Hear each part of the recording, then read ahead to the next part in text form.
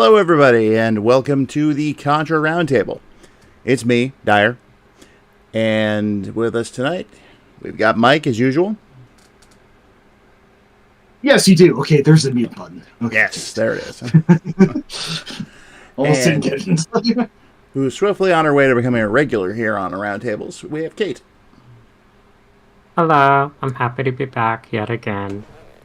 And joining us tonight, our special guest, Contra aficionado and complete Genesis collector, who's aiming to have a complete Genesis collection, Captain Algebra. Hey everybody, glad to be here. Right. Well, I'm glad y'all could make it. This is the first roundtable we're doing in year 2 of doing roundtables. So, and there we go. Alright, this is the one that Bette came up with tonight. So, as you can tell, we're each representing a different era of Contra, at least from the retro part of the series. And we actually have a very, very timely roundtable tonight because of the recent announcement, which I'm pretty sure everyone just saw. Somehow, that really could not have been timed better. I know it's perfect. Serendipity that has brought us here tonight. Mm-hmm. Hooray. So, everyone who's listening right now, can you hear us okay? Let us know. I hope we can be heard okay. So do I. So we got a lot to cover, and we've got a lot of trying some new stuff tonight, so bear with me when it comes to technical stuff. So, but we're going to have a lot of screenshots to look at. Alright, so. Yep, Snarb says we sound good. Good to hear. Awesome. Oh, wait, Yep. no. So, I guess the best place to start would be at the beginning with the original arcade Contra. AKA the arcade game that I didn't know was an arcade game for the longest time. Yep, same here. Yeah, I think that's the case for a lot of people. Yeah, I first knew about the NES game, only found out about the arcade game in retrospect. And it wasn't, too much after I first played Contra for the NES, but still. I knew that. Yeah, I knew that about Gradius, but how the arcade Contra didn't become known to me somehow, I'm not exactly sure. If anyone has a theory on that. It was a pretty popular game when it came out. I think it... Go ahead. Oh, go ahead.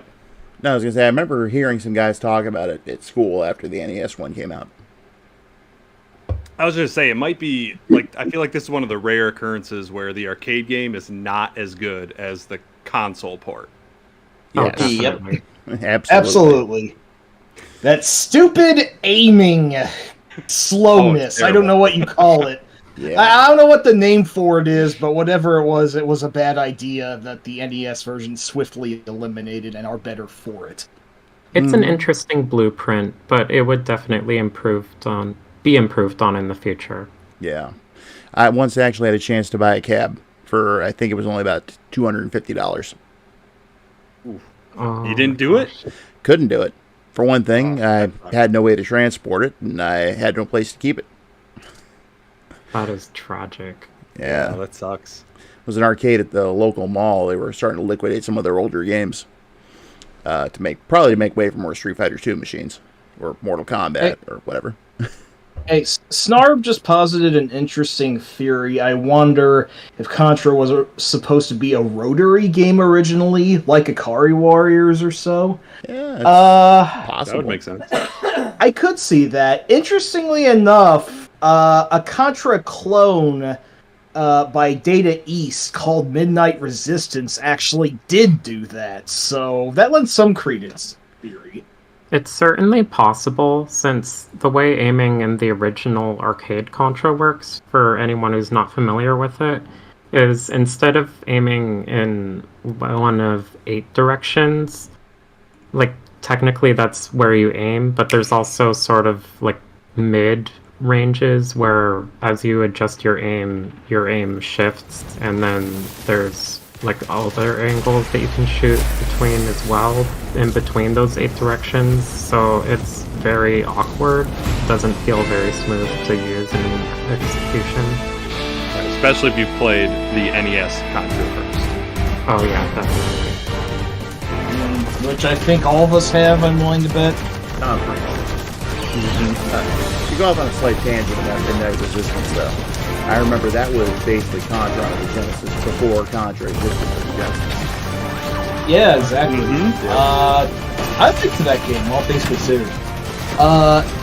Very good music and an incredibly freakish final boss. But I don't know if we're going to have time discussing Thrones, but then that one's worth bringing to attention. Snarp hears trailer footage in the background. Yeah, you're probably going to get that every time I switch over to the pictures. Like I said, there's bound to be some technical difficulties. Wonder if I can... Well, you know what? Why don't we just get it out of the way? You know, before we really start getting into the history, we do have a new Contra game coming out.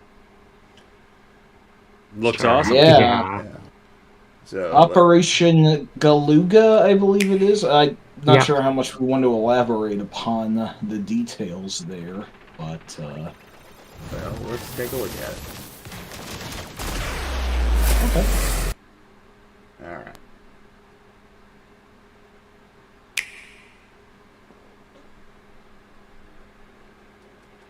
Just playing. Oh, wait. Okay. There isn't... Oh, no, wait, I haven't played it. Okay, that's working.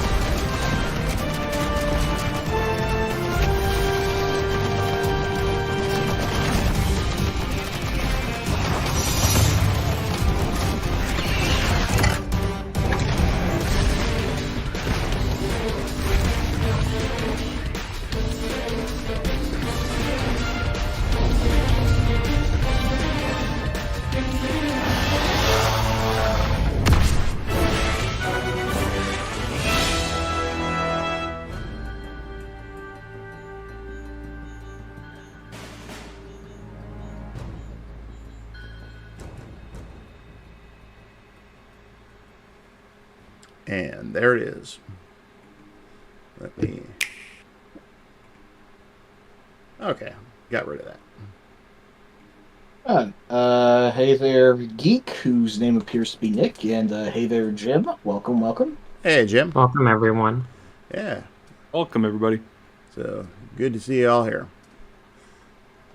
All I right, have so... to say, my favorite thing about that trailer is that it indicates that there seems to be 4-player support.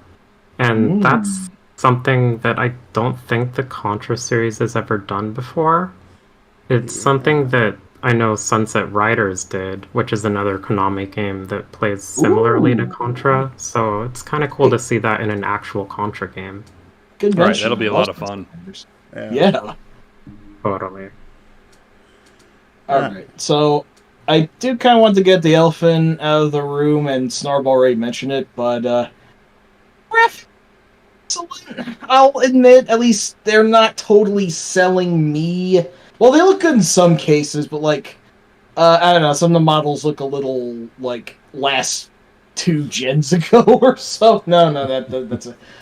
But, like, I'm used to Way Forward having awesome pixel art, so why they went this way, unless it's a time and money saver, I'm not exactly sure. Yeah. Hard to say, but at least it's probably going to be better than Rogue Core. Rogue Core. Yeah, on the We'll get to that one later, though. Unfortunately. Really fucking low bar to jump over, sure. Right. But, on the upside, Way Forward does have a Contra pedigree. They did make Contra 4, which, spoilers, I like quite a bit. So, they have some skin staked in this game here, and I will trust them.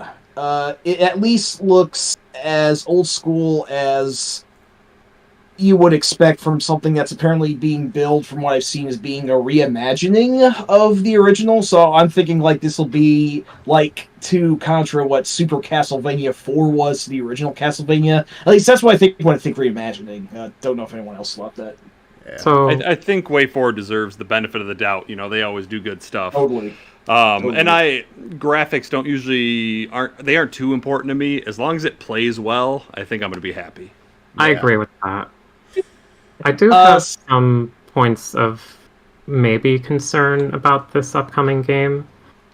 Okay.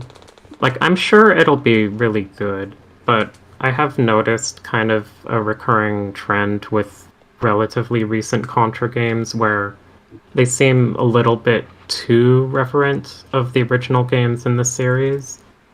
So I've noticed that with Contra 4, which Way Forward themselves developed, and also Contra Rebirth, and that seems to be the case here as well. So I'm sure it'll be good, but I also kind of hope that it won't feel too derivative. I hope that they'll have some new ideas without necessarily going down a rogue core direction. So, like, we can get into that more, but that is something that I kind of feel about a lot of the later Contra games. So I hope that this feels more of a fresh experience. Yeah, well, we'll get to that one towards the end of the stream.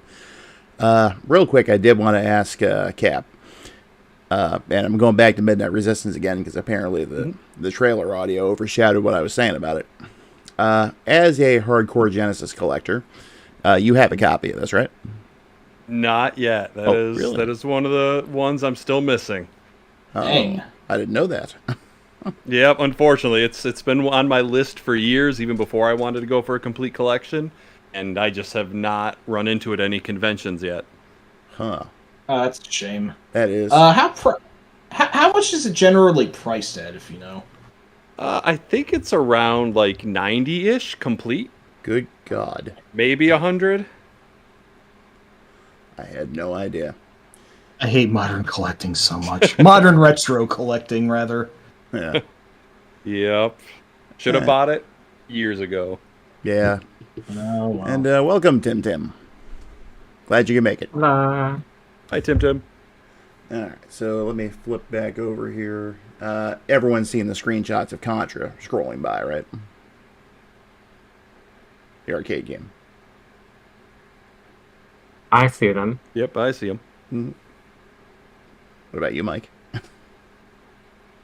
I do indeed see them, and it's a fair spread of stuff throughout the game from beginning to end. I see the goofy credits pictures right now. So I'm going to jump back over to... First, I'm going to take care of this. And boom, back to the Roundtable screen. But yeah, we mentioned the really weird aiming in Contra, and also the fact that it seems like, it's a very short game. It's like the last stage is basically like 4 stages on the NES smushed together, is what it feels like if you played the NES game first. Yeah, that is strange. It is, in essence, only 3 levels, and then what is the latter half in the NES just feels like really curtailed as you rush through from the snowfield all the way to the alien zone in a relatively short amount of time. I do appreciate that they're fleshed out on the NES version, but it's an interesting experience taking this in for what it is, at least. Yeah. The thing is, that's how it was originally designed, so the NES game would expand on it. It wasn't like they compromised what was on the NES. It just... Yeah, no. That's what I mean. It just feels that way going the reverse order myself. Exactly. Yeah. Oh, and Snarb wants to know about the ending. Well, it's one of those things where the original arcade game was ported to several different personal computers at the time. So we can talk about those here. But first, I also wanted to say that the whole 3 continues in both actually not just Contra, but Super Contra as well. That's a load of crap. Yes, it is. Mm-hmm. I don't like it. No, And Not at like, all. why is that a limit on a fucking arcade game? Haunted Right? Castle did the same thing. Yeah. Arcade games are supposed to keep eating your money. No one's going to put it in if you put a hard limit on it, you know? Or I like, mean, some games have it customizable in the dip switch settings, so it just depends on how the arcade operator decides to set it based on how much, like, which approach will make them the most money, basically. yeah. I see. But there's also, I know that a lot of arcade games also have it where you get to the final stage, and if you die, you're dead. Ugh. Yeah.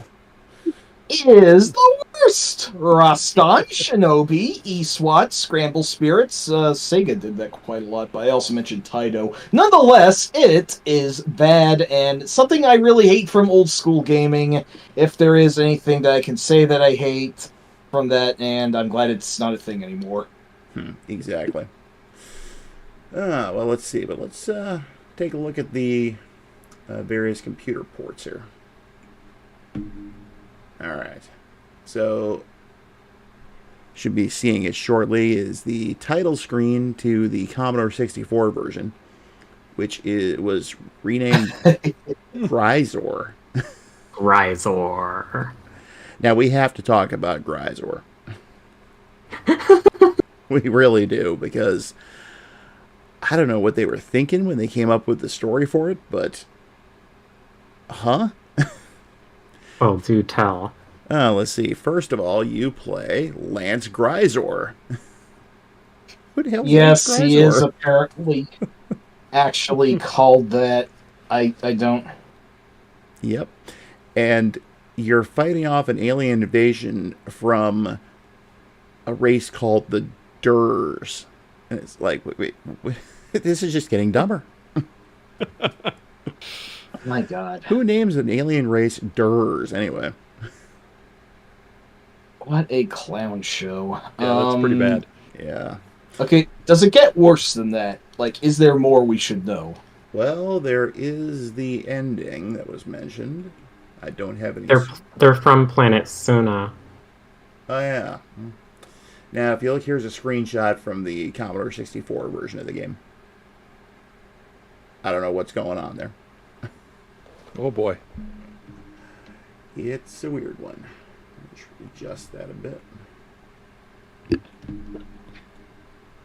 There.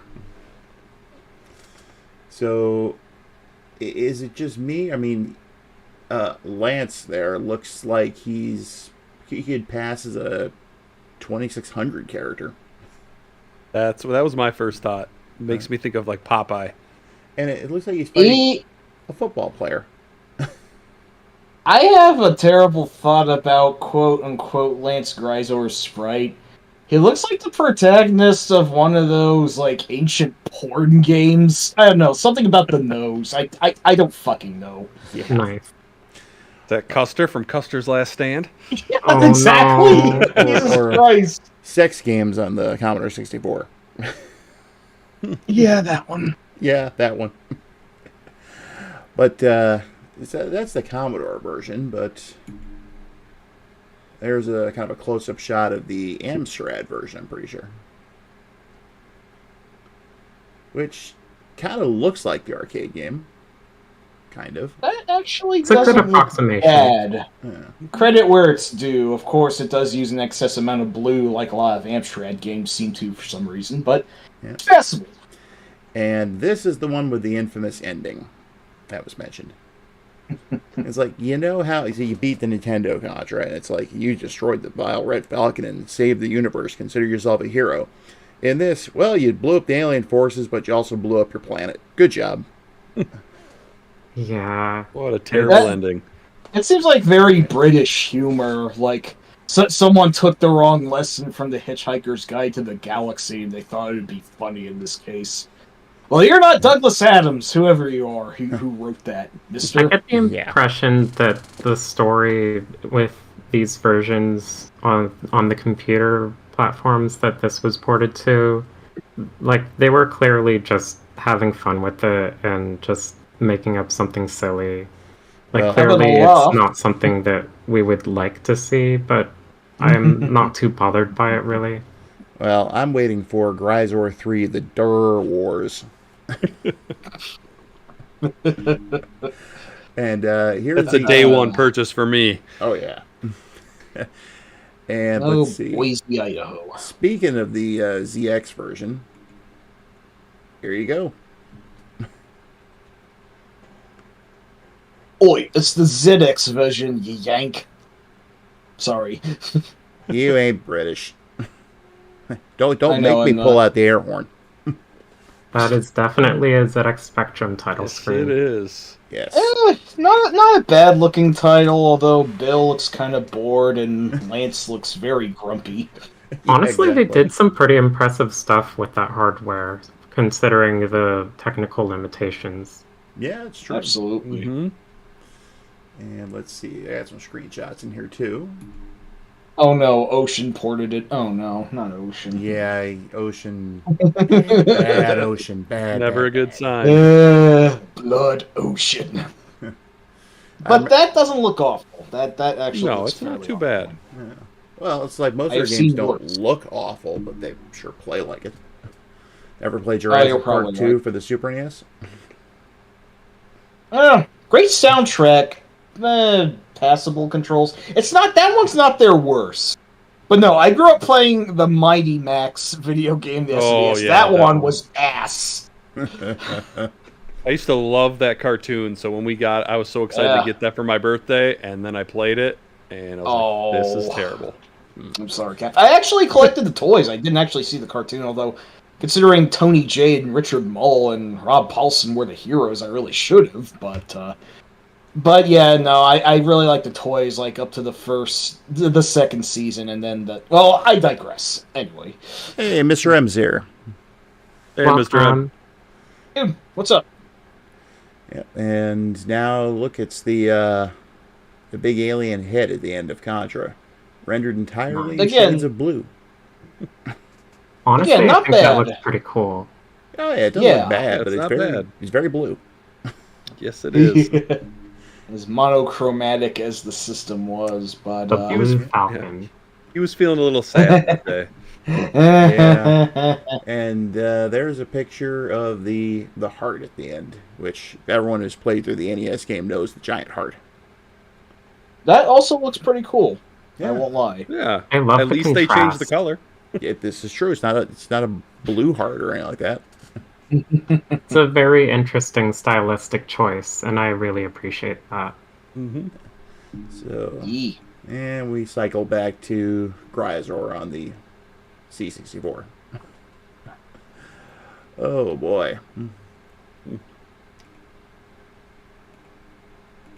Anyway, so all that aside, well, has anyone here played the MSX version besides myself or Kate? Nope. I have not, I'm afraid. It's an interesting one. Maybe I did briefly, but I didn't get very far in it if I did. Yeah, Definitely interesting. yeah, absolutely. It's got this. It's like got the Zelda flip screen scrolling. You know. Mhm. I feel like I've seen it play. Did Eugene stream it at one point? He How may did he do it? have.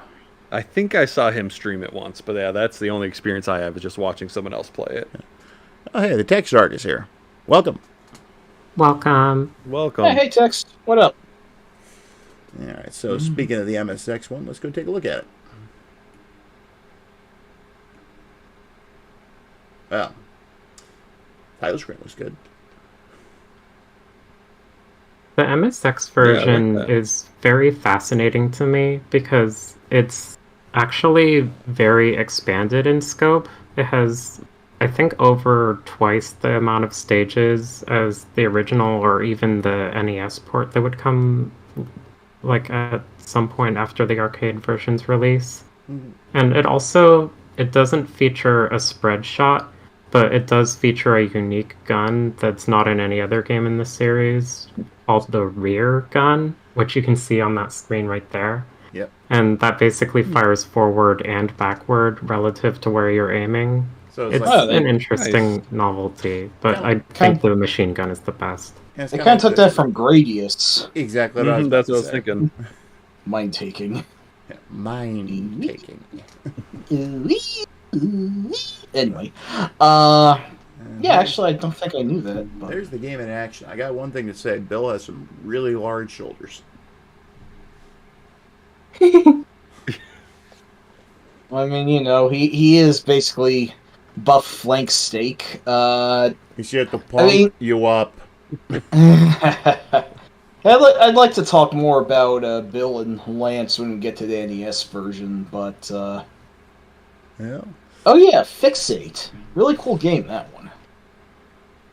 Huh. I think I've heard of that one, but I'm not 100% sure. It's kind of the pseudo sequel to Outzone, kind of sorta. Interesting. The screenshot happens to have the rear gun in action, by the way. You can see bullets both in front of and behind him. Yep. Oh, nice. So, Yeah. And let's take a look at the next one here. Christ. There's the alien's lair. And the giant heart. Which appears to be attached to the wall by no visible means of support. That does look more accurate to the arcade version. Yeah, the purple and gray color scheme that one had. Yeah. Color usage is really nice. Oh, especially on the MSX2. Mm-hmm. Yeah, it looks nice. And let's see. I also got... Alright, Kate, you took these screenshots. What the heck's going on in this picture? Let's see. Oh, okay. This is one of the lava magma cavern stages. So this particular set of stages that has this theme flips from right to left. So you're moving to the left. And that particular thing in front of Bill right there, that's a jet of lava that's shooting out of the lava. Interesting. Lava comes in circles now. Yeah. Alright, let's see what's... Yeah, Go ahead, interesting that this game had some original levels to it, but I have to ask, were they actually any good? That's the thing. A lot of the content in the second half of the game is basically original stuff that the team behind this port or adaptation came up with. And it feels kind of like someone just messed around with a level editor and just threw stuff together. Like, it's interesting as a novelty, and it's not terrible, but I don't think it's necessarily all that good. Like, it's there. Yeah, it's definitely a bit of an odd duck. Yeah, like, there's multiple bosses in this game that are just more turrets and shot points and whatnot. Hang on, Dyer, what'd you say that was? An odd duck. Thank you. There we go. Oh my goodness. I was hoping you'd catch on to that. The stage, I think, flips upward, so it's another vertical stage. There are other cavern stages that flip downward, so you move down. Those, I think, are the worst stages in the game, since you can't see what's coming ahead of time due to the flip screen nature. Yeah. Oh, yeah, no, that sounds rad. That sounds rough. You know, though, I'm getting kind of a weird Metal Gear vibe in this screenshot. I can see what you mean. It actually reminds me of Stage 4 from Super C for some weird reason. I can see that as well. Yeah. Oh, yeah, totally. So let's see. I do have to say that as far as the MSX2 is concerned, Contra is not among Konami's best work on the platform, but it's an interesting adaptation. It could have been worse. Yeah. It could have been Vampire Killer, which I'm still not totally fond of that game. At least this one seems beatable, maybe. And at least they recognized that scrolling didn't work so well, so you don't have the choppiness that plagues the Gradius games. Yeah. Yeah, Sure. That's a good point. Oof. It's not... Like, it's...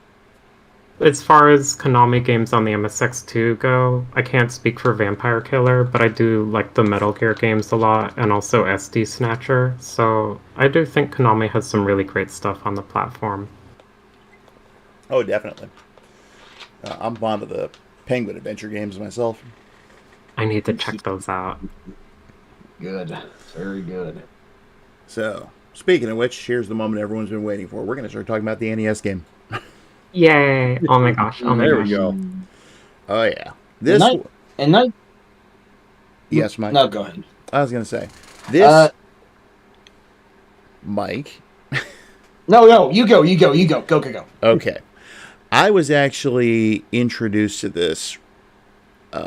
It's a funny story, actually. A friend of our family had brought his NES over because we didn't have one yet.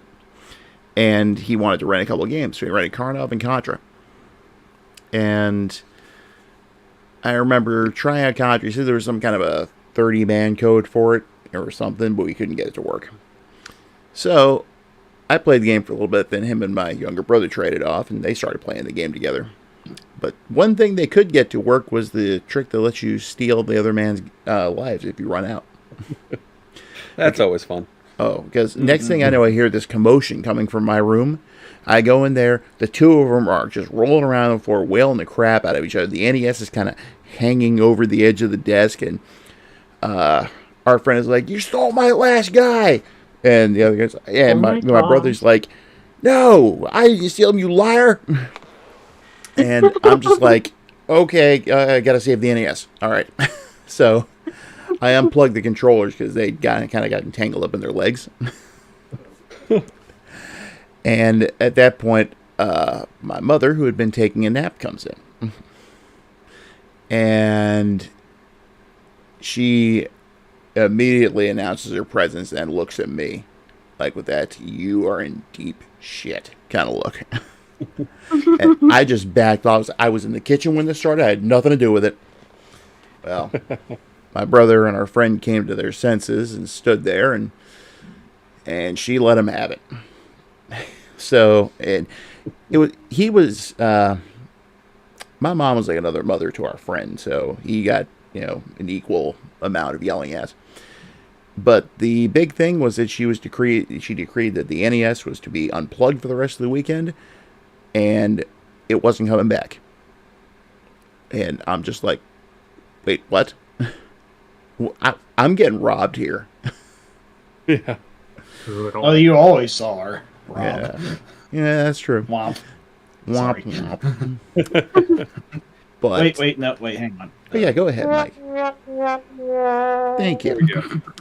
But I will tell you, we finally, not quite a year later, managed to talk our parents into getting us an NES. And we were on the verge of moving to Florida that time. So when we came back from our trip to look for a house, first thing we wanted to do was go out and rent some games. I rented Contra, got the 30-man code to work, played the hell out of it. I'm pretty sure in that last 2 weeks we were up there, I could practically beat it in my sleep by the time we were done. Anyway, that's my funny Contra story. And time for some pictures. Alrighty. Well, in 1980X, a meteorite crashed on the end of the Galuga Archipelago. Agents Bill Reiser and Lance Bean were sent to investigate it, and what they found was a bunch of possessed soldiers and weird aliens running at them. So the goal is to just blast their way through everything that the evil organization Red Falcon has to throw at them for 8 stages on end. And that's the game in a nutshell. You run, you shoot, you try not to die, anything will kill you in one hit. You have 3 lives and 3 continues, although there's that code to get a lot more, and it is the purest gaming experience ever. That's my very hasty overview of this game that I have grown up playing ever since I can ever remember my life. Hasty, but Your synopsis actually makes me think of a good point that we should talk about, and that's the fact that there are different canons for the Contra series based on whether it's US or Japan or Europe. And the main thing that's different between the Japanese versions is that they take place in the 2600s. I think this initial Contra game takes place in 2633. And in the US version, they decided to mostly keep it the same, but it instead takes place in the 1980s for whatever reason. Probably because of the association with the Contra name. is my guess. Perhaps. Yeah, I don't want to get too much into it because I haven't really studied up on it, but there was a thingy called the Iran-Contra affair that was going on in the headlines around this time, and I really don't know my history on this. It was just some sort of huge scandal that made the U.S. and some other country, I think Panama, but mostly the U.S., look bad. That's how little I know about my 20th century history. Good night, everybody. Sorry. I remember seeing some of the trials of Oliver North. That much I can tell you. Yeah. Yeah, Ollie North and Manuel Noriega were the key figures involved in it. Something about smuggling, something. I don't fucking know. Whatever the case, I don't know if the name of the game was chosen before they broke out. Good question. I really don't remember. All I know is that the controversy of the trial affected the NES port of the sequel, but we'll get into that later. Yeah, so since this is the one that everyone here is the most familiar with, why don't we start off with a round of thoughts about it? How about you, Cap? I mean, it's a damn near perfect game, that's for sure.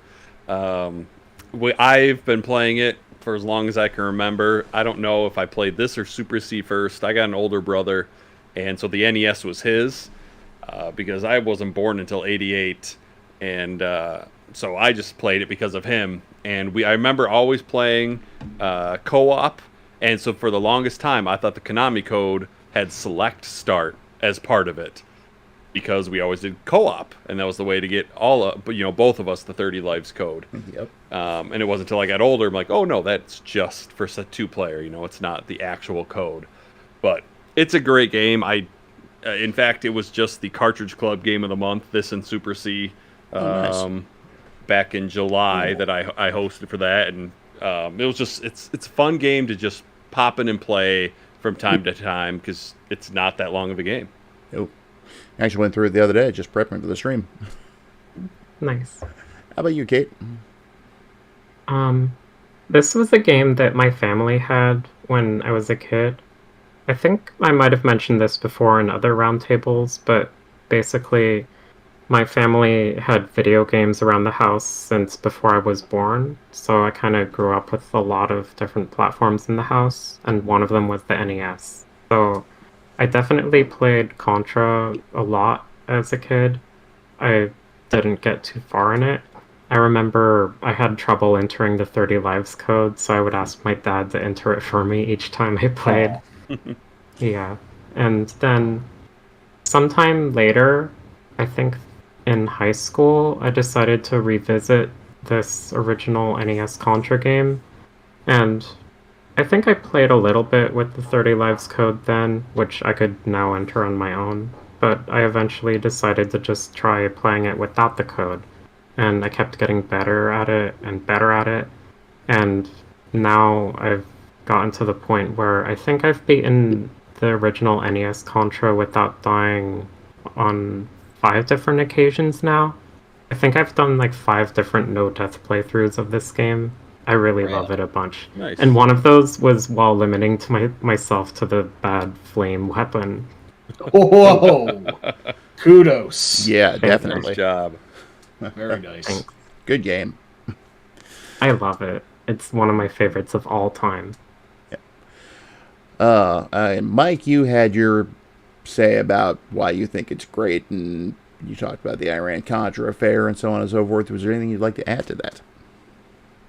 Well, I've come to a realization that for the longest time in my life, I've been saying that Castlevania 3 is my favorite game ever, and then that lately, that seems to be jockeying neck and neck with Doom for whatever reason. No, I've come to a realization. Contra is my favorite game ever. I feel like I have less reservations about saying that. Castlevania may be my favorite series, but the NES Contra is, I think, an even more perfect game experience than what even any of the Castlevania games offer. As much as I love the first and third games in the NES so much, and I always will. I've just been playing Contra for longer, and like everyone else, I did start out with the 30 lives code when I was younger, but as the game's inner workings just sank in more to me. I eventually didn't need the code, and nowadays I can easily beat it without continuing. I think I only ever had a complete no-death clear once. I admit the stupid energy zone still gets me with those stupid goddamn flame jets. I hate them. Ugh. But Pretty impressive. Good job. Yeah. thank you. But, I'd be glad to elaborate on the inner workings of the game itself. Is there anything else we want to go over? But I do actually have an amusing anecdote. This was a few months ago. My friend Andrew My friend Andrew sometimes runs streams that I have actually guest starred on. Little operation he called Games Done Mike, because if there's at least one thing I can do right in my life, I can play old school games pretty darn well. And I challenged him. I said that if I could beat Contra in 30 minutes... I challenged him saying that I can beat Contra in 30 minutes or less. If I take more than 30 minutes, I owe you guys a pizza. Andrew and his friend Dustin, as it were.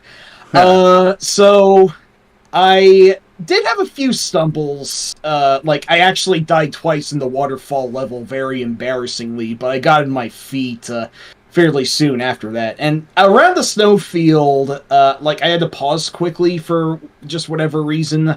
Or, I paused somehow. I don't remember exactly what. And then Andrew asked me, hey, could I hear that pause sound again? And I obliged him. And then he said, could I hear it again? And then I realized the bastard was deliberately trying to inflate my time with those pauses. So I caught him into his bullshit and just played out the rest of the game, as it were. Andrew takes much delight in trolling me like a certain other someone this call I know, but I have no idea whatever the about. No either, sir. But at any rate, I beat the game in approximately 20 minutes, and no pizzas were bought by me that night, so I was very proud to flaunt that around. But just to be safe, I never made a pizza bet again with Andrew, because I think he actually would want me to honor that at some point if I ever did try that, so just be on the safe side. And so, I was just feeling arrogant, what can I say? Anyway. So one could say that you beat the game in 30 minutes or less and your pizza was free. One moment, just God. I guess you could. Anyway, yes. Before we get into the inner workings, which do also apply to the arcade and the various PC ports, not so much the MSX2 one, but I do want to say that when my girls were little, I've got 3 girls of my own. Until their mother and I got divorced, I was one of the main influencers. I still am, but one thing they noticed was me playing video games. And they wanted to play a 2-player game one time. And I was like, well, how about we get you guys to try Contra? And I showed them what to do. Yeah, I hooked up the 30-man code. I felt like some kind of a 5-star general, teaching the new recruits. And, it's actually stuck because they don't really play Contra much, but my oldest loves to go through Metal Slug 3. And nice. My middle one, she kind of deviated away from, strictly action games, though, I don't know, would you call it Metroid action? Or, action adventure. Yeah, that's more her thing. But anyway, what's been sitting on screen for the last couple minutes is the boss of the first stage here, which is the tower that leads into the base.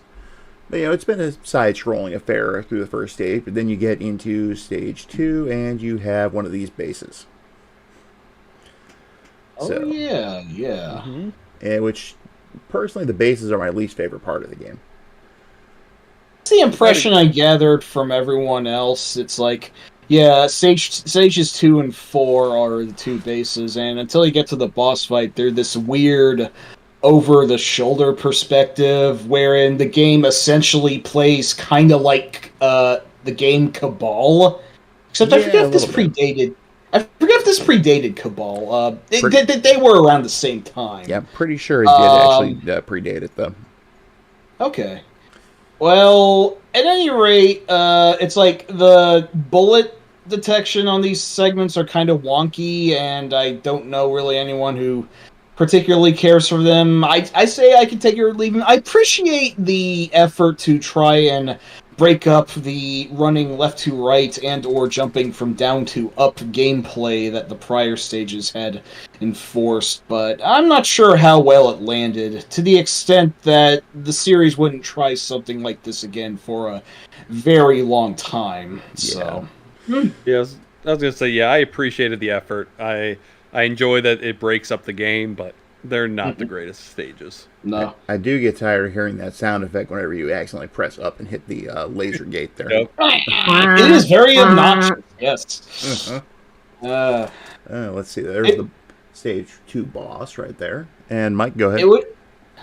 It would make a pretty decent sound for like a buzzer or whatever of some sort. I don't know, like.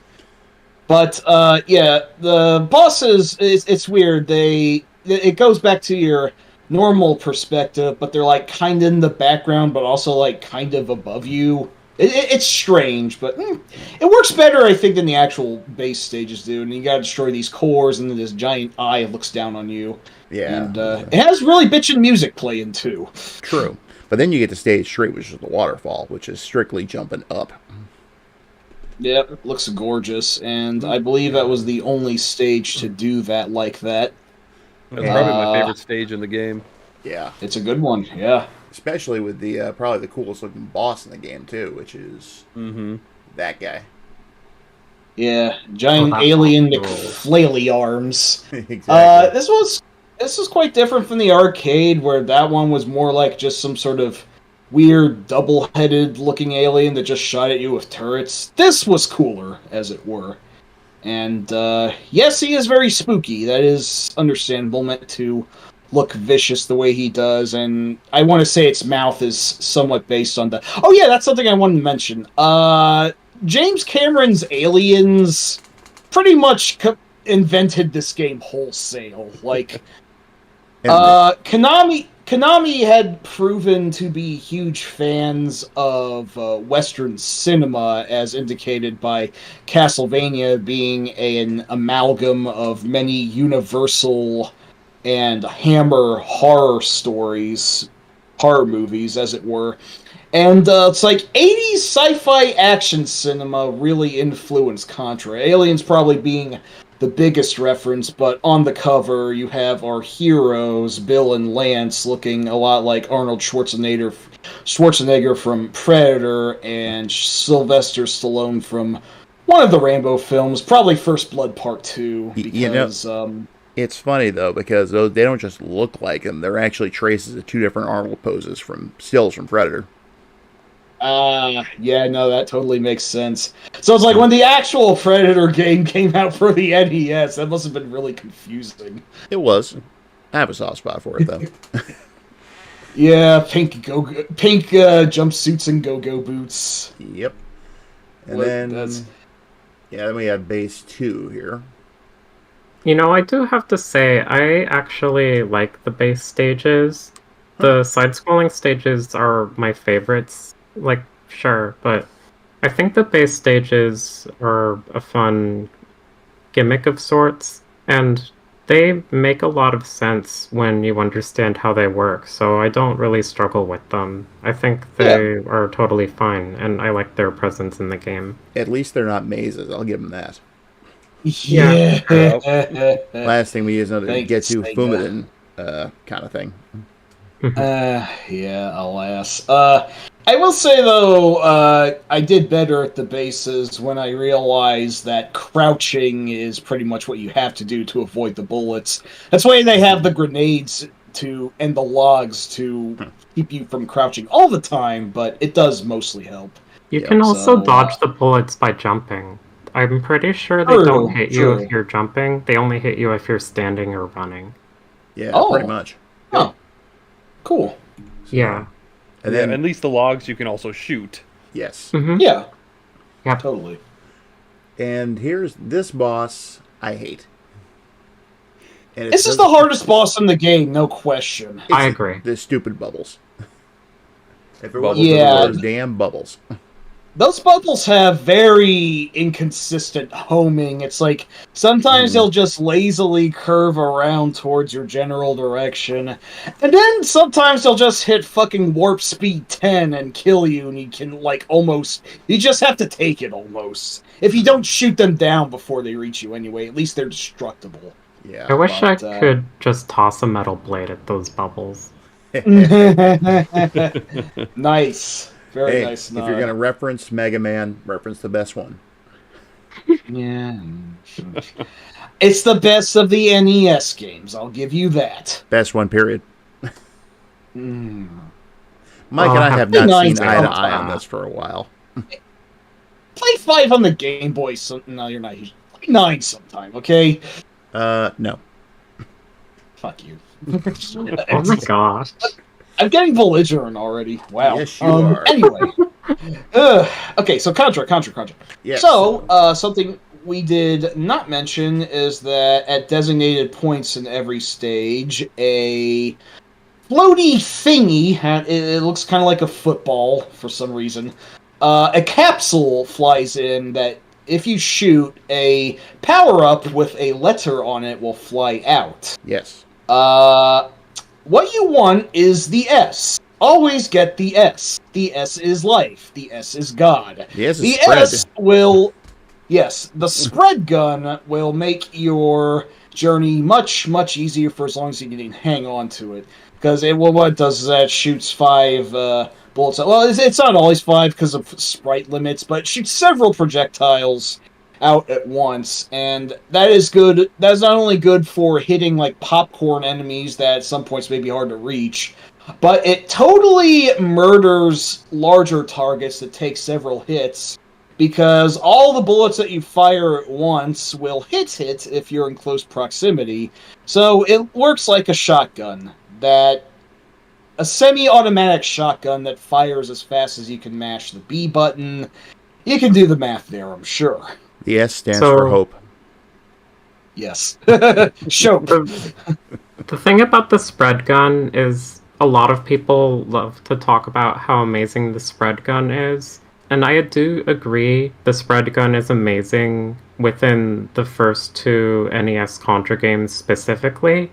Outside of that context, I don't think it's quite as overpowered and broken. Yeah. Okay, you're totally they definitely right. weaken it. Mm-hmm. Yeah, the NES duology was where the spread gun shined, and in Operation C to a lesser extent. Well, even in Super C, they started to weaken it. It's not as good in Super C as it is in Contra. Those fireballs. Well, I think there are. Oh. I think there are less targets that can be spammed up close now that you mention it, so that's a fair point. But like Contra 3, yeah, it sucked, unfortunately. It was a mere shadow of its former self. Same thing happened to Castlevanian Game Breaker, the Holy Water, after the NES Halcyon days also, so... Even in the arcade Contras, I don't think the spread gun was that great. I prefer the machine gun in the arcade Contras. Oh, yeah. The thing about the spread gun in the NES games being so good is because of those sprite limitations that you mentioned, Mike. So, for anyone who isn't familiar with it, usually the spread gun will fire 5 bullets in different directions all at once, like a spread. But if you keep firing it, then eventually those bullets on the outer edges of your shot range will dissipate, and then they'll just start focusing into the center line of fire.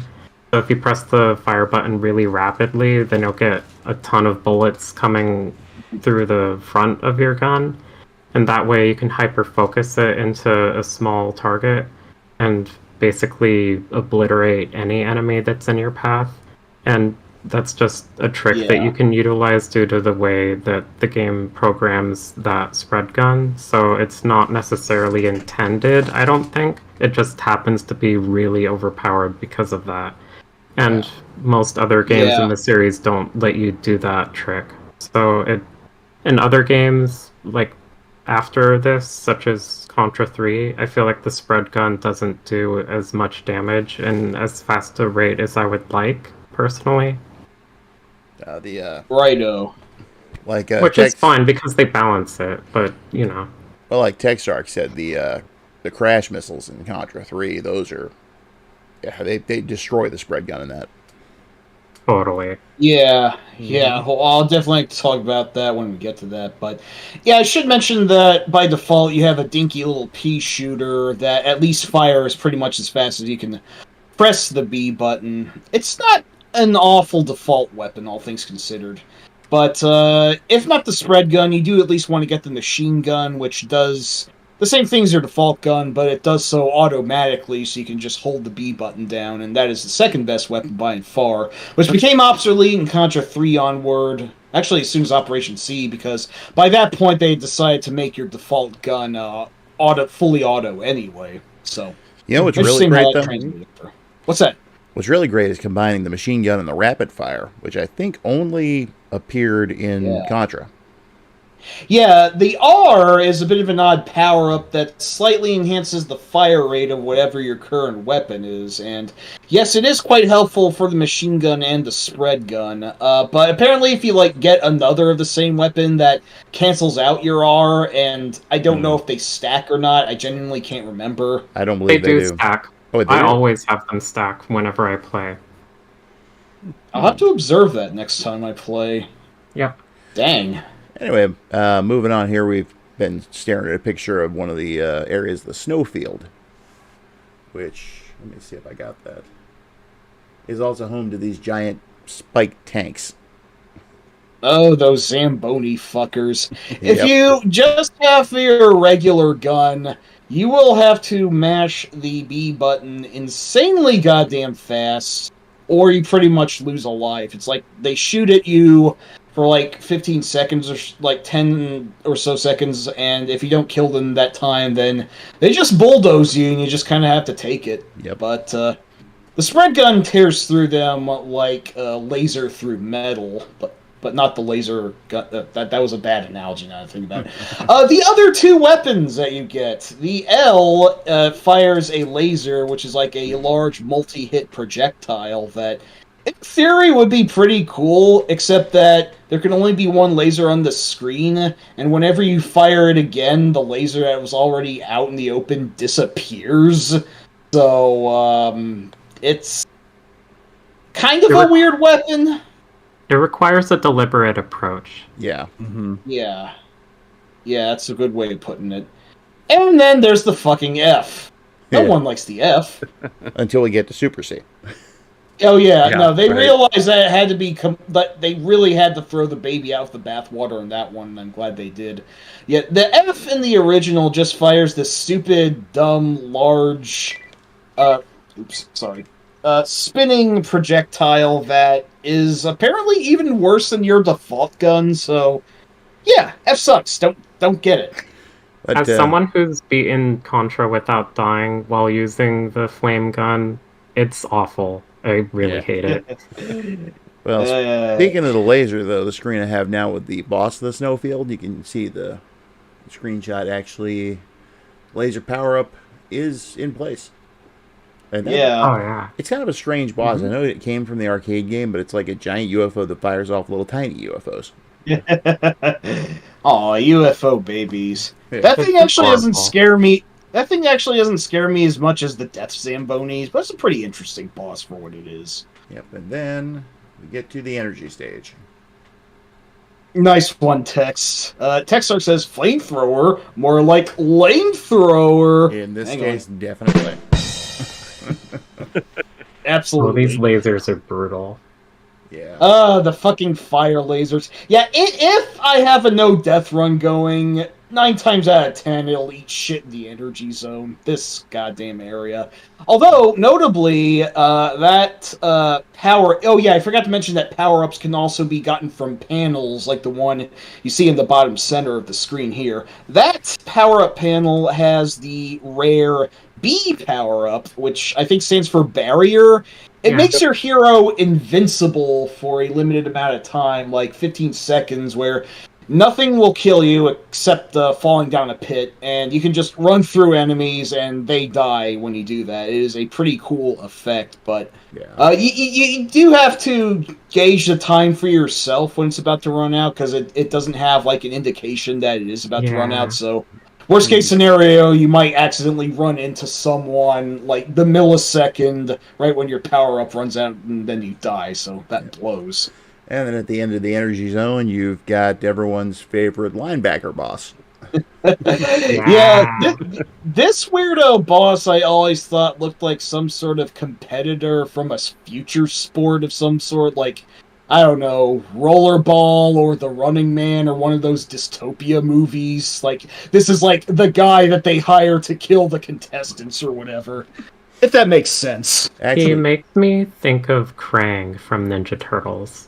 Oh, yeah! Hey, you're totally right. I mean, considering the crossover Konami has with the Turtles, maybe there was a... Actually, I think their first TMNT game came after this, but you're correct, yes. I think it's just a coincidence.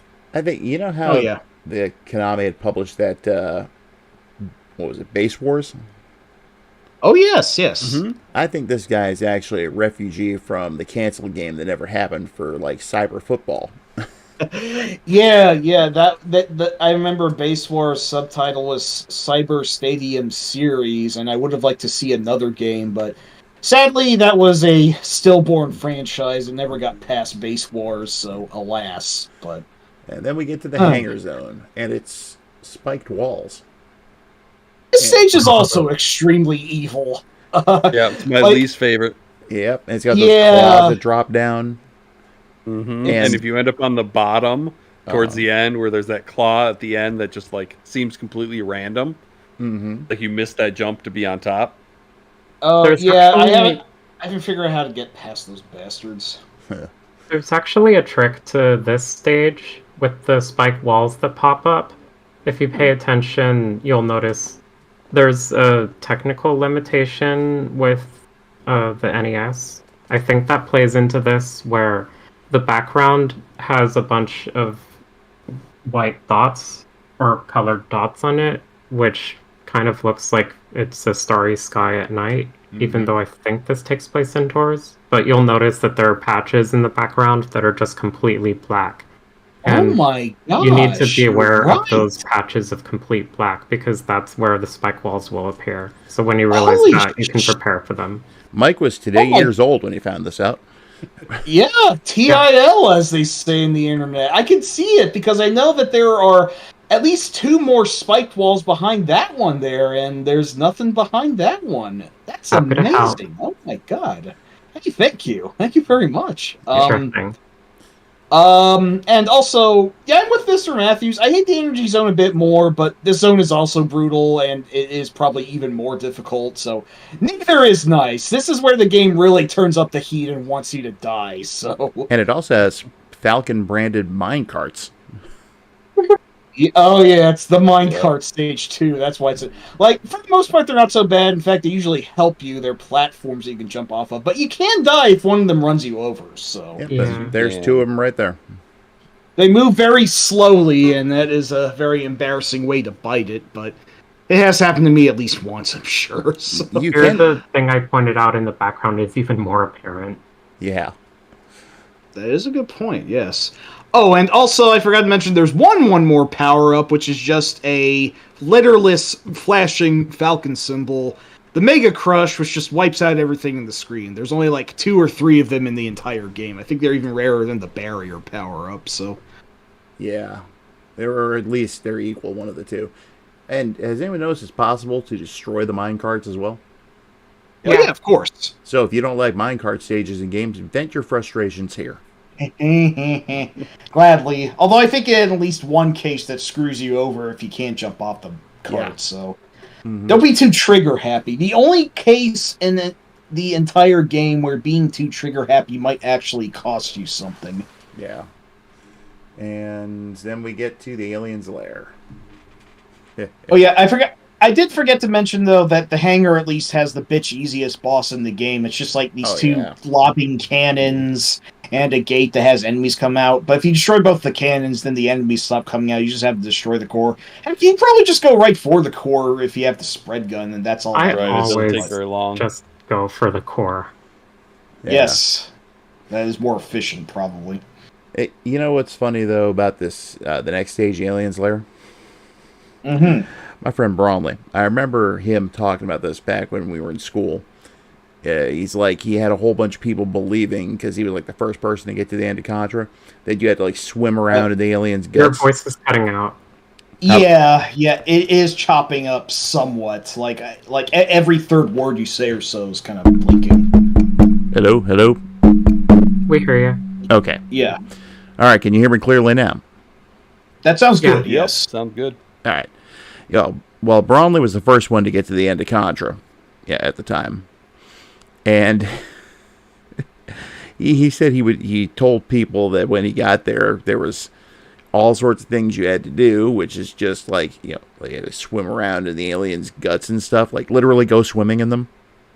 But that's the kind of person Bromley is. He just messed with people left and right. Oh, Yeah, sorry to he hear it. would. So, but, However, yeah, there's was basically the queen alien head with a horn on it right there. And then, I hate these things. You know those? the alien shrimp. No. I'm talking about the mouths. Oh With yeah, their little yeah. Yep, homing kill him quickly. cotton balls or whatever they are. Yes, exactly. The Aliens Lair starts the tradition of the mostly like steel and or natural Contra stages in your Contra journey, giving way to a bizarre, weird, fleshy, massively organic alien-ass background setting the final stage. And that's kind of tradition that not only Contra would follow, but lots of other games would. Actually, Blaster Master did that as well. That has a really weird, bizarre, fleshy, alien-y sort of setting. And I just think the aesthetics are the goddamn bomb. It's kind of a shame then that, in my humble opinion, the final stage is actually kind of easy compared to the last three you've been through. So, Yeah, and it's so It's short epic, too. though. Yeah. It's a Konami thing, I think. I was going to say, that does bring to mind how Gradius would, like, throw almost everything it can at you in the last stage, but then, like, the final boss is just some weird immobile organ that blows up without you having to do anything. At least but in Contra's case, you actually have to destroy the heart. yes, and the heart is at least flanked by 4 pods that generate what are very blatantly alien face huggers. Yep. Yeah. And they... or not- are they face huggers or chest bursters? I don't remember. No, I think they're face huggers. They're face huggers. Face huggers, yeah. Yeah. And Yeah, they come exactly. back in Super C. And they Yes. also appear in Gradius 2 for the Famicom. And I think in the arcade, That's too. right. Mhm. Yeah. The second stage, they had the pods that are the kind of a vague series crossover there. But yeah, as if you didn't need any further clue how much Alien and or Aliens influenced this game. Also, Snart mentioned earlier, I forgot to note that Konami did actually make an arcade game based on Aliens, so it comes around full circle. That's a hell of a game, too. It is quite fun. Quarter munchy, but very fun. Oh, yeah. Not really Anyway, my thing, personally. I gotcha. But yeah, the final boss does put up some resistance, and the ones coming from the ceiling, like, they sometimes come forward, but then they also sometimes just randomly jump down on you, and you gotta watch out for that. Not the hardest final boss, since you can destroy the pods with your weapons. If they were indestructible, I think the final boss would be a fair deal more manic, but as it is, you can cripple it, and it's not totally unceremonious, but it is a fairly easy way to end the game, in my opinion. But it does look really cool, and you feel like a badass when you blow it up, so...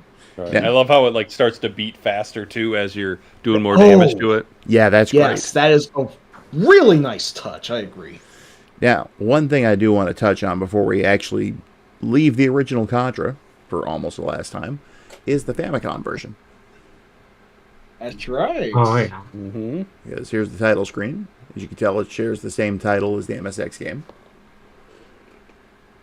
And Contra. and it has cutscenes.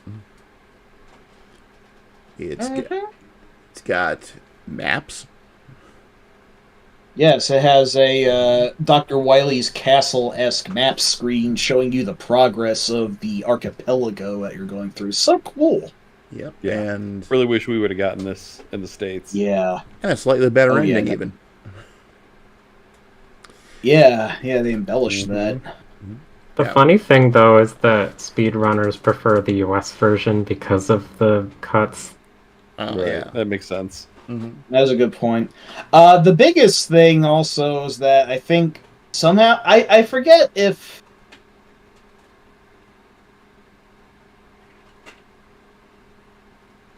Mike? You there, Mike? We lost Mike. Huh. Well, while we're waiting for Mike, the screen here, you can see it says 2631. I believe that's when the meteor first it hits Earth, and that's where, like, the causing or the incident that makes the aliens first appear, if I recall correctly. I don't remember the exact details, but then the actual game itself takes place in 2633. So it's like 2 years after the intro. Yeah, they had 2 years Yes. to get themselves dug in. Oh, you're back, Mike? yes. I don't realize that I cut out. Might be We didn't hear a thing you said. Nope. Right, you just what disappeared. the hell? Oh, what the fuck? God damn it! Sorry, there seemed to be a technical hiccup on my end. Sorry about that. I was just saying that, like, the graphics of several of the stages are better, most seen in the jungle and snow fields, which have, like, trees breezing and flapping in the wind, and I think the snowfield even has actual snow coming down, too. Yep, it does. And the alien layers, like, everything is pulsating and unnaturally moving. That's It's my also a favorite little- one. It's almost a little bit distracting, but it is so fucking cool. And after you play that and you can go to the NES version, it does maybe feel a little less life. A little more lifeless, I should say, but... Yeah. I think, like, the one caveat with the Japanese version is that it is at base harder than the NES version. Like, whenever you beat the NES version, after the credits roll, you can go right back in. It boots you to the very first stage, but, like, things are firing more bullets now, and enemies are more aggressive and whatnot, so that's a second loop difficulty, so to speak. I think the Japanese version starts out on the second loop difficulty, so... Yeah. It does, actually, I'm pretty It sure. makes me kind of curious Right. about the Famicom version, since I've never actually sat down to beat that version. You should sometime. Yeah, I played I it on should. the Contra collection. It's fun. Yes, absolutely. Also, I'm not sure what grasp the Japanese version has on this, but as we mentioned, the heroes there, Arnold and Sly there, are known as Bill and Lance. Bill Reiser and Lance Bean, both with two names taken from actors from Aliens, which is always a fact I nerdily like to mention. The Bill NES... Paxton and Michael Bain. Yeah. Bill Paxton and Paul Reiser for Player 1, and Lance Henriksen and Michael Biehn for Player 2, yes. Oh, which, yeah. Yep. Such a cool touch, I gotta say. But I believe in the NES manual, they're called, like, Mad Dog and Scorpion or something they are. Yeah. like that. I think those are their code names officially. I've heard them also referred to as Red Pants and Blue Pants. I mean, that also works, but... Oh, There yeah. is one thing that, before we move further, because they are apparently a recurring element in the game's lore, I just wanted to establish something. What is the fucking deal with quote-unquote Red Falcon anyway? Because I think that's a completely Western invention that just kind of stuck. I don't remember what the deal was with the enemies that you're fighting or whatever, but there's some weirdness going on there that I wanted to set the record straight on. Yeah. As a Contra expert, I have no idea. Yeah.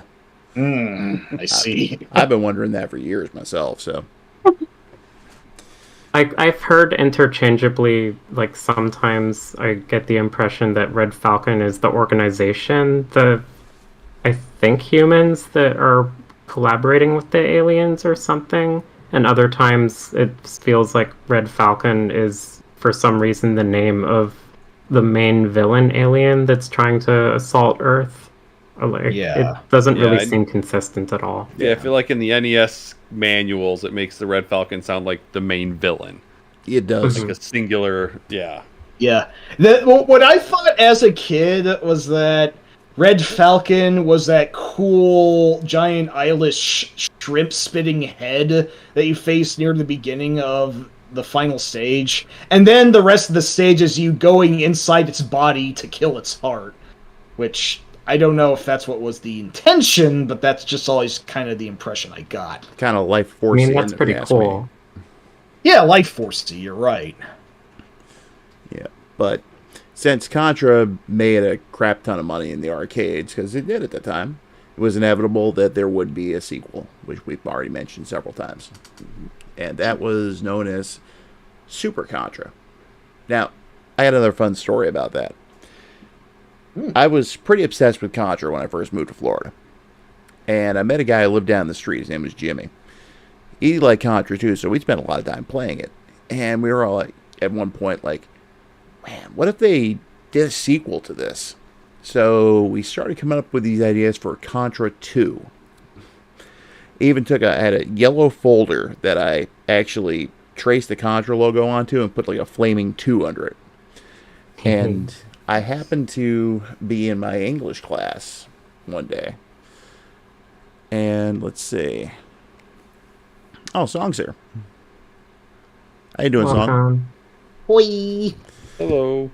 So, we had to go to the library to do research for a report. I just, like an idiot, left the folder on the top of my books, which was ordinarily a bad idea because of the bullies in that school.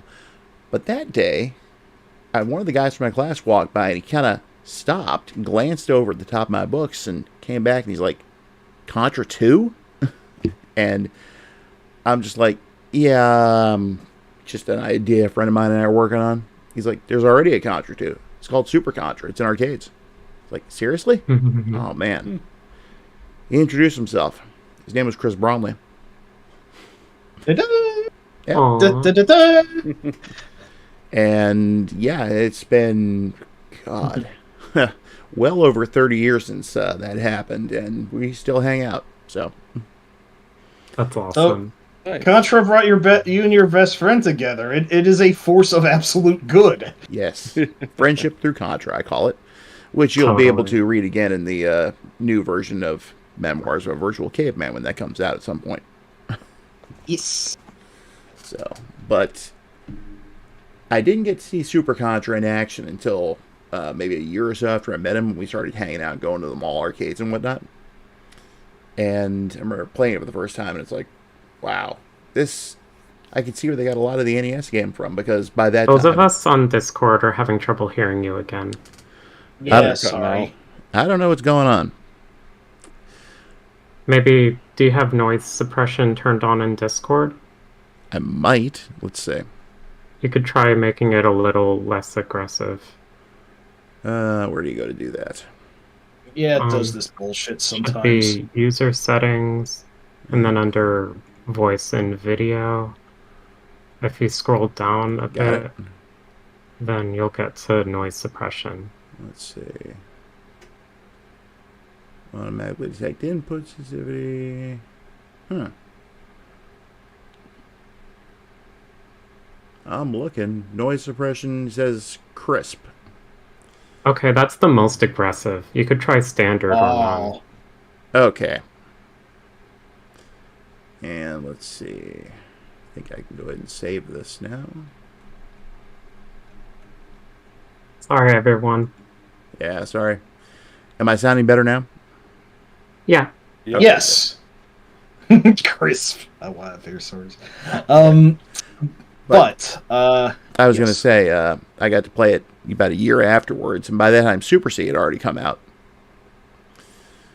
So, and it's funny, too, another funny story about that. I remember the local video store got 2 copies of it in. One of them was already checked out. I grabbed the other one because, it's Super C. I've got to play this game. So I get it. I go home. I call Bromley. It's like, dude, guess what I rented? It's like, what'd you get? Super C. Yeah, I did too. we both rented it at the same time. Nice. You shared the same brain cells, so to speak. Yep. And here it is, Super Contra for the arcade, which would be right a year before I met Bromley, actually. Nice. So, and I'm sure everyone can see the title screen right now, I hope. I do. All right. Mm-hmm. So let me flip over, and here's the Japanese title screen, which actually did carry over to the Famicom version of the game. Unlike the Famicom version of Contra, there's very little in the way of differences between Super Contra and Super C. So, with the arcade game, though, it's got probably one of the best openings ever. I was hoping you'd mention that. What is this place? Keep your eyes peeled. Yeah, and then... Oh, nice. Yeah. It's like they gave Bill the Arnold voice, but they just made Lance sound like some guy. They didn't try to make say, "Hey, keep your eyes peeled, man." You know, like give him the Sly voice or whatever. Maybe they figured Schwarzenegger was already cutting it close as it was. Oh yeah, they didn't want to rip off too many copyrights if they could help it. Yeah. But let's see. The game itself, as you can tell, it's a bit of a visual improvement over the original game. Still has that weird aiming system, though. Oh, Alas. Yeah. And There's one particular thing about Super Contra's controls that I really hate, and this isn't the case in any other game in the series, to my knowledge. okay. The way that jumping works in Super Contra is that you have to hold up in order to jump higher, and when you consider this as a game where you're both constantly running left or right, and also have to aim in multiple directions to hit enemies, having to always hit up to jump at the height or at the apex that you can reach is really, really awful. It's a terrible idea, and it makes this game agony to play. Absolutely. Wow. You know, I actually completely forgot that was a thing, and every other Contra game has you jump at a fixed height for a very good reason. This one defied that was unfortunate. But I did forget to mention something now that you mentioned jumping. The weird, I think, salmon jump animation that the heroes do in both the original arcade Contra and this game, it is goofy as shit. And I terrible. can't sugarcoat it. Yeah. Yeah. It just looks so much more cooler in the NES version where they just roll into a Samus-like ball in the air, and that's rad. The ball is more iconic. Yeah, Yes, definitely. completely. And it's a bummer because the art and especially the soundtrack in Super Contra I think is really good. I think it's a nice improvement on the original Contra. It's just that aspect of the gameplay makes it feel like a step backward. Yeah. I know for a while I knew the world record holder in Super Contra. It was Martin Alessi, formerly of EGM magazine, which is kind of redundant. He passed away, though, so he did give me a few tips for the game before that happened. Hasn't really improved my game much, but I think I just suck at it. Yeah. So there we got a big That's tank. cool. And I do like how Bill's sprite looks here, which is why I chose it for my representation. It's a very good sprite, yes. One thing that's interesting about Super Contra's story is that whereas the first game had you going onto the Galuga archipelago and fighting terrorists / aliens / whatever, in Super Contra you're actually going to some kind of military base, which ostensibly should be the good guys. I forget where exactly, but all of the soldiers in the base have been possessed by the aliens, so you have to gun down who story-wise would be your comrades. So that's Yeah. pretty grim. Oh, wow. Oh yeah, I think they called it Fort absolutely. Firestorm or something like that. That Maybe. sounds right. The premise that I always kind of got was that like the quote unquote Red Falcon Army, or whatever the fuck we're calling them, has returned, and after the relatively contained Galaga incident, this time they're spreading out their offense, and I guess the first level is supposed to be a military base, like you said, but when I first played it, I thought it was just like an out-and-out city or whatever. I realized that this wouldn't be the case until Contra 3, but actually I don't really know the backstory of this one as well. Shit. I'll actually have It is a military base. Yeah. Okay. So it is another isolated incident, so to speak. yeah. Yeah. And once you go down, you start going into their lair, then you get to see and destroy this thing that's on the screen. It's like some kind of weird Cerberus type of alien. I always thought that thing looked pretty fucking cool. Yes. Yeah, it was a cool boss. And I think that gives way to this guy. Some of the series' most iconic enemy designs originated from Super Contra, like this head. Yeah. Yeah, that head, I believe, is known as Demon Emperor Gava. Or I might be wrong in the name. Or what did they call him in the U.S. manual for Super C? It was Jagger Freud. Jagger that's Freud, right. yep. That weird bullshit. Hey, we haven't even talked about the Babalu Destructoid mechanism yet. All I can think of is the bad guy's name is Jagger Freud Freakazoid. And when I hear the other one, all I can think of is Ricky Ricardo. Yeah, that had to be a fucking Konami NES manual invention. It had to be. It was. And I see Sharon has joined us. From the minds who gave us Hyarola Cockamania. Hey, Sharon. Hi, Sharon. But yeah, there's your Super Contra arcade. There were a few home computer ports. I don't have any pictures of any of those, so I've never played them either. Kate, I think you said you were going to try one of them, right? I did not have the time to do so, sorry. I've been pretty strapped for time over the past couple of weeks. They're probably not excellent, whatever they are. There's a DOS version of Super Contra as well as an Amiga version.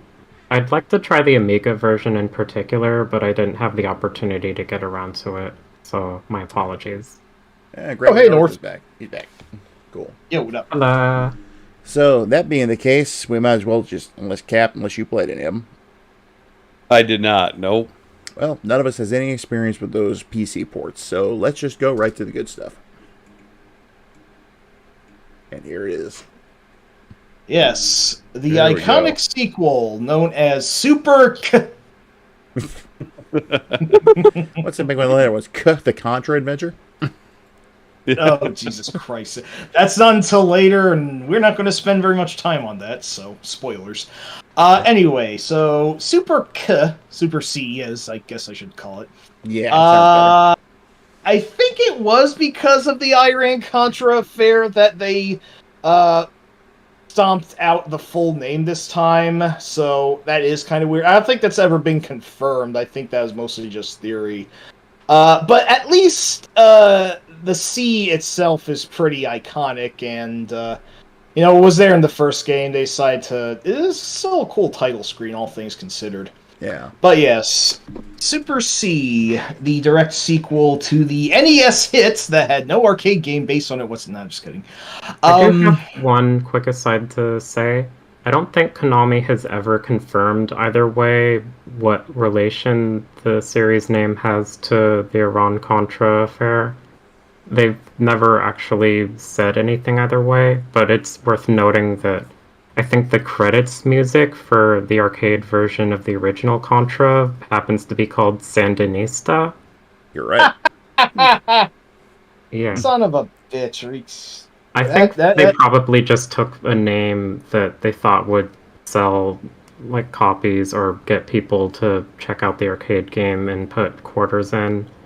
I don't think there's any deeper meaning to it, at least not intentionally.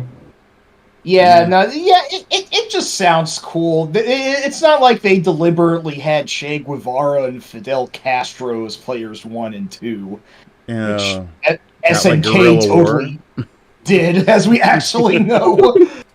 Who? I didn't know Man. Oh yeah, the Japanese version is called Guevara. Yes. Interesting. I see. Controversial, but it's a fun game. Yeah, I have to say, out of all the Ikari style games they did, that was the best one. That was really the actual best Ikari Warriors game. Yes, even if it didn't star Ralph and Clark. But when are we getting Che Guevara all muscled out in the King of Fighters series? I want to know, guys. Yeah. Oh my gosh. I'm getting carried away here. Yeah, Anyway, sure. the 80s were weird. That's what I'm trying to say. Anyway. Now someone carry Mike away. No. I'm too fat. The NES Super C is very similar to the original NES Contra, to the point where some regard it as basically a standalone expansion pack of sorts. Yeah, the quote-unquote mission pack sequel argument that applied to... I think that would apply more to Doom 2. This one... I love Doom 2, don't get me wrong, though. This one has, I think, a different enough feel from the original, because I think it runs on similar hardware to Castlevania 3. I'm not entirely sure. I just thought this game looks very colorful. That sunset that you're seeing there in the first stage, and the lightning effects that the first stage have are also very similar to the Mad Forest stage in Castlevania 3. So I kind of think this game is the CV3 sequel that Contra was to Castlevania. This Contra never had a Castlevania 2 style adventure game. They just skipped right to the action. They knew what the series was, and they didn't want to shake from that formula. Right. But yes, the game in effect. Sorry, Captain. Go ahead. I don't want to talk. No, go ahead. No, you're good. Oh, thank you. But yes, the game is, in essence, a very, very much an exact sequel in the first game, even down to there being 8 stages that you have to get through, and the gameplay is on the whole similar, and all the power-ups in the first game return. I guess the Rapid wasn't in this one, was it, Kate? It is. It is, yep. Oh, okay. I think it's the last one that made an appearance in. I see. Yeah, no, that would make sense. Except, notably, one notable difference, and something we hinted at before, the extremely shitty F weapon from the first Contra has been completely reworked. Now it shoots out large fireballs, which do a decent chunk of damage on whatever they hit, but also is the only weapon in the game that you can charge. Kind of like the Mega Buster, if you will, in the Mega Man series 4 onward. If you hold down the B button, it shoots a larger fireball that has a larger explosion radiating out of it when it hits. Now, I don't think I actually realized you could charge it ever. Oh. I've been playing. Yeah, I didn't know until a couple years ago. Yeah. I'm not sure it's as useful a feature as just mashing the B button, to be fair. And while it does have a slightly slower rate of fire as the other weapons, it feels much more competent. I'd say arguably better than the laser in this game. Yeah, Nice. I'm pretty sure speedrunners use the fireball, the charged version to get through the game fastest. Rad! I will say this: it is even most powerful. Even the smallest fireball, when it explodes, it can take out a bunch of stuff, which is really handy in that last stage when the ceiling starts coming down on you. Oh yeah. Ooh, that part is fucking brutal. Those little flying alien fetuses. The spread gun is still immensely powerful in this game, and I do mostly stick by it, but the fire weapon, I think, is confident enough that if that floats your boat more, you can definitely shred through the larger enemies with it. But the spread gun helps more for popcorn enemies, too, arguably. Well, it depends on the situation, I guess. You see the fireball being used here, actually. Sorry, Kate. Yeah, that's definitely the fireball. I have beaten Super C without dying on at least one occasion, and I used the spread gun there just because I was used to it, and because it functions similarly to the spread gun in the original NES Contra. Spread gun is really good here as well. Apparently, I have heard that they kind of nullify the power of the spread gun when fighting some of the bosses. I don't know the details, but apparently they tried to keep it in check somewhat here, but it's still very good. Yeah, I believe I've heard like Ooh. your regular pea shooter gun is actually stronger than the spread in this one. It's just that the spread has more bullets. Whoa. Yeah. Interesting. Wow. I never knew that. Huh. Mm. So the nerfing began as soon as this game. I'll be damned, those sneaky bastards. And they ditched those base stages and replaced them with more commando-style overhead scrolling. Which are much Yeah. better than the base ones, in my opinion. Yes, I'm totally with you on that.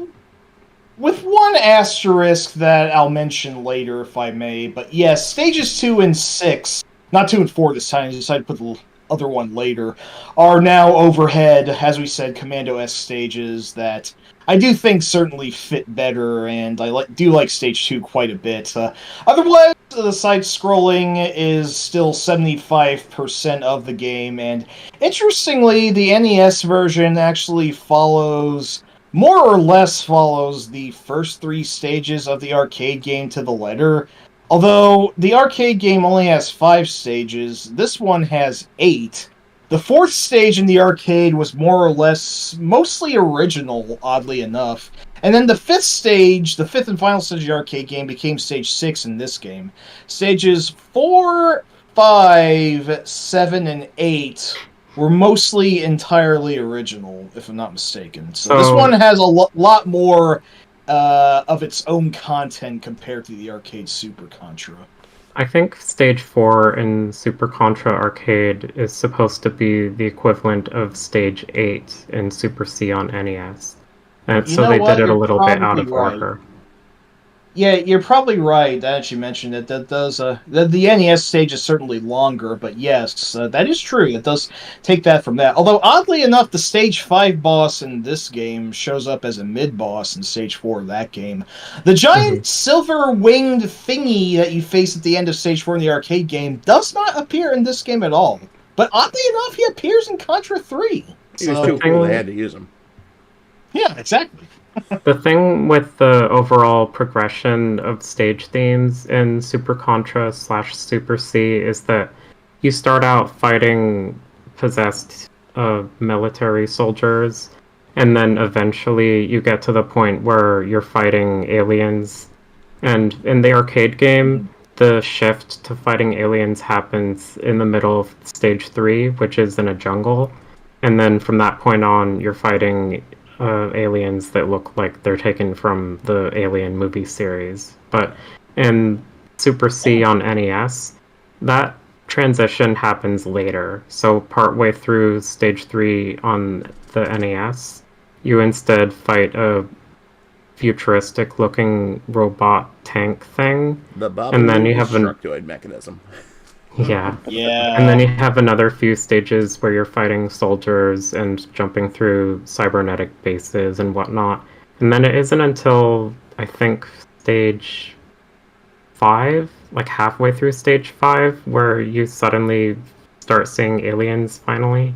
It sounds about right. Yeah, the very strange-looking Stage 5 boss, which is like a giant floating UFO made of skulls that spits smaller skulls which travel across the ground. It's Totally the most metal fucking thing ever, yes.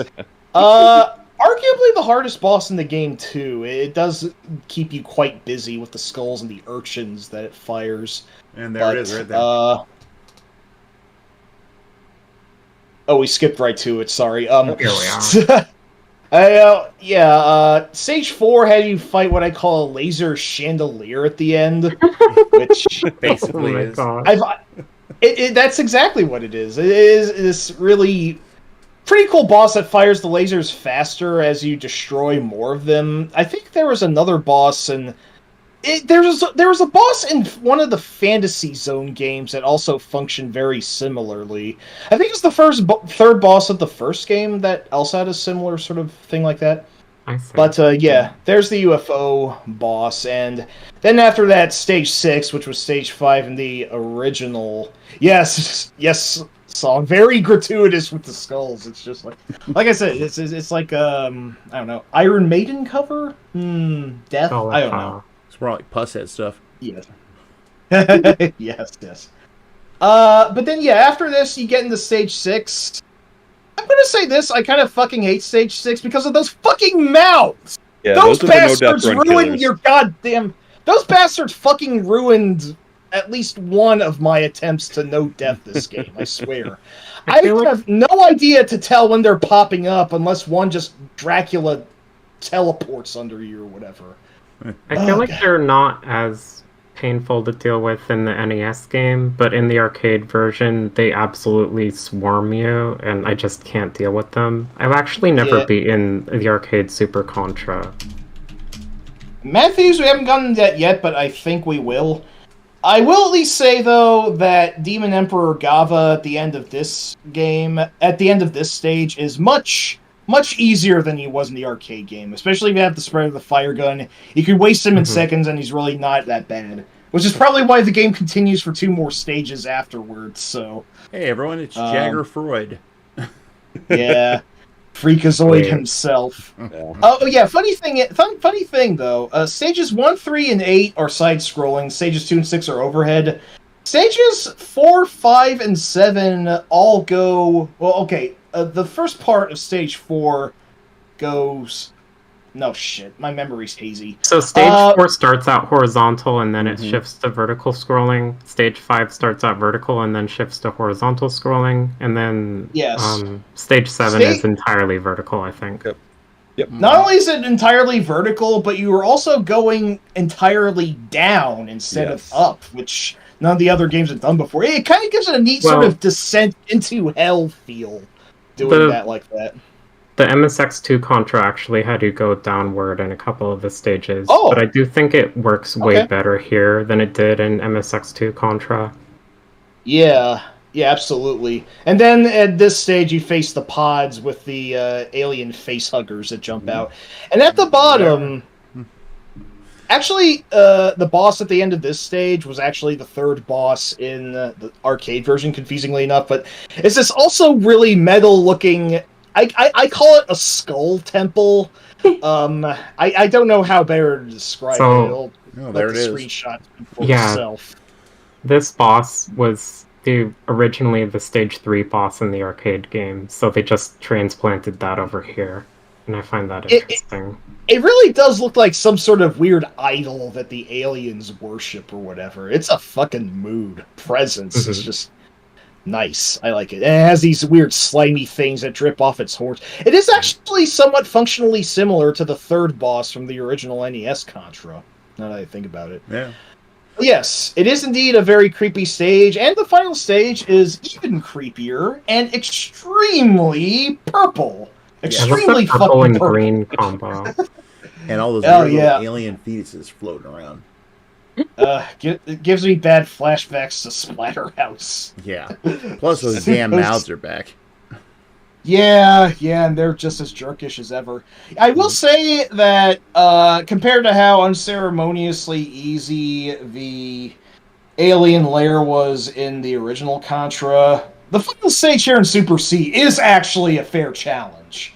Especially that one part, as we mentioned earlier, where the ceiling drops down on you. It won't crush you, but it will fuck up your jumps, and there are several gaps you need to get over. And every time the ceiling raises, several fetuses appear to home in on you before the ceiling drops again. It's a pretty nerve-wracking part.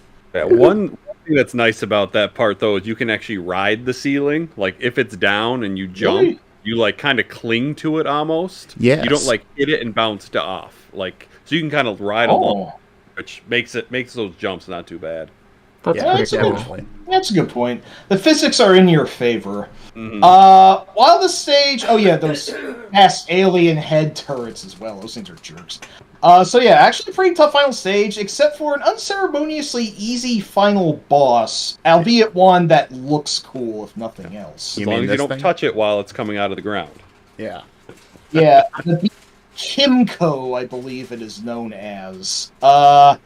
It would actually be somewhat challenging with the eye lasers it fires and the rains that it bring down. It would be more challenging if there wasn't a safe spot that you could jump up onto its weird claw foot there and just shoot at that weird human face, which is its weak spot. So, if you know the trick to it, it is somewhat easy for a final boss. Except I do have to shamefully admit that this thing actually at the 1 yard line did actually mess up a 1 life clear play I had once, and I'm really ashamed at that. Darn. All right. I did have a 1 life clear play at some point before that, I think. So I did do it once. Does anyone else jump on top of the boss after it blows up? Oh, all the time. Yeah. There's I an love doing invisible platform you can get up to in the upper right, and I'm like, hey, look at me! I'm climbing the stairs to Super Castlevania 4. Woohoo! Yeah. Once I figured it out, I do it every time. I can't stop myself. Yeah. It's my little victory. It's my victory hole, as I call it. Yeah. Now, Super C is my favorite game in the series. My favorite NES game. I absolutely love it. I mean, I pretty much play it weekly. Damn. And so I'm usually pretty disappointed if I don't know Death Run it. So at this point, I should probably look for harder ways to play it, like do a pea shooter run, or I've got a buddy who does like upside down controller challenges. Because of like if I just get if I get the spread, the game's not really a challenge anymore. That's fair. Now, one thing I did want to go ahead and bring up here is the change in the lives code. If I remember correctly, the Famicom version actually has the 30 lives code. Yeah. But the NES version only has 10, and it's a different combination entirely. Like, it's not the standard Konami code. That got nerfed for better or worse, but oh well. It also included a sound test. Oh yeah, Which that was cool. I think the Famicom version of Contra had one too. But, you access it the same way as you do the sound tests and all the other Konami Famicom games. You hold down A and B and press start, and it should come right up. Nice. Sidebar, if I may. The series music is amazing. I don't think we had to mention that because it's a Konami series, but yes. All right. Now, before we tackle, the whole Contra versus Super C thing, which Cap started here, I do want to say that we've been spending almost 2 hours now discussing the first 2 games in the series, so we're going to speed it up just a little bit. We should. We'll try. They're just so good, Well, yeah. I mean, they are. Yeah. And keep in mind, you're talking to the guy that went 4 hours on a Splatterhouse stream, and there's far fewer games. Right. Wah, wah. Yeah. Anyway, though, as far as Contra versus Super C on the NES, I definitely have the most nostalgia for the original Contra, but I wasn't a fan of the Underdog. So I think I actually might like Super C just a little more. It's the one you never hear about in comparison to the original 3. And even Hardcore. What about you, Kate? So, I do think Super C is a really cool game. At one point in time, I considered it roughly equal in quality to the original NES Contra. But I revisited Super C a year or 2 ago, and I have to say I don't quite like it as much. It's still a good game, and I still do recommend people play it, but there's a couple things about it that I don't quite care for. One of the things is how the levels in Super C and the original NES Contra, there's a lot of platforming you can do, and I find that really engaging, but a lot of the levels in Super C are just kind of straight lines from left to right. So you can jumping can still be relevant since you're dodging around enemies, but there's less to do with regard to meaningful level design layouts there, so I find that a bit of a bummer. And I also feel like there are some parts in Super C that are just kind of a slog, like the 7th stage where you have to shoot downward through a bunch of squares in order to break through the ground. Yeah, these That's weird very green, time-consuming. these weird green eggy thingies. Funny you mentioned that because this long play I have in the background. I just got to that exact part, and now I'm like, yeah, there are no enemies attacking you at this point. This is just pure filler. Yeah, it is filler. Like, overall, it's still a cool game, but I do prefer the original Contra over it. Okay, and Mike, how about your feelings? Actually, Try and keep it under 15 seconds. Actually, God damn it. I want Cap to go first because I need to organize my thoughts better. All right, Cap, you go first. I can go first. They're both great games, but I think Super C improves on Contra in every single way. I like the bosses slightly better. I like the level designs better. I know Kate mentioned like kind of it goes left to right, but then Super C has more of the verticality levels, right? You've got the 3 that we talked about. What was it? 4, 4, 5, and 7. 4, 5, and 7, right? I mean, those all 3 are very vertical. You don't quite get that verticalness in Contra, other than what the waterfall stage. That's true. So I feel like it's more mixed up. Plus, you get the better weapons. You don't have the crappy fireball weapon that Contra has. You got the better fireball version. So I don't know. Like I said, they're both amazing games. I just think Super C improves on Contra in every way. Yeah, that's fair. That's fair. Well, we're at an impasse because, frankly, I'm with Kate on this one. I prefer the original NES Contra. Super C is a great game. I love it very much. It is awesome, but it's settled for being my 4th favorite Contra game. I'm sorry. It's okay to be wrong. It's fine. I think our takeaway... Sorry, Cap. I should be saying that to Ark. Yes, I apologize. Oh my gosh.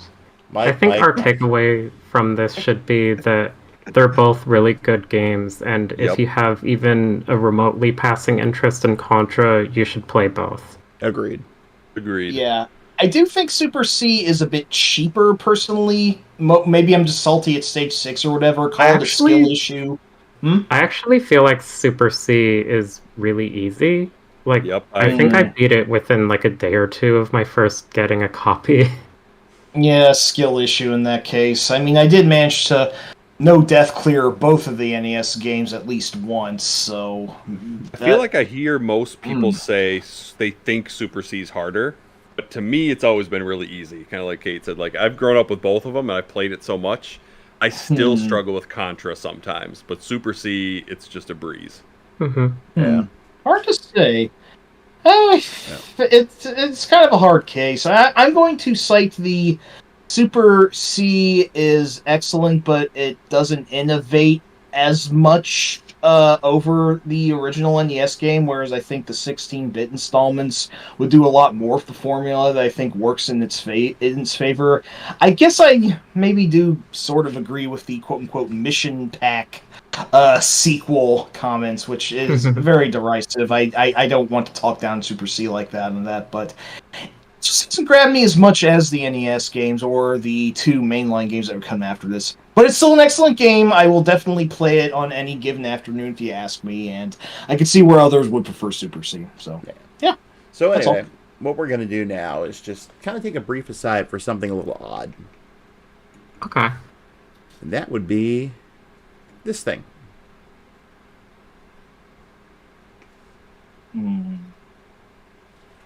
Hang on, stream lag. Sorry. Oh my god. What's going to pop up? Mine seems to be lagging, and everyone else's is probably bad. Yep, I see it. Yep. Damn it! Hang on. Do you want me to tell you what it is, Mike? Oh, it's an LCD handheld game. Yes, it is. Now, Jesus! Has any of you ever played this? I have not. I haven't. I don't even think I knew it. I don't think I even knew it existed until now. I have played it. My younger brother used to have it. And it was actually not terrible. It was still your typical kind of LCD game. It kind of falls more towards, say, the Splatterhouse LCD game than, say, whatever crap Tiger churned out. It is playable. And basically, you're down at like the lower left-hand corner of the screen. Aliens come down, you shoot, you kill them, you keep going, you rack up a high score. It's a fun little time waster, but that's about it. So, I'd kind of like to try that. I do think some LCD games are really fun. Yeah, I would for curiosity's sake, yeah. It's certainly not 100% terrible. Cool. That's rad. So, let me see here. So, moving on, I want to go ahead and touch on the Game Boy game real quick. Operation C. Great game. Yes, definitely is. And here we go. Area 1. It is basically Super C in portable form. Mm-hmm. Mhm. With a really neat final boss, too. I do have two particular points to make about Operation C. I'll try to make it fast. One is I do appreciate that Operation C for the first time in the series has auto fire. I imagine they did that because it was on the Game Boy and it's a handheld system, so it's easier to just hold the button down, but it's really nice to not have to aggravate your thumb in order to fire over and over. So I like that change. Yeah, it wasn't like you could buy a controller with rapid fire for it either, so. Totally. I also think it's interesting how this is the first game in the series to have an upgradable weapon. It's only the spread gun, but when you pick it up once, you have a 3-way spread. And then if you pick up the spread gun a second time, then it upgrades to a 5-way spread. Mm-hmm. That's neat, yeah. Yeah, it was a cool addition. Yeah. Yeah, so, Cap, you got anything to add about that? Not really. It's a great game, and obviously with Super C being one of my favorites, I like how similar it is to it. I didn't play it as a kid. I didn't get it until a few years ago, but I streamed it right away, and I instantly fell in love with it. I think it's a great portable game. Mm-hmm. How about you, Mike? It is funny that Contra at first got the better end of the deal of Konami porting their games to the Game Boy than Castlevania did, because Operation C is actually a very good game compared to Castlevania The Adventure, which sucks dog ass, but at least Belmont's Revenge more than made up for that later. Yeah. But no, Operation C is damn good. 5 zones, and actually, despite the 5 zones, some of those can actually be somewhat long. 2nd and 4th are overheads, 1, 3, and 5 are side-scrolling, except for the music, which does take several tunes from the original NES game. The stages are all original, and so are the bosses. There's some good bosses in there, like this floating sort of drone that also has like a ground turret assisting it or whatever, and then there's this giant alien spider, and the final boss we mentioned is this really badass looking mech which protects the alien heart known apparently as Black Viper. I don't know if that was a manual invention or what. I have no idea anymore. There is one single unique piece of music in Operation C, and that's the Area 2 theme. Which is badass, and notably, well, we'll get to that later, but it does pop up again in the series later, surprisingly. Yeah, no, this game's really neat, and it doesn't have the laser, but it does have the spread and the fire, and it introduces the homing gun into the series, which at first is like the spread in that it fires 3 bullets at a time, though while it can't be upgraded to 5, it does home in on any and every target that you fire at, and it is fucking busted, and I love it. Yeah. The homing weapon would never be this powerful again, ever in the series. Now we come to kind of an interesting case here. This was a game that was going to be released as Contra 4 originally, because Konami was planning on something else we'll talk about in a minute. But that got delayed, so they decided to publish it under the name that everyone knows as Contra 3: The Alien Wars. Nice. And let's see. Yeah, there's the first stage right there in Neo City. And that's the ending. No, this is the opening. Sorry, screenshot got out of order there, but yeah. Yeah, I tried to fix that, but like I said at the top of the stream, this is experimental, so bear with me. So we have it as the year AD 2636. Yeah. And so here comes Independence Day. Yeah. Mm-hmm. They just ripped it off wholesale, and it is a really cool and frightening intro, I gotta say. The premise of Contra 3 is that the aliens are Red Falcon, or whatever the fuck, is taken to fight to humanity's cities. It is the exact premise of Doom 2 Hell on Earth, basically. Except this game predated that by 2 years, so I don't know if id was influenced by Contra. Probably one of them, like the series, I don't know. it's interesting that this is not the first time that Bill and Lance have dealt with the aliens, but this is the first time that the aliens make a public attack on Earth as a whole. So the previous missions, as far as canon is concerned, are classified, but with this particular mission, they're fighting for Earth's survival, and there's no way to keep this under wraps, so it's something that is on record as Bill and Lance fighting off the aliens. Yes, And also, one thing about the canon, since the start of the game says 2636, they couldn't retroactively set it in the 80s anymore. So the US version changed the player characters' names to Jimbo and Sully. Oh, Jimbo and Sully. Yeah, Mad Dog and Scorpion's descendants, you see. And I don't know why they made them sound like Southbound Hicks or whatever. That was probably another Konami manual invention. But yeah, this was an amusing gag in Contra 4, but I'll get to that later. But yeah. Oh, yep. I do want to say that it definitely does seem like Roland and Emmerich were heavily inspired by the opening of this game for Independence Day. This totally predates Independence Day by like 4 years, I think. Yeah.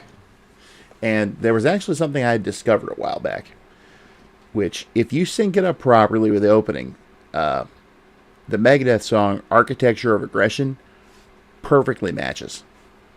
Nice. Nice. It is really neat, yeah. I have the video kicking around somewhere. I'll have to share it at some point. But, yeah, the big-ass laser blast comes down, and boom. Jagger Freud, is that you? Oh, Jaggy, you son of a poop. And then it's time for revenge. Yeah, clearly influenced by Super C's intro. You can probably just imagine quote-unquote Jimbo there with the Arnold accent. Look at this place. And let's attack aggressively. Architecture of Aggression, there you go. Yep. I love Let's Attack Aggressively. It's such a great line. It's a good song title, I think. But, yes. But, so yeah, Contra... Oh, go ahead. I was going to say, it's shorter than the previous games, except for, I think, maybe Operation C. Well, yes and no. It is only 6 stages long, but I think a playthrough lasts more or less the same amount of time as a playthrough of Contra or Super C would, because most levels are a bit longer than those that were on the NES game. So every single stage in this game is incredibly action-packed, so I think it's the right length for this sort of experience. Yep, and this was also when they introduced the whole thing about how if you finish the game on easy or normal in the US, you only get like a text crawl saying, hey, try it on hard difficulty. Yeah. And hard mode is no joke.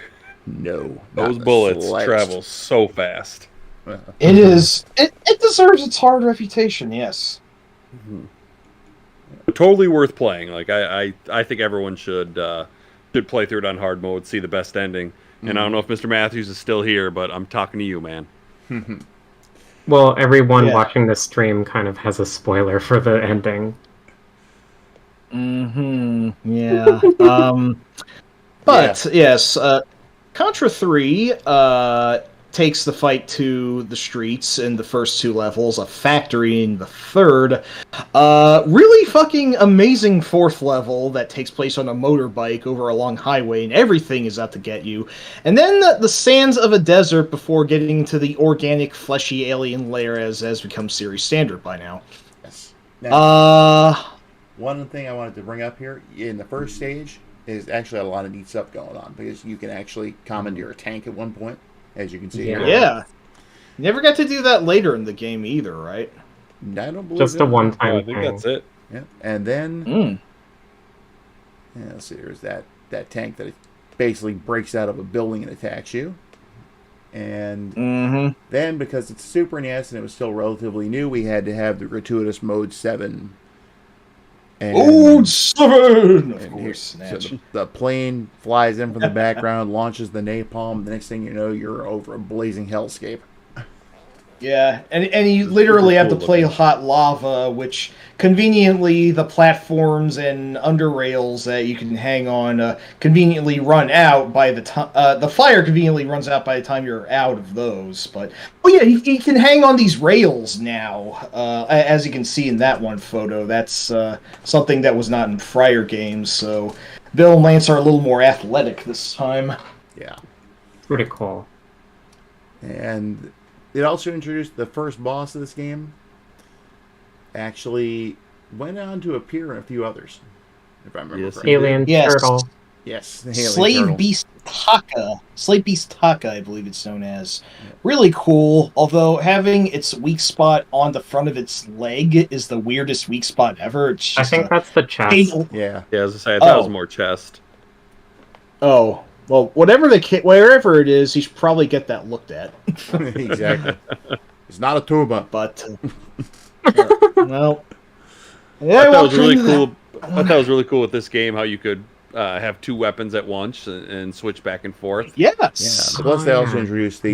Yes, Cap, you're correct. This is the first game to do that, where I forget which. Taking advantage of the fact that you have more than just two buttons now, you can switch between two weapons, and by default you have your machine gun, but there are 5 different weapons that you can grab, and as you can see to the right, there are the bombs, wherein they're more common than the mega nukes from the first 2 games. You can let the bombs fly loose at any time, but if you die, you lose all but one. So, you gotta judge whenever to use them. Right. And if you have the right combination of guns, you can really destroy some bosses very fast. Oh, yes. I'm not gonna Yeah. sugarcoat it.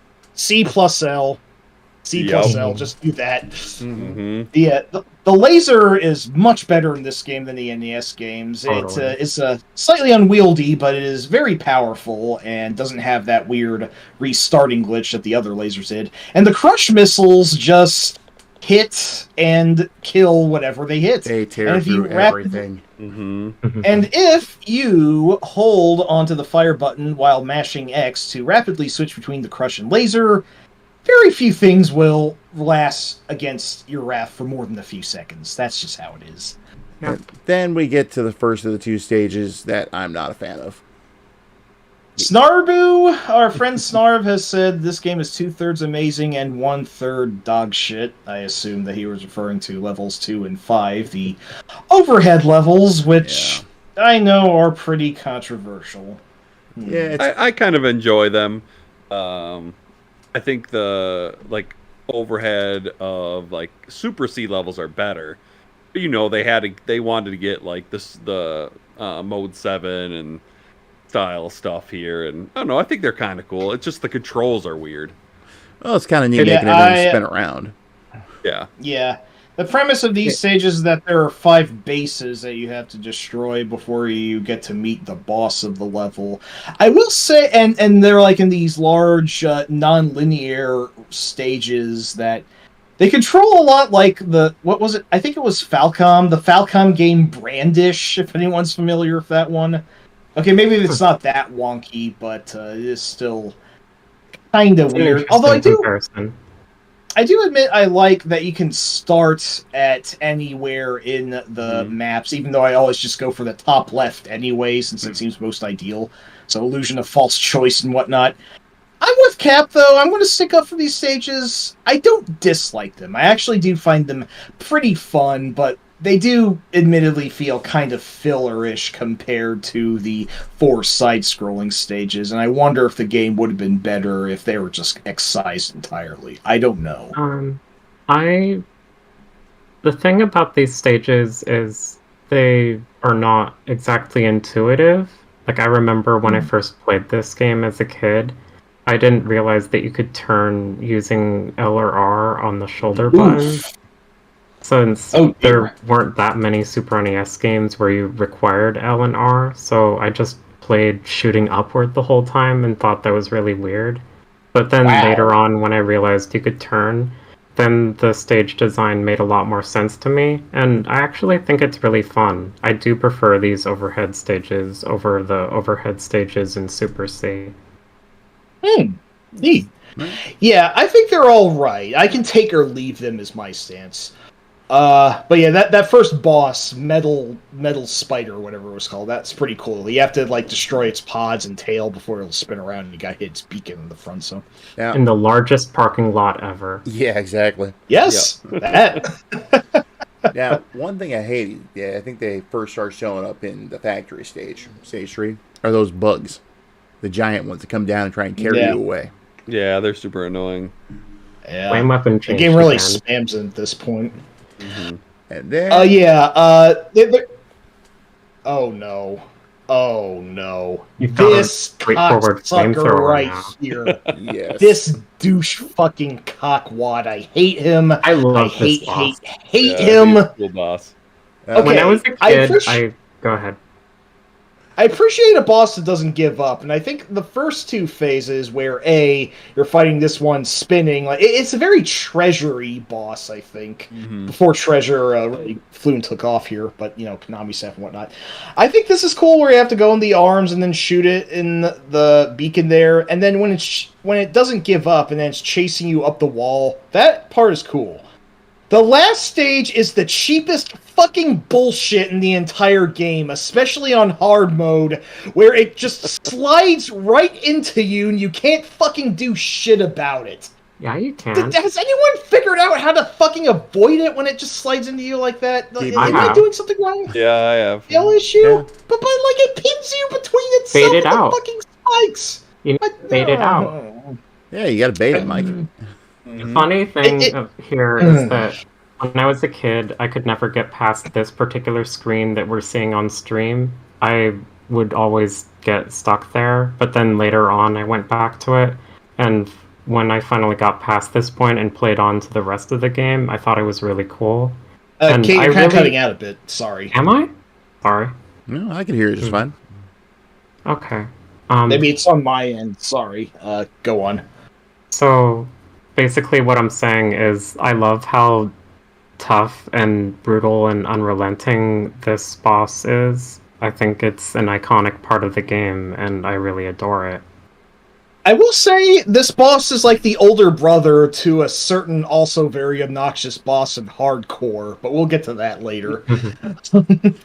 And then, Also, I forgot to mention the spread guns in this game, it sucks. The homing weapons in this game, it sucks. The last weapon is the flamethrower, and it is actually pretty cool. Yeah, I don't like it more.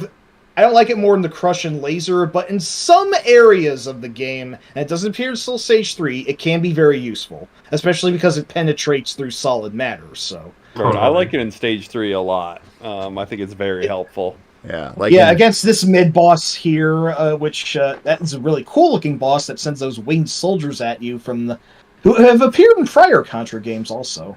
It's very useful. Yeah, Super C. it did bug me that the wings on the boss weren't actually flapping, though. They look like they should be. Yeah, it's like some sort of weird robo dragonfly sentry or whatever. But I do like the spotlight effect. Yes. Pretty neat. And then, Super NES does transparency as well. yes. And then you have more of those wing dudes inside the approach to the boss of the stage. Which, Yes. we've had aliens, we've had predators.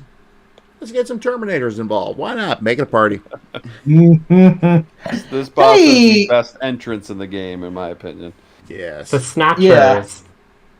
Yeah, exactly. I like how both of them function differently. The red one tries to hit you up on the ceiling, which for the most part is much safer, and then spits at you, while the blue one stays entirely in the ground and shoots its machine gun. And then, like, when you just do a lot of damage to them, then they're just kind of pathetically jumping around as torsos, which is Just pretty cool hilarious. and creepy. And when you wipe those out and you think it's over, that's when the hands come through the back of the wall. Yep, best entrance ever. And then rip, and there he is. This particular yes. boss upcoming, the giant skull, that was something that would often be featured in marketing and promotional materials. They loved featuring this particular boss fight. Yeah. As well it should be. It's so goddamn neat. Mm-hmm. Now, I do ironically think that the giant guy here, which I saw called in Nintendo Power as RoboCorpse, I shit you not, I Yeah. don't know what its actual name is. At least I it's mean, not that's Roboid. fitting. No, I don't think so. But okay, Squirrel Boss, what's up, man? Hey, Prime, what's going on? Hey, Squirrel Boss. Just No, I do. before we go on, just a note: Prime was nice enough to go ahead and put the main background for the stream together, so Betty could work with it. So Awesome. he got us our celebratory ending part, and she went and added the rest. Thank you. Hey, thank you so much. Now, I do think that the giant Terminator there is ironically a little easier than the two smaller ones from earlier, at least as when you know what you're doing against it, but it still looks really cool. And it's got flamethrower breath, laser eyes, and time bombs, interestingly enough. But you gotta make use of the entire arena so you can crawl up and around, so pretty dynamic fight. Yep, and there's Bill versus one of those stupid bugs. And then the highway stage. I This like is the the highway coolest stage. stage. This is my favorite stage. Yeah, the music. This is the coolest stage in SNES history. Maybe. Well, it's up there anyway. It gives me goosebumps. It's so intense. It feels like the centerpiece that a movie back then, like, I don't know, Commando or maybe even RoboCop. Those are two weird movies compared to each other. They're just what I thought of. It's like this feels like a centerpiece that you'd see in a John Wick film so many years before John Wick was actually a thing. It's just nuts. It's like you got these bikers getting at you, and then the entire battleship. I know Mad Max style. Oh yeah. Definitely some Mad Max influence. Yes. Actually, it's very accurate, very Road Warrior-ish. On top of that, if you are able to shoot down enough of those bikers at the beginning, you can get a couple free lives. Yeah, they're worth a lot of points if you can deal with them. And then there's like I call them the monkey bots who climb on this one rail and jump down at you. And then there's like a helicopter and then a samurai robot. Yes, this gigantic battleship. It's very R-Type-esque. It shoots these cannons down at you. And then there's that weird fucking robot ball with leg. It's adorable. yes, the ball legs. yes, and it like break dances, moonwalks backward while firing missiles. It's so weird. I love it. And then there's Bionic Commando. The samurai bot, as I call him. This guy actually deadass came back in hardcore also. So yeah, just like several. It's just a huge, amazing goddamn set piece that you end by fighting the core of the battleship that you just rode under. I think it's a very cool boss, but the missiles can occasionally be very frustrating to deal with. Still, though, this particular missile layout is the worst because it makes it really hard to jump to a safe missile afterward. Yes, like it will happen several times throughout the fight that all four of them will explode at the same time. And if you don't time your jump just right, you're just going to fall to your death and eat shit. I think this is actually, though, when the genuine craziness that happened in a lot of the later Contra games started. I mean, you're jumping from missile to missile, trying to shoot down a freaking, battleship. That's great. I love just it. Does not give you a second to breathe. Even if this boss can be kind of frustrating, I just love this level as a whole. It is just. Ooh, why couldn't the game have ended here? I almost want to say, but I do like the final stage quite a bit. I think we need an aliens layer. This stage / final boss in this stage, stage 4, is one of the best action pieces that I've seen in any video game in my life. Yeah, you know that those 3 chapters that make the entire train sequence in Uncharted 2? Fuck that. Contra 3 beats Uncharted 2 any day of the week. I still haven't played Uncharted 2. You know what the closest, I'm embellishing it. You know what the closest thing I'd seen to jumping from missile to missile in a 16-bit game is? Was an import called Idono Kiba, which at one point you're actually riding the warhead of an ICBM into the stratosphere. knocking down other, basically nuclear missiles as you go. Nice. We need more games like that. Like, maybe like some of the set pieces in Metal Gear Rising Revenge. No. Bayonetta. This all inspired Platinum games very much, I'm sure. And Snarbu is finding some parallels with Strider, which, I can totally see that too. Yeah, so we can trace it all back to Strider.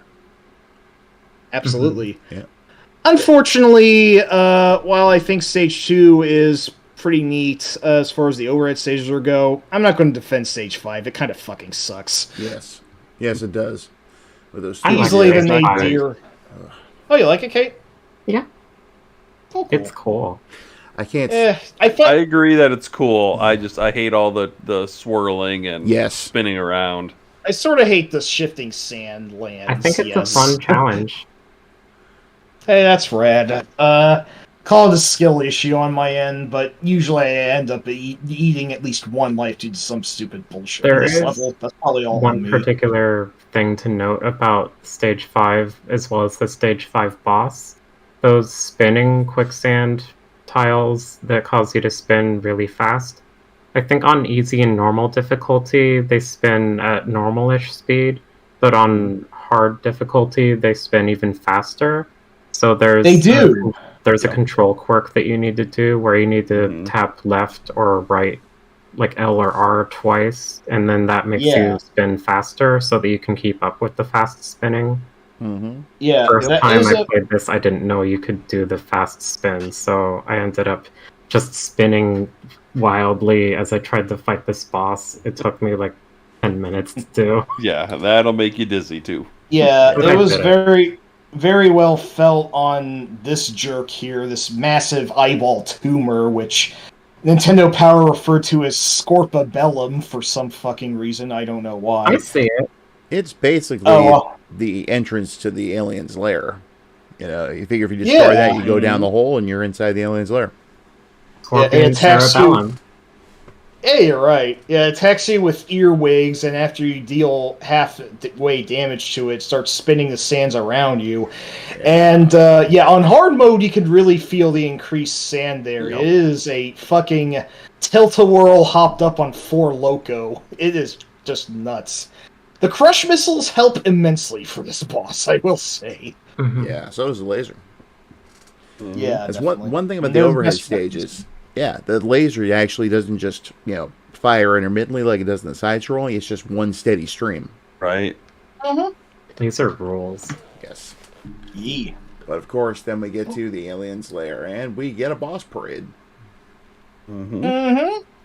A nostalgia parade, too, since you go up against Shrimpy McIlis here. I'm forgetting his name, but Well, somehow it grew an arm.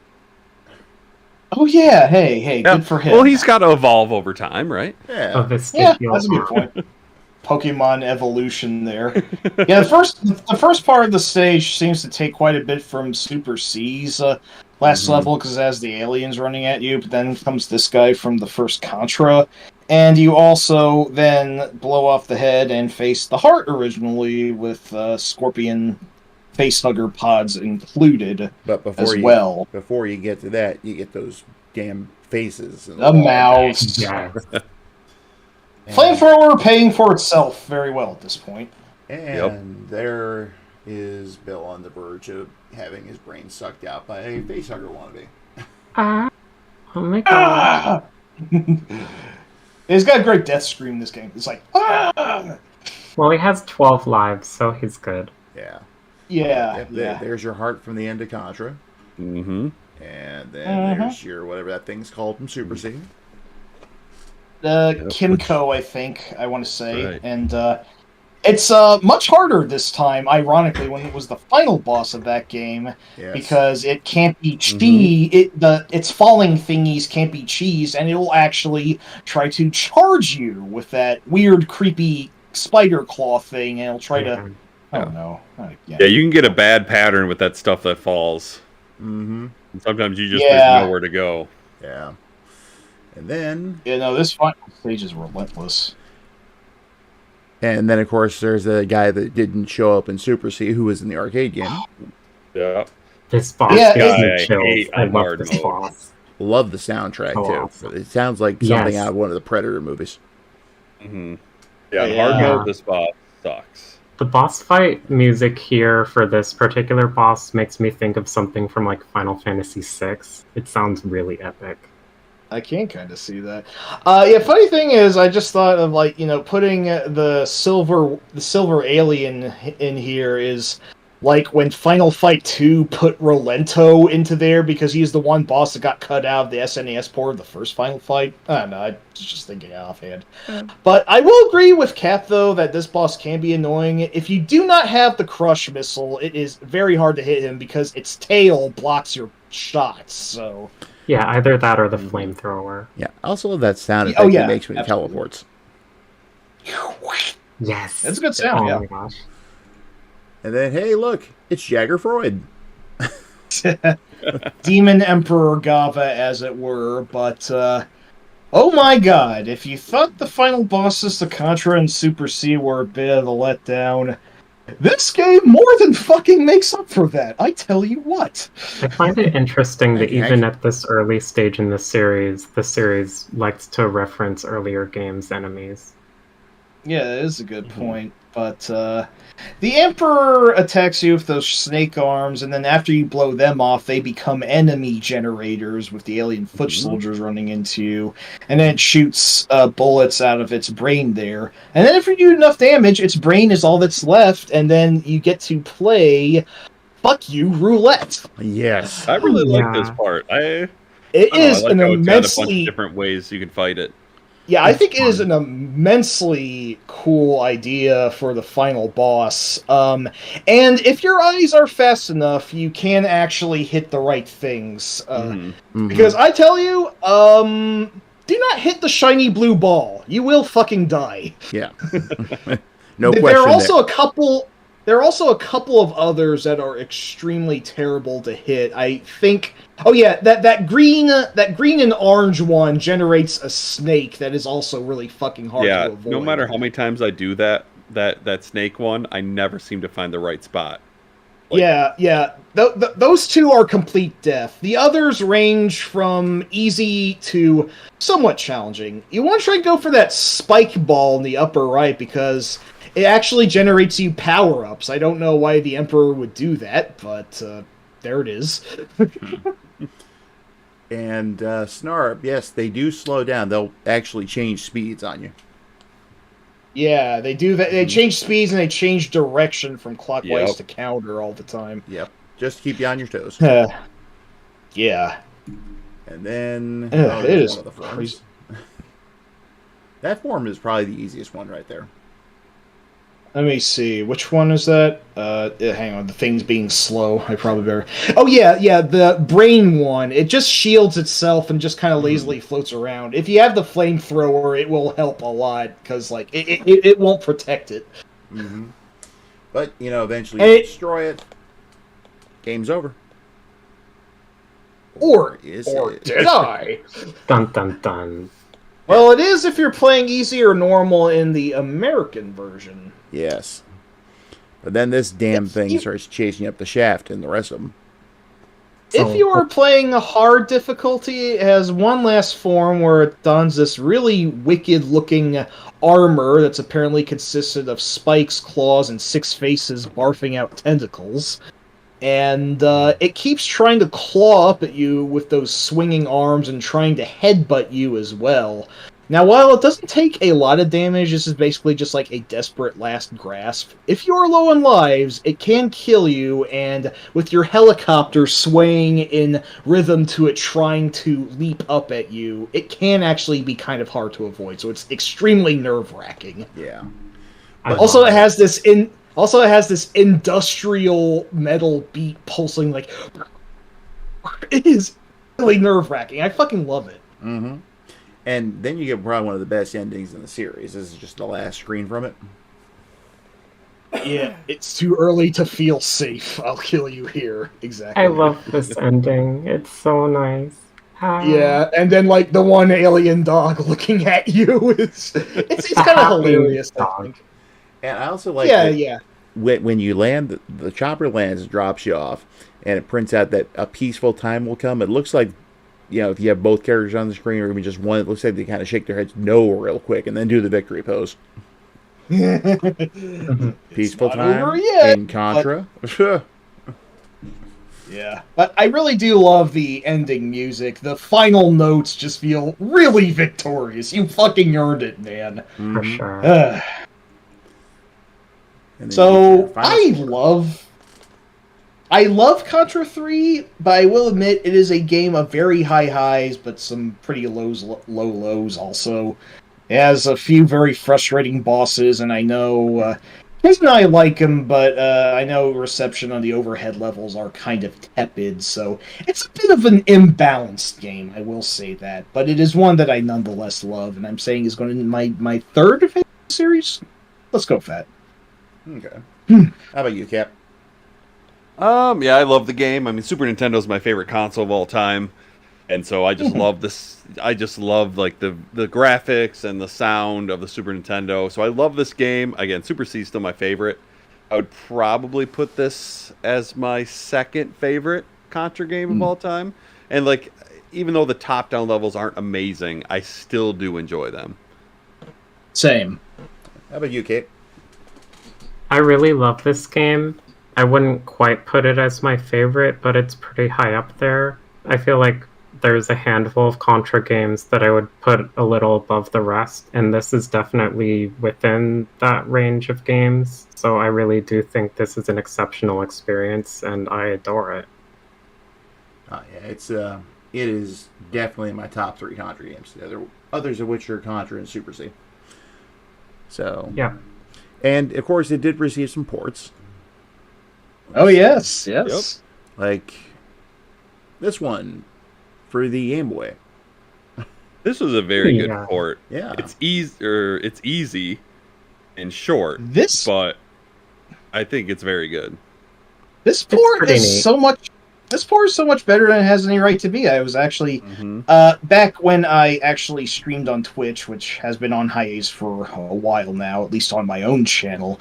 I was actually requested to play the Game Boy version of Contra 3, a port that was actually handled by the German company Factor 5, if you can believe it, which I know were like the distributors of the Turrican series.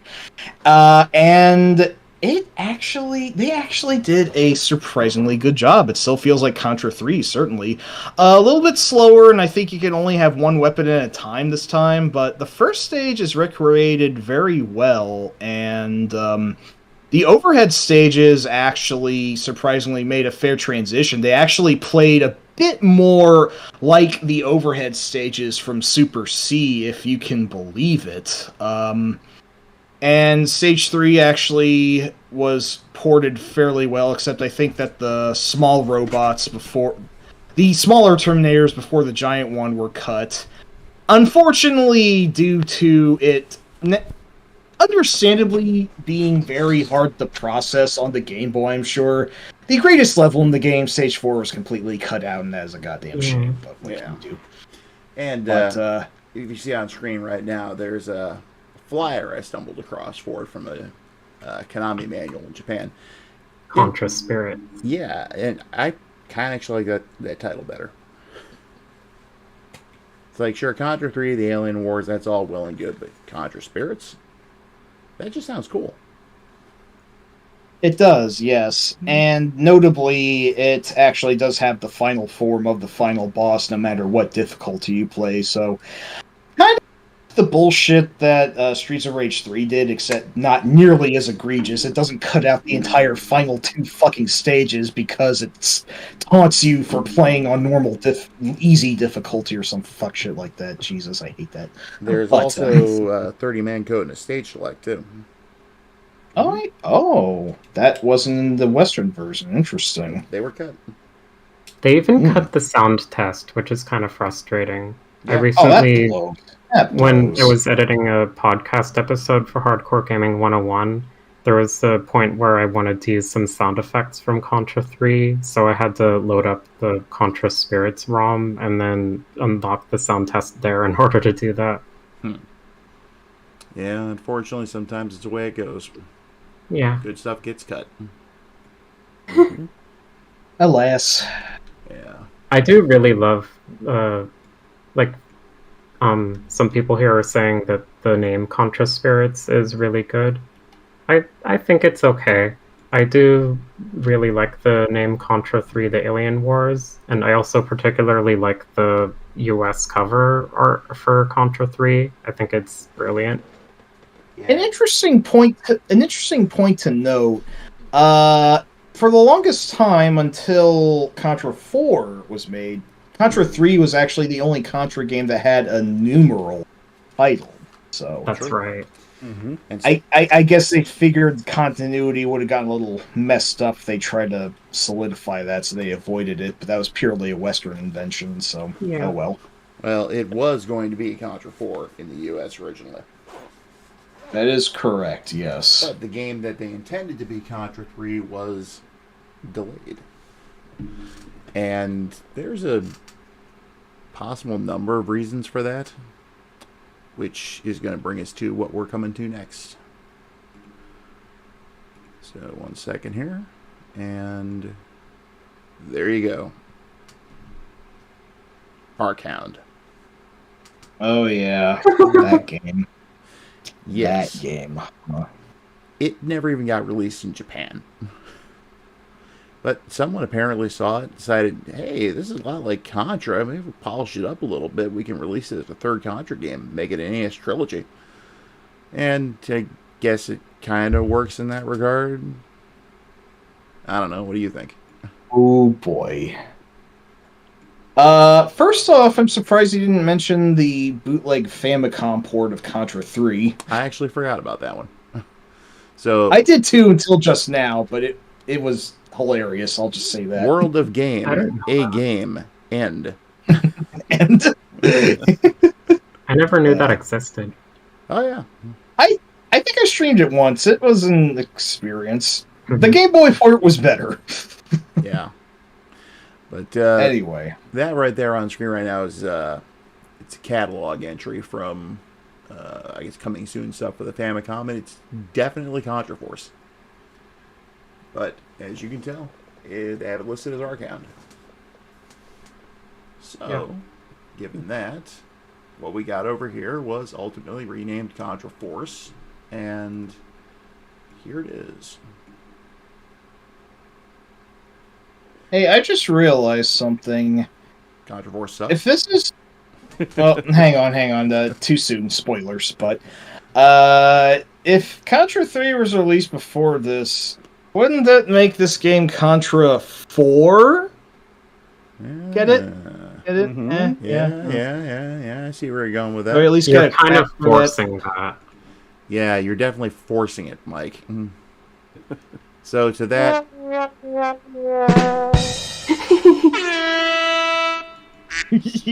yeah, pretty much. Okay, that game doesn't deserve a golf clap. I'm putting one in. but if you just take a look at the screenshots, I mean, it doesn't look bad until you see it in motion. Even Yeah, then, it's not slow. Yeah, very slow. On the more interesting side, you can actually pick 4 different characters. Thank you, Sharon. I appreciate that. And they have, I mean, what's with the names? Beans? Burns? Smith and Iron, yeah. Yeah. I don't know how I remember the... Something about this game felt like it was, like, I don't know, based on G.I. Joe. I don't know why I get that sentiment from it. Well, there's no aliens in it, See for one that? thing. Yeah, there is that. So, but, you know, maybe it's better that we got it rather than it just being consigned to the scrap heap. Perhaps. Maybe. Yeah. But also, I've actually never played too much of Contra Force, so I can't say a ton about it, but I did try out the first stage a bit, like, in preparation for this roundtable, and the performance of this game on NES is really rough. There's a ton of slowdown and also sprites clipping out. Yeah, it's, for a game... Go ahead. I was gonna say, it's still pretty easy to finish, though. That's Yeah. cool. For a game this late on the NES's lifespan, I don't know why whoever developed this couldn't figure out how to fucking make it run without more than one sprite on the screen at a time, incurring massive slowdown. I really don't understand how they just botched that simple job so badly. Yeah, good question. But if it wasn't for the slowdown, this would be a decent game. I mean, I don't know. The level layouts are just kind of whatever. They don't really feel as Contra as they could, and for some reason, your jumps feel a little low. I don't know why. I do at least find it interesting that the different characters have different power-ups that are actually granted to you in a very Gradius-esque power-up fashion. Don't play Beans, though. He uses time bombs, which fucking suck, in a Contra game that just does not work, in my opinion. So, it's definitely not worth the prices they're charging for it these days. Yeah, there's that too. Yeah. How much does the game cost? Do I want to know? No. I don't know. I'm not going to ask anymore. I actually scored it from a Blockbuster complete in box when they were phasing out the NES games. $11. Wow. Wow. Nice. I take it you didn't keep that copy. It went in the Great Crash. Oh, I gotcha. Damn. Yeah. I have not had any experience with this this game. I'm gonna grab it at some point because it's Contra. It's got the Contra name, but I'm not looking forward to my playthrough of it. It's pretty mid cap. It's no Vice Project Doom. I can tell you that. Yeah. That game is great. Play Vice Project Doom instead of Contra Force. Well, like Great White North said, it's not the worst game, but it certainly is far from the best. I mean, right. Contra and Super C walk all over this. If any Contra game can be called mid, as the kids say nowadays, Contra Force is the game I would assign mid to. Yeah. So, it is what it is. That's all I can say. Well, that's Contra Force in a nutshell. Anyone else have anything they want to add about it? Resounding yes. That's all I got. One more. Okay, there we go. Well. Anyway, we have one other mainline Contra game to discuss, and then we're going to take a bit of an aside. But it was, I think, 1993, that maybe 92, Konami started announcing they were going to be developing for the Genesis. Mm-hmm. And they gave us a completely original Castlevania game, Bloodlines. No Gradius games for some odd reason. I don't know why. Alas, and the Genesis had lots of great shmups on it, too. Yeah. No R-Type either, for that matter. Well, we got Rocket Knight Adventures, at least, so there is that. Yeah. But yes, Prime, that's it. That's what your contribution led to right there. You did great, man. Thank you so much. Mm-hmm. You got me the background, and I supplied the rest to Betty, and she just whipped that up. Oh, Sharon, there was not a Contra game for N64. Thank Christ. I don't know how terrible that would have been. I would have liked to see that. Well, I do like the N64 Castlevanias for what they are, but they're also really fucking rough, so... Kate, if I'm not... Are you telling me that the PS1 Contras weren't bad enough for you? You need to have something worse? Actually, if I'm not mistaken, I think one of the later games we'll be talking about, I think it started as an N64 game before being moved to a different platform, but we can get into that. Oh, okay. But anyway, that makes sense then. Konami did grace us with an exclusive Genesis Contra game, which of course is Contra Hardcore.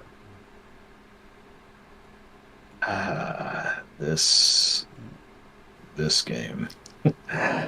What a rush. Yeah. Oh my god. It is. Yeah, the monkeys. Yeah, I went the wrong way. So, but this is a game I kind of have mixed feelings on. I like it, but it's a little too boss rushy for me. I feel the same way.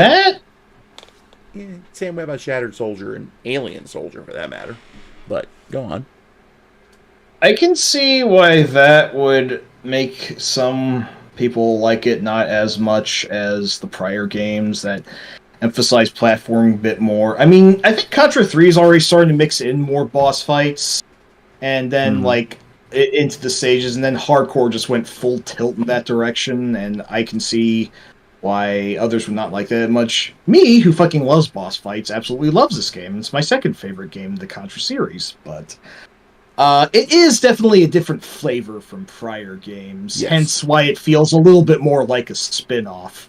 Being that you're not playing as Bill and Lance anymore, you're instead the titular hardcore, Ray, Sheena, Brad, and Brownie. The first two are a dude and a dudette. The third is a cyber wolf man. And the fourth is a cute little robot who is the most busted character in the game. Yes.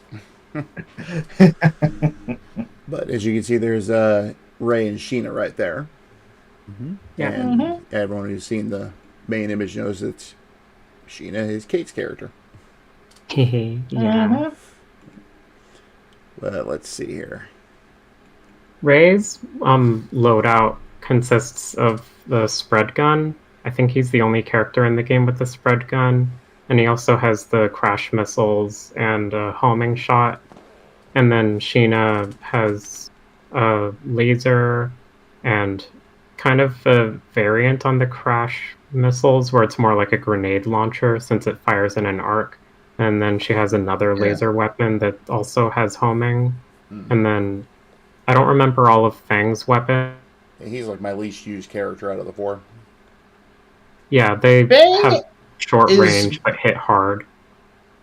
I'll get into that later, but And then Brownie has unusual weapons, which I don't really recall. Yo-yo. Yeah. that yo-yo is life. It is the boss killer. So basically, Ray is the classic Contra. His weapons are just all old school, which ironically I think that arguably makes him the weakest character, at least as far as like damage per second is concerned. Like, except for maybe the crush missiles, his weapons aren't really bruisers, and with the boss heavy nature of this game, I think he does lag a bit. But they are very easy weapons to use, which is more than I could say for Brad, who has the very, very short-range explosion punch and the weird psychic blast, which, while it does immense damage, you need to charge, and it can only be fired left or right, in a huge aversion of every other Contra weapon out there, although his pulsing machine gun and flamethrower are pretty cool. I think Sheena has a well-rounded arsenal that I think is cooler than Ray's. It seems to do a little bit more damage, and I love that homing laser that she has. Yeah, but she's Brown, yes, Sheena's my second favorite. But when I'm playing for keeps, it's Brownie time. He's got that really cool victory laser, as I call it, and that weird sort of boomeranging shot, and that also very weird homing shield. It's actually fairly powerful if you just tap it, but it's kind of weird to use for its intended purpose. But Brownie's weapon C, the electric yo-yo, just like hold the B button every 1.5 seconds, tap, release, do again. Bosses will die in seconds, and you don't even have to aim the thing. Just hold on, just hold on to that bastard, and most bosses will be forfeit. I also like Brownie because he has a smaller hit sprite, and he's the only character in the game that can double jump, which is extremely useful for how hard this game can be. Brownie kind of feels like he's cheating, but with how vicious this game can be, at least in the West, I think he just levels the playing field a bit. That's all. Yeah. Now, So- I need to spend more time with this one. I've beaten a few times, but I've only ever played with Ray, so I really need to check out the other characters. I see. yeah. Now, is this another one that you need complete to, help finalize Yes, your test? I have it loose, so I mean it's at least part of the collection, so I count it, but I do need it box and manual still. Yeah, you're in same shoes I am in that regard. I do have a complete copy of Hardcore. I do too. Oh, Actually, I'm not sure if I have the manual, but I do have the box at least, so. I would love to have the Japanese version. And not just because the Japanese version has a life bar, but I love the cover art of the Japanese version. Really cool. I forget what the cover art looks like. Let me check I don't that. think I've seen it. So, I do have some things to say about Hardcore's design. as we've mentioned, it has 4 playable characters, each with different weapon loadouts and playstyles. But it also happens to be the first game in the series to have more emphasis on story. Like, it's their occasional dialogue exchanges. And there's actually a couple points in the game where you're given a choice between 2 different options that you can take in the story. And those can send you down multiple level paths, which can take you down one of 4 main endings. Yep. And I think that's really great for replay value. Well, it's like with this shot that's up here right now is when you choose to go rescue a research center, if I remember correctly. No, Or this is this is the Daijou one? the chasing the robot down the highway. That's when you go after Deadeye Joe. Oh, okay. That's what Fang is doing Yeah. right here. It has been a long time since I played the game to this point, actually, so... If you Yeah, I go think it's to really rescue cool the that it research has- center, then you jump on the plane, and that plane section is really cool. I think the multiple endings is probably the coolest part about this game. Yeah. Absolutely. It lends a hell of a lot of replay values. Like, I think any play is either 6 or 7 stages, but that there are 4 different paths, plus a bonus path, let's say. Just gives you a lot of motivation to replay the game, and when I'm getting serious, I do want to play each one of the paths with one of the different characters, although whatever the easier paths are, I try to save those for Ray and Brad, but now This to particular character on screen, that's one of the villains. He's a hacker named Neumann Cascade. Yeah. You Neumann. challenge him in stage 3, and fucking he Neumann. warps you into this virtual reality world where you fight a bunch of virtual bosses, and once you finally defeat them, then you arrest him, and he gives info on the next stage in the game. What kind of Yeah, name is Neumann, though? Yeah, Neumann exactly. Cascade. What kind of name Neumann! is that? It's like the name of some sort of like nerdy beleaguered assistant to some blowhard CEO or whatever. I don't fucking know. But yeah, midway through the game, you get into a 6-stage boss fight where Neumann throws 3 constellations and 3 weird square configurations at you, and if you lose all your lives, you have to start over from the very first form. It is extremely challenging for the midway point. Oh yeah, that boss is really fucking cool. The train boss there. Oh man, There's Brownie. Yep. my boy, my baby boy, my sterling boy, as it were. Oh yeah, North. It is very, very worth playing if you haven't played it. But do be warned that and this one is if you go for the research center instead. You fly on top of this jetpack guy, assaults you, and hey, return of the Katana Bionic bot from Contra 3 Stage 4 if you go this route as well. I'm not sure if we have a screenshot of that, but it is there. That's the thing you're fighting in this screenshot. Oh yeah, right. He has 2 forms. You're right. Correct. I really like this plane section because the plane sprite shifts left and right and forward, giving the illusion that you're shifting the camera around in a 3D space. It's a really convincing effect, and I love that they pulled that off on the Genesis hardware. Yeah, this is one of, if not the second technically most advanced Genesis game I know of. Well, it's in the top 10 anyway. Maybe doesn't surpass the Adventures of Batman and Robin on this system, but it is just a technological marvel what they pull off. And the soundtrack is this very fast-paced, like, techno-industrial... And, like, it is a really intense fucking soundtrack that just... Oh my god, there's so much to love about. So, a lot of the game is boss rushes, but there are occasional bits where you fight regular enemies too, like on here. Yeah, that's probably my favorite parts of it right there. Yeah. That's fair. But yeah, so like either you go to fight this mercenary Deadeye Joe, who is of course working for the bad guys, or you go to the research center and save Dr. Mandrake, the scientist apparently overseeing the research, to for whatever purposes that the alien cells are being held. Except, spoilers and surprise, Dr. Mandrake is also evil, and he... If you, at some point, the other major dividing line in this game is when Dr. Mandrake betrays you, you either fight his really neato, like, monster fusion creations, which is a really neat sequence, I think, or you willingly let yourself get captured, which... Again, you go to different places depending on if you fought Deadeye Joe or went for the research center earlier, so that's 4 different endings that you can get. Ironically, one of what I... Oh, sorry, go ahead. I wonder what this thing is. Oh, that's when you're fighting 3 different robots. First you fight them individually, and then the final boss part of this stage has them combining together in different formations. In this particular formation, it acts like a bird and flies down to peck at you. This is an immensely fucking difficult boss fight, but it has a really cool track playing along with it. I also realized that... Yeah, GTR, I realized, I think might be a reference to Getter Robo, which has letters GTR in it, and the 3 robots that you fight function much like the robot trio from Getter Robo, so it's probably a huge-ass reference, if I'm not mistaken. I could be wrong, though, I don't know.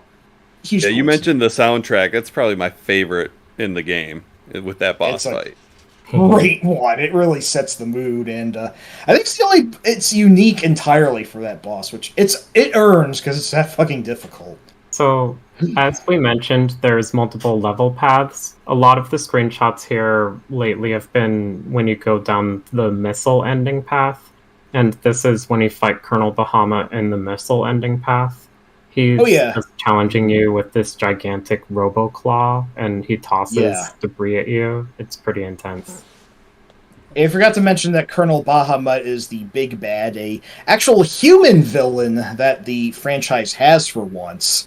And, in this path, he actually makes for a pretty good fight, all things considered. But, like, actually, before you fight him here, he actually pulls the standard old, join me and we can take over the world together cliche-ass villain thing that every villain does. Except you can actually say yes, and it gets you a special ending picture with Bahamut and your character or characters looking evil alongside him with totally unique art.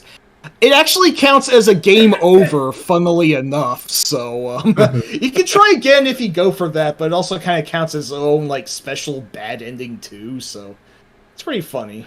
Now, I like how it ties in with Contra 3 because it's got something to do with, like, a leftover cell from the Alien Wars. Yep. Yeah, that is a very good point. And Colonel Bahamut is stated to be a hero of the Alien Wars, who later attempted a failed coup against the government, and then he comes out of hiding in this game's plot. And, very interestingly, yes. And here is the missile. Yep.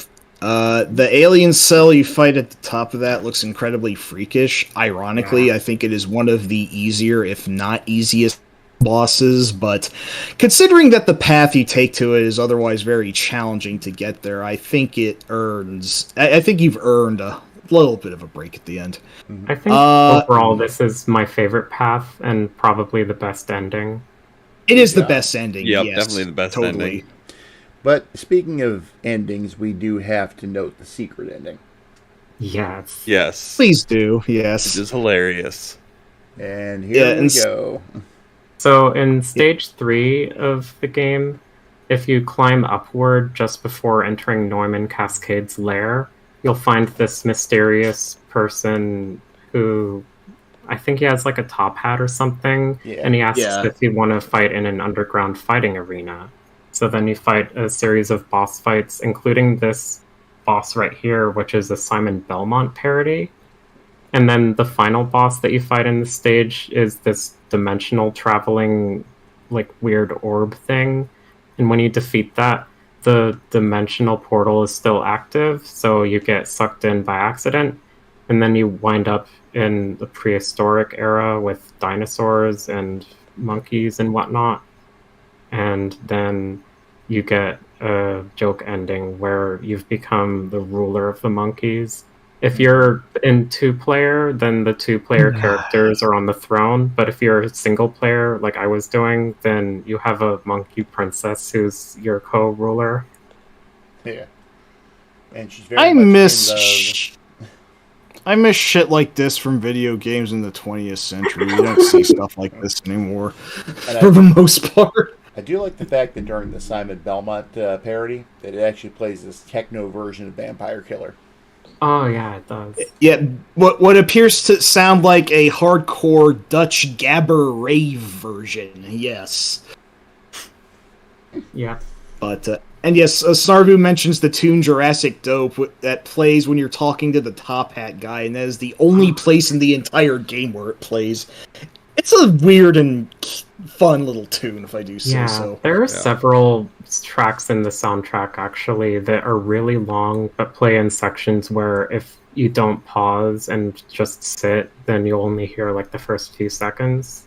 Kind of. Yeah, there's another one by the name of Guillotine, which I don't even remember where it plays. I think in one of the bad ending paths. I don't remember exactly, but yeah, that was also the case for that.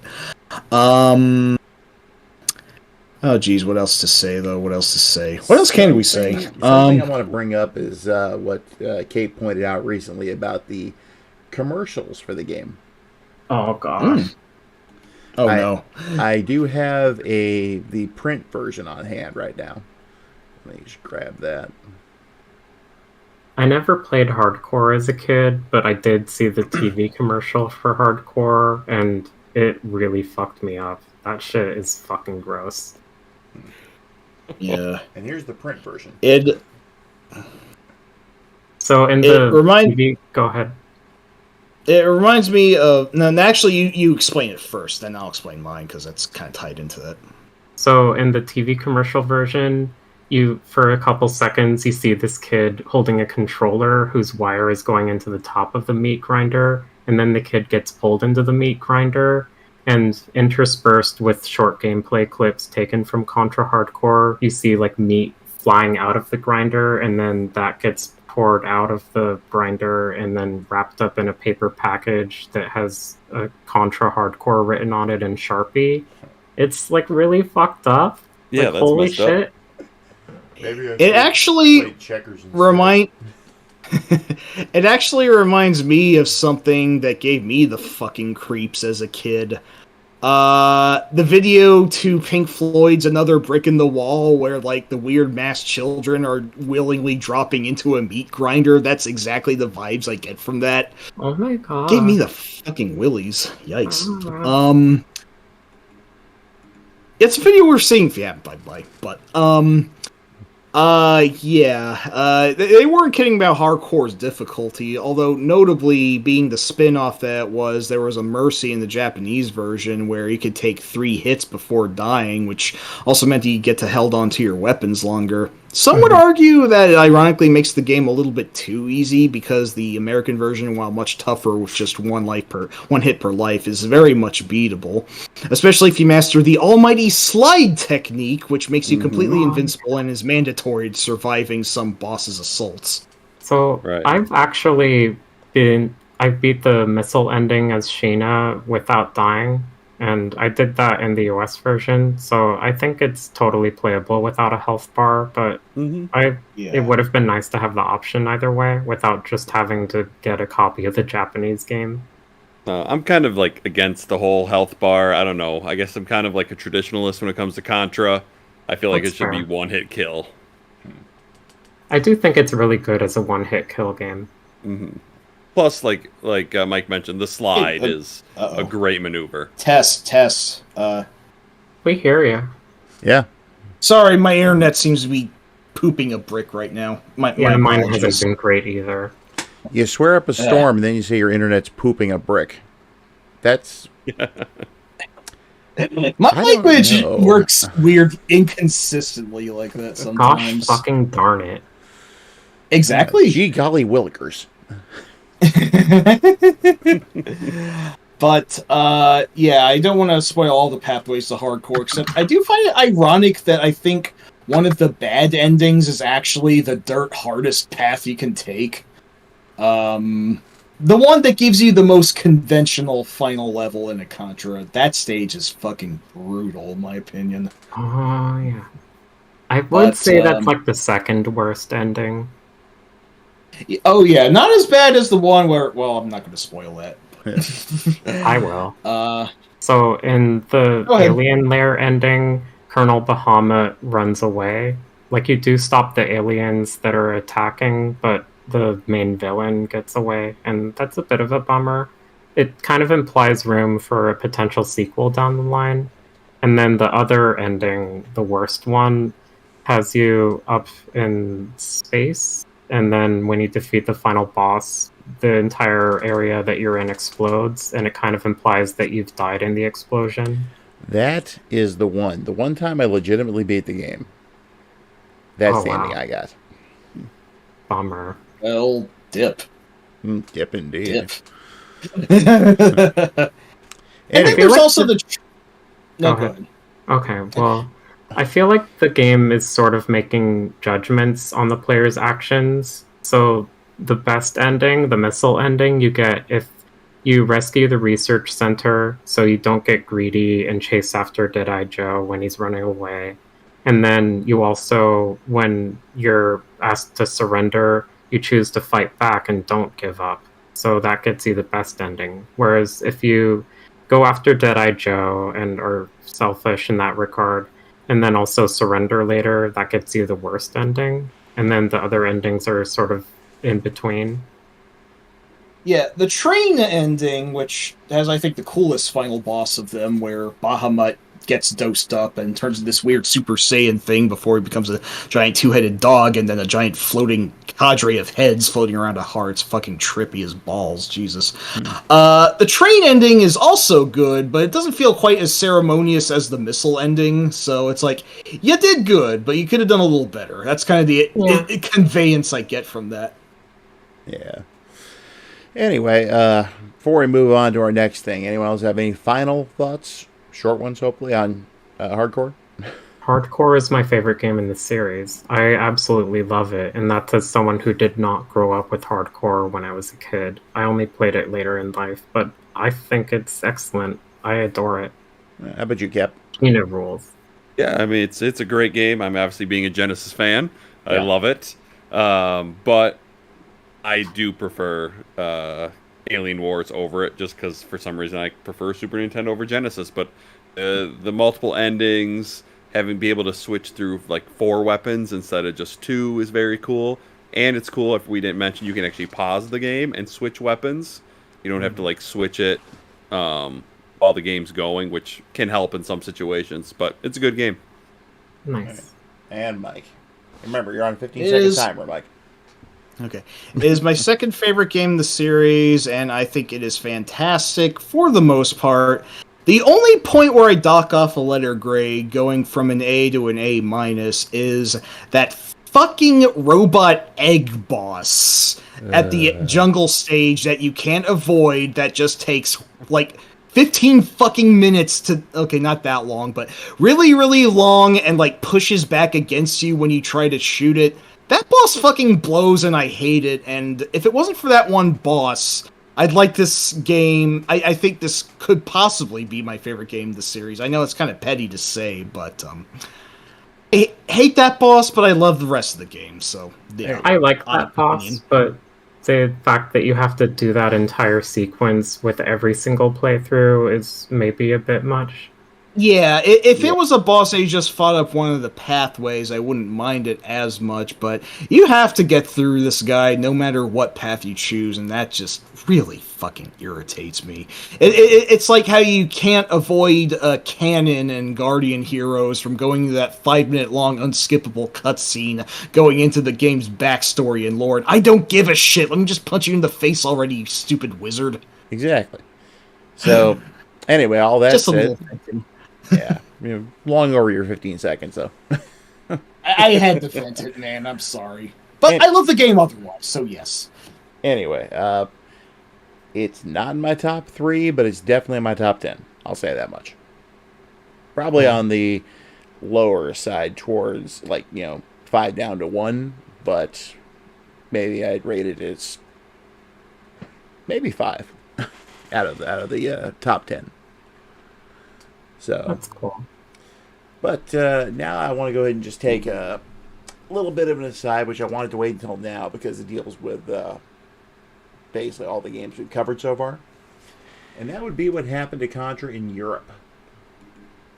Yes, Starbu actually asked earlier when we get to the Probotector in the room. Well, it's now. Yep, there it is.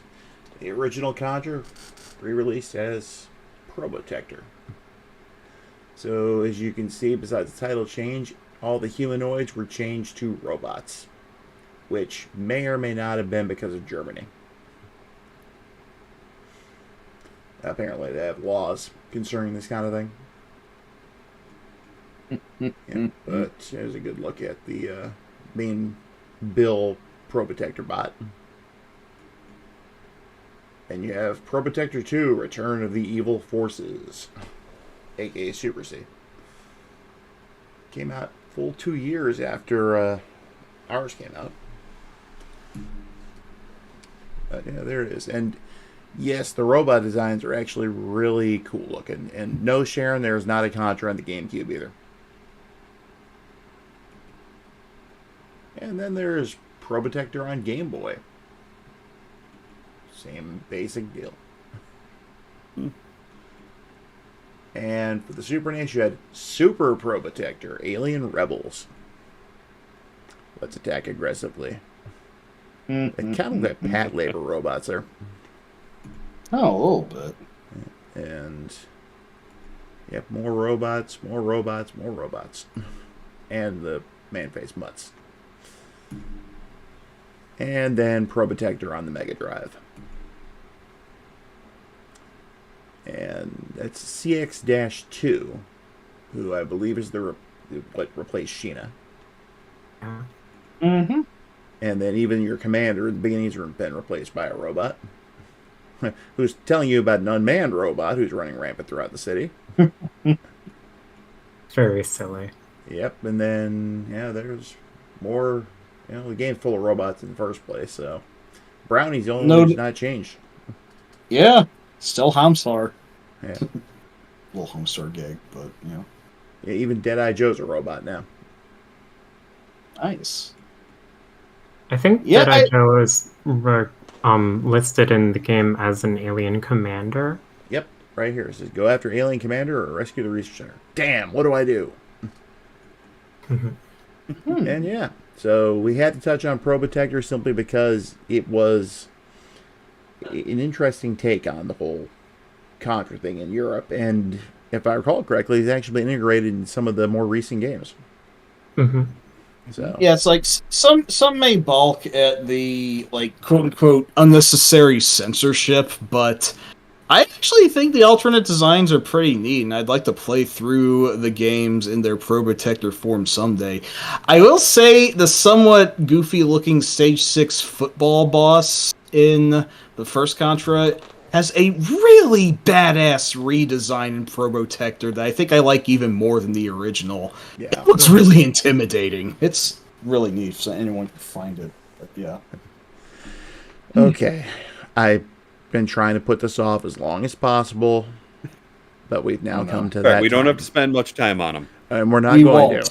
We won't. But if you know what this logo is, you know what we're in for now. Ugh. Yeah.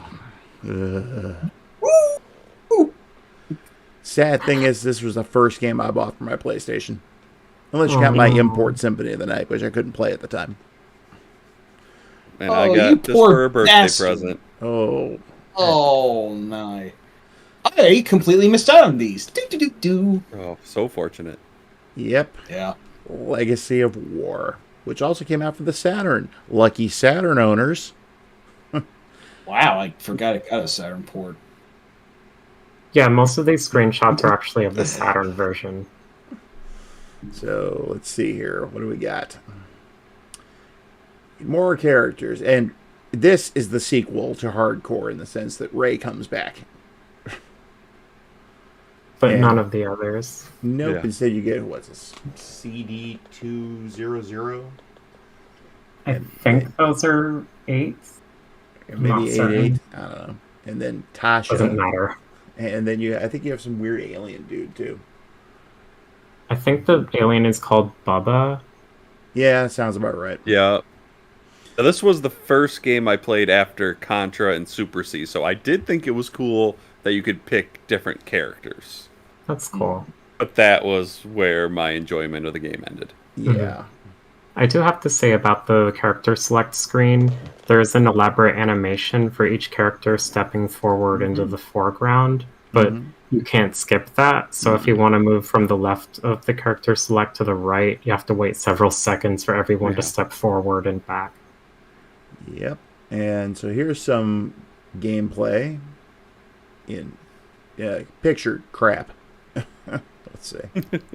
That's the famous fortress boss that's in every single game. But here it's awful because you have to jump up to hit the weak points, and this game's depth perception and elevation is really bad. And it actually tries to do a remix of the soundtrack from Contra 3, which doesn't sound anywhere near as good. Yeah. And what the screenshots don't convey is that this game's camera feels like that the cameraman drank way too much Red Bull the night before, and it's always just kind of tilting and jittering, and it is pretty bad. It's just bad. I don't like it. Honestly, the best thing about that game is the hidden minigames. Yeah. There it actually form of there's like this arcade you can get to at some point that offers 2 quote unquote arcade classics, and one of them is just straight up Gyrus, also a Konami classic. The other I one, completely forgot about those because it's been so long since I played this game. there's also Pac Tank too, I think. Yeah, kind of a combination of Pac-Man and Battle City. Actually, it reminds me of the tank level in the Tron for the arcade. But None of which were by Konami. oddly enough, yeah. Yeah. But I think the general consensus is this game blows. Yep. I will say that I will give credit. Good. But a few people actually do like these games for what they are, and they're also maybe some people's first exposure to Contra. I will say, if none of the other Contra games existed, then for what this is, I think it would be an kind of okay-ish, albeit very, very unrefined action title, but just compared to every other installment in the series, except maybe for one, there's no way this is better than quote-unquote Contra proper, as it were. You know, if these games did stand by themselves, they would have been one of the many forgotten PlayStation games, I think. Yeah. Yeah, As some people have noted, there's another PlayStation action game by the name of One, which just ONE, which some people felt like was a better version of the PlayStation 1 Contra games. I never got very far in it. There's this one platformy segment early on, which I found kind of frustrating, but I will say for what I have played that game, I think it's better than Legacy of War. Yeah, So- I streamed it a couple years ago, and it's a decent game. It's better than Legacy of War, but it has a ton of ideas, and none of them are implemented well. Oh, are we talking about C now? Oh, no. We're talking about about One. Oh, One, okay. Also, yeah, there was no Contra on the Dreamcast. Yeah, there was no Castlevania either. There was going to be, but that didn't happen. So Yeah. Well, since apparently, Konami felt that farming out Contra to the lowest possible bidder was the best thing, they decided to go ahead and do it again, despite knowing that the game blew. this just fucking baffles me. Yeah. Look, he's looking at a TV and he's actually playing Contra with a real gun. Yeah. So, see the Contra Adventure, which is a dumb goddamn title, I will say up front. Oh, yeah. It feels like it is simultaneously taking a step forward and a step back, and I don't know if the step back actually brings it back farther than where it started, all things considered. I don't know what anyone thinks. It also has a very overwrought story here. To aggressively attack the capital city. Intelligence reports suggest that the aliens are using this attack to test the battle Blah, preparation. blah, blah. Let me shoot shit.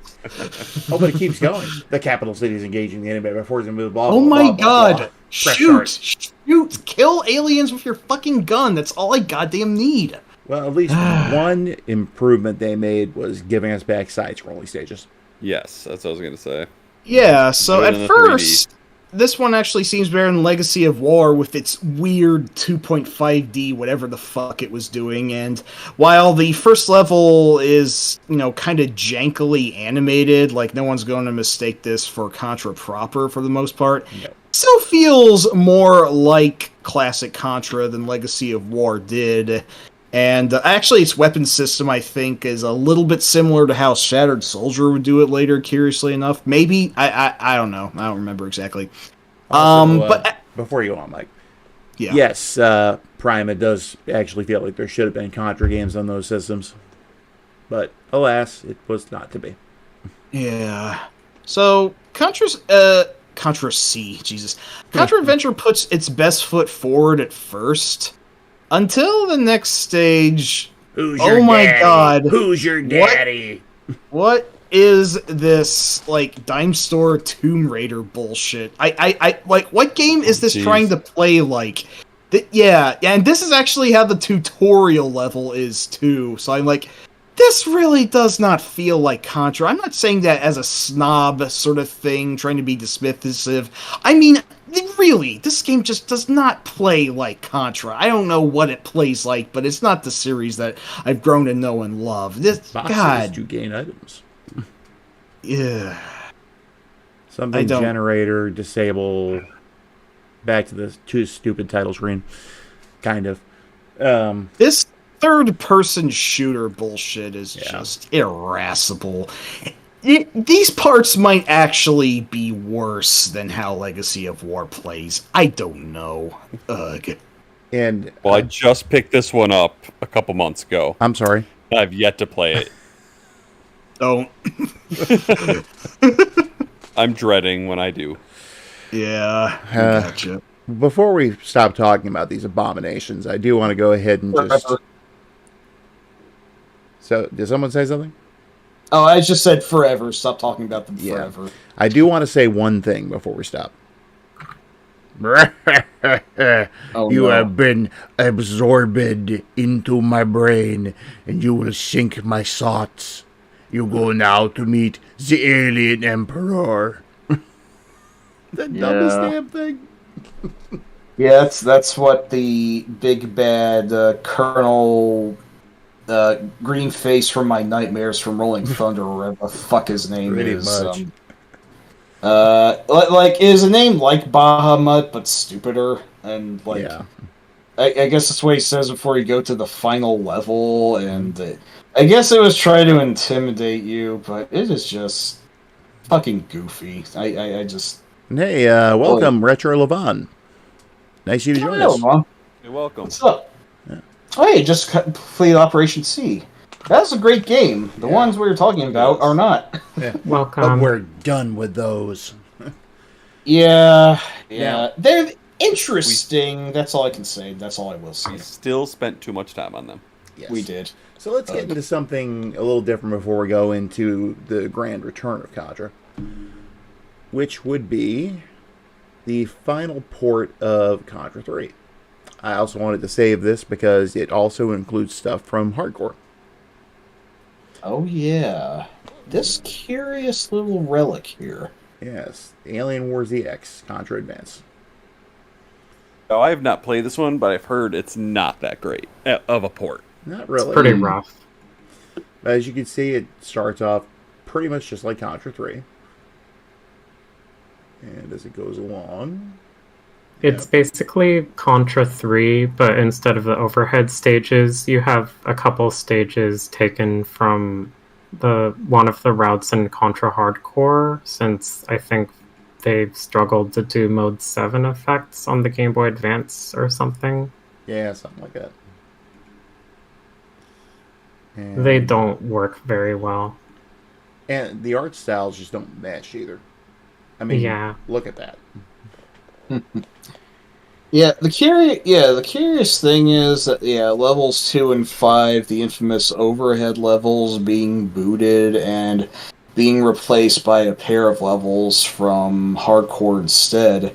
Funny enough, both of the levels are the 2 levels that you get when you do the save the research center but surrender yourself, the train pathway, as it were. Yeah. It's just both of those levels, and it's kind of strange because you fight Super Saiyan Bahama at the end of level 5, which feels epic enough on its own, but then we roll into stage 6, and it's like, did that just happen? That all that thing that we're now fighting? Gee, Bill, how come your game gets 2 final bosses?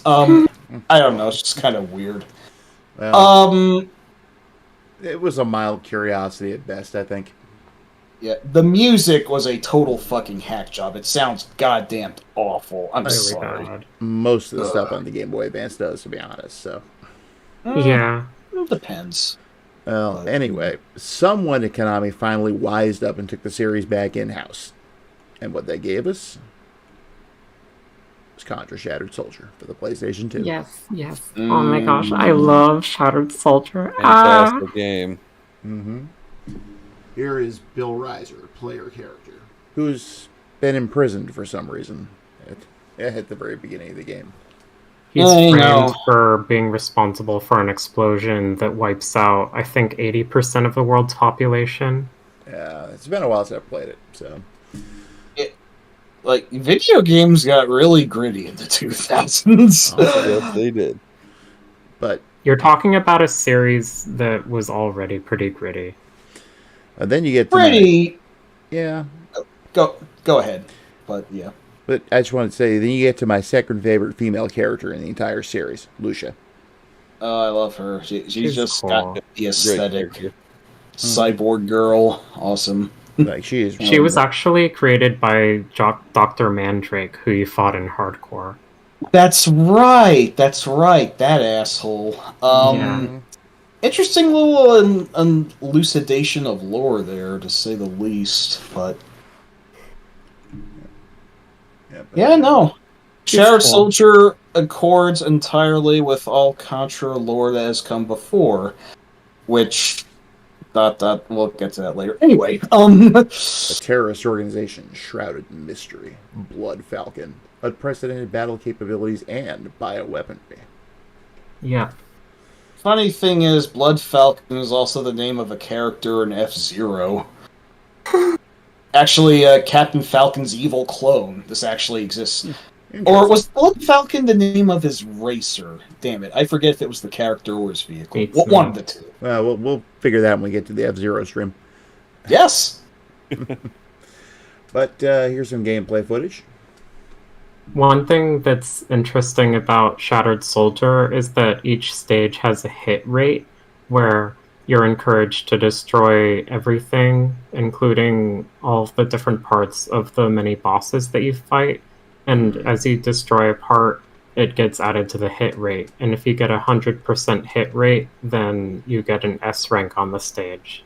That, and you have to not die throughout the stage as well during that S rank, which is something I kind of had contention with. Yeah. And I love Shattered Soldier. It's one of my favorite games in the series, but the hit rate knocks it down for me. I just don't like that gameplay mechanic.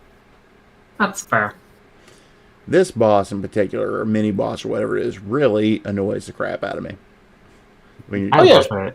Yeah, Sharon, of course you know about Captain Falcon, but F-Zero X has a character called Blood Falcon who is his evil clone. That's all I wanted to mention. Made by his arch-rival Black Shadow, but yes. Mm-hmm. But let's see as we go on. This game also doesn't have weapon drops. Instead, you have 3 different weapons that you cycle between throughout the entire game, and each one has a different purpose. So you have a regular machine gun, which can be charged up to fire out a projectile that sprays out bullets in a stream all around in 360 degrees. And then you have the flamethrower, which can be charged up to shoot out a super-powered plasma shot. And then you have rolling grenades that roll on the ground, and those can be charged up to shoot out a homing shot. And not a I single honestly spread gun never sight. used the charge shots. Yeah, me either. I don't miss the spread gun, honestly. Yeah, it worn out its welcome by this point.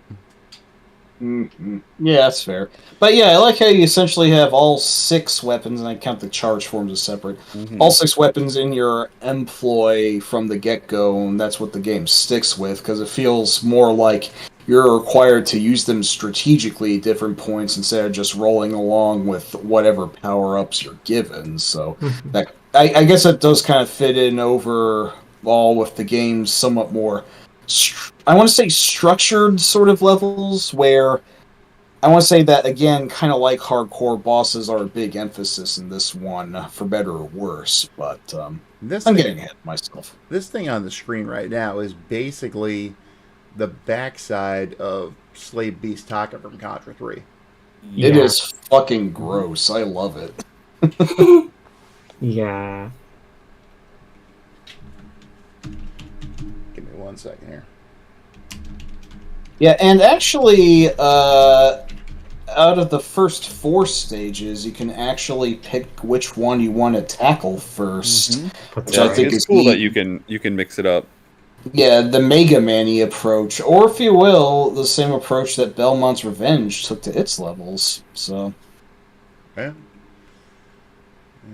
and I forget which one everyone considers the most difficult, but it's like one, you like shoot your way through sort of mountain base, where then you ski down the mountain, snowboard down the mountain, which is pretty That's rad. stage 1. Stage 1, Yep.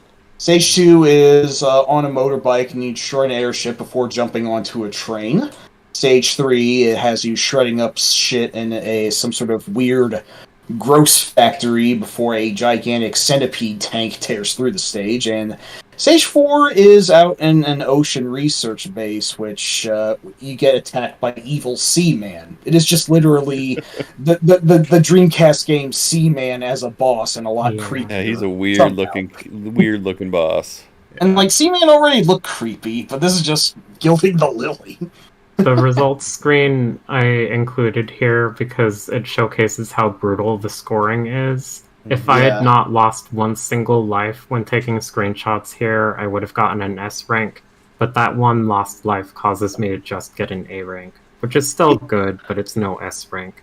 Yeah, counterpoint to what Cap said earlier. I'm okay if the hit rate, I think, is an interesting motivation, but I fucking hate that you get your score deducted if you don't play perfectly. Right. I tried to beat the game with all S ranks in every level, and I did actually succeed once before that memory card got corrupted, so now no one's going to believe me. Yeah, like, I think it's cool, like, to kill all the enemies and, like, on bosses, take apart, like, every part that you have to destroy. That part's cool. It's just, like, the whole, like, needing perfect and not dying. That's the part I really don't like. That's fair. Yeah, it kind of feels like Sheriff Soldier was catering to the proto Dark Souls get good bullshit asshole crowd almost. Years before that existed, but I do sound like I'm a little down the game, but I actually do love a lot about Sheriff Soldier. The soundtrack's great, with half the soundtrack being really crunchingly metal tracks by Silent Hill composer Akira Yamaoka, and the other half by Sota Fujimori is very techno-ish and pulse-pounding, and it's just a really energetic and dynamic soundtrack that just, I think, really dictates the pace of the game very well. I love the metal soundtrack in this game. It is so fucking cool. Yes. It totally fits too. It fits it perfectly. Yeah, and the game actually does look really good in motion as well from screenshots. It does admittedly look a little dark, and it was maybe embellishing a little bit in like the browns and grays that some people joke like 2000 game, no color, blah blah. But no, I think the style fits really well for the game. I mean, I agree. it actually does look, feels like it takes advantage of what the PS2 could do, like. You know, you're not going to mistake the graphics for a high-budget game like Final Fantasy XII or whatever, but they look quite good for the type of game that it is. And he also has some very freakish alien designs there, like what I call the cow spider alien from Stage 3, if anyone remembers that freaky bastard. Yep. Oh, yeah. It has these veins on it, it's so gross. I think the spectacle in this game is honestly up there with Contra 3 and Contra Hardcore in terms of how intense it gets. And the fact they pulled that off with 3D graphics, I think, is really great to see. I love it. Yeah, I consider this the hardest Contra game I've finished.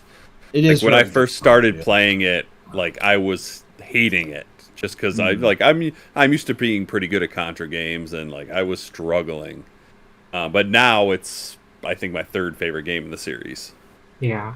Oh yeah, one particular thing I like about this game is that this is the first game that lets you not only aim while stationary, but also lets you lock your aiming position while moving in any direction, and that's really handy. That is immensely useful. It is practically required for some boss fights too, so cool they were able to do that. Yeah. And here's this bit about Lance coming back. Yeah.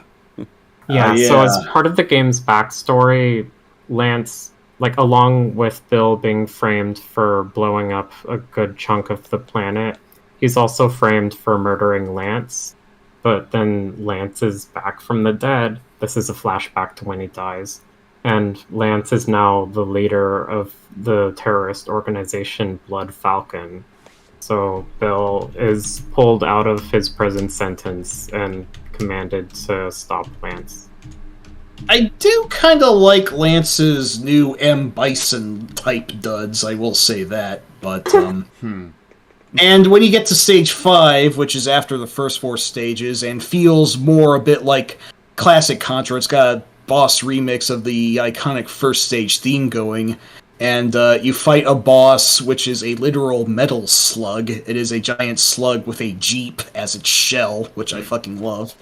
I wonder if the nod to Metal Slug was intentional, if it was just a knowing wink. I don't know. But then you face Lance himself, and you engage in a crazy, ridiculous 5-part boss fight, which really goes places.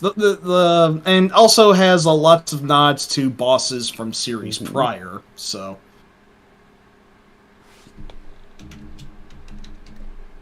Yeah. So I'm going through the screenshots here we have.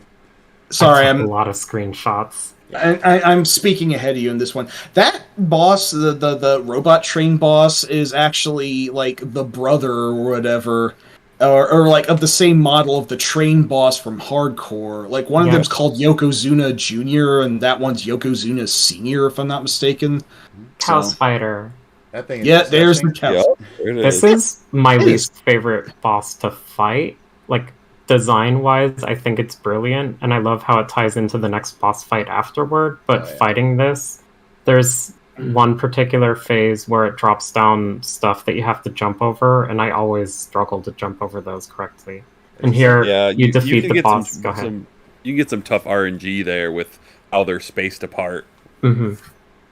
So when you defeat the boss, it falls on the conveyor belt and then gets thrown into the meat grinder. It failed to play hardcore, clearly. And then the meat that comes out of this boss is then being eaten by the next boss that you fight, which is this alien serpent head. I think it's really great. I normally appreciate cool gore effects, but this one even makes me a little nauseous. Still cool though, don't get me wrong. I think it's hilarious. Yeah. Like in this context, I think it's really funny. It is dark. It is dark comedy for sure. I love this guy here. Just something about him. He's like a dog. Yeah. Mm, mm, mm, mm, mm, mm. He also likes to puke at you and lay it out or spit out bubbles. Yeah. And then there's this thing.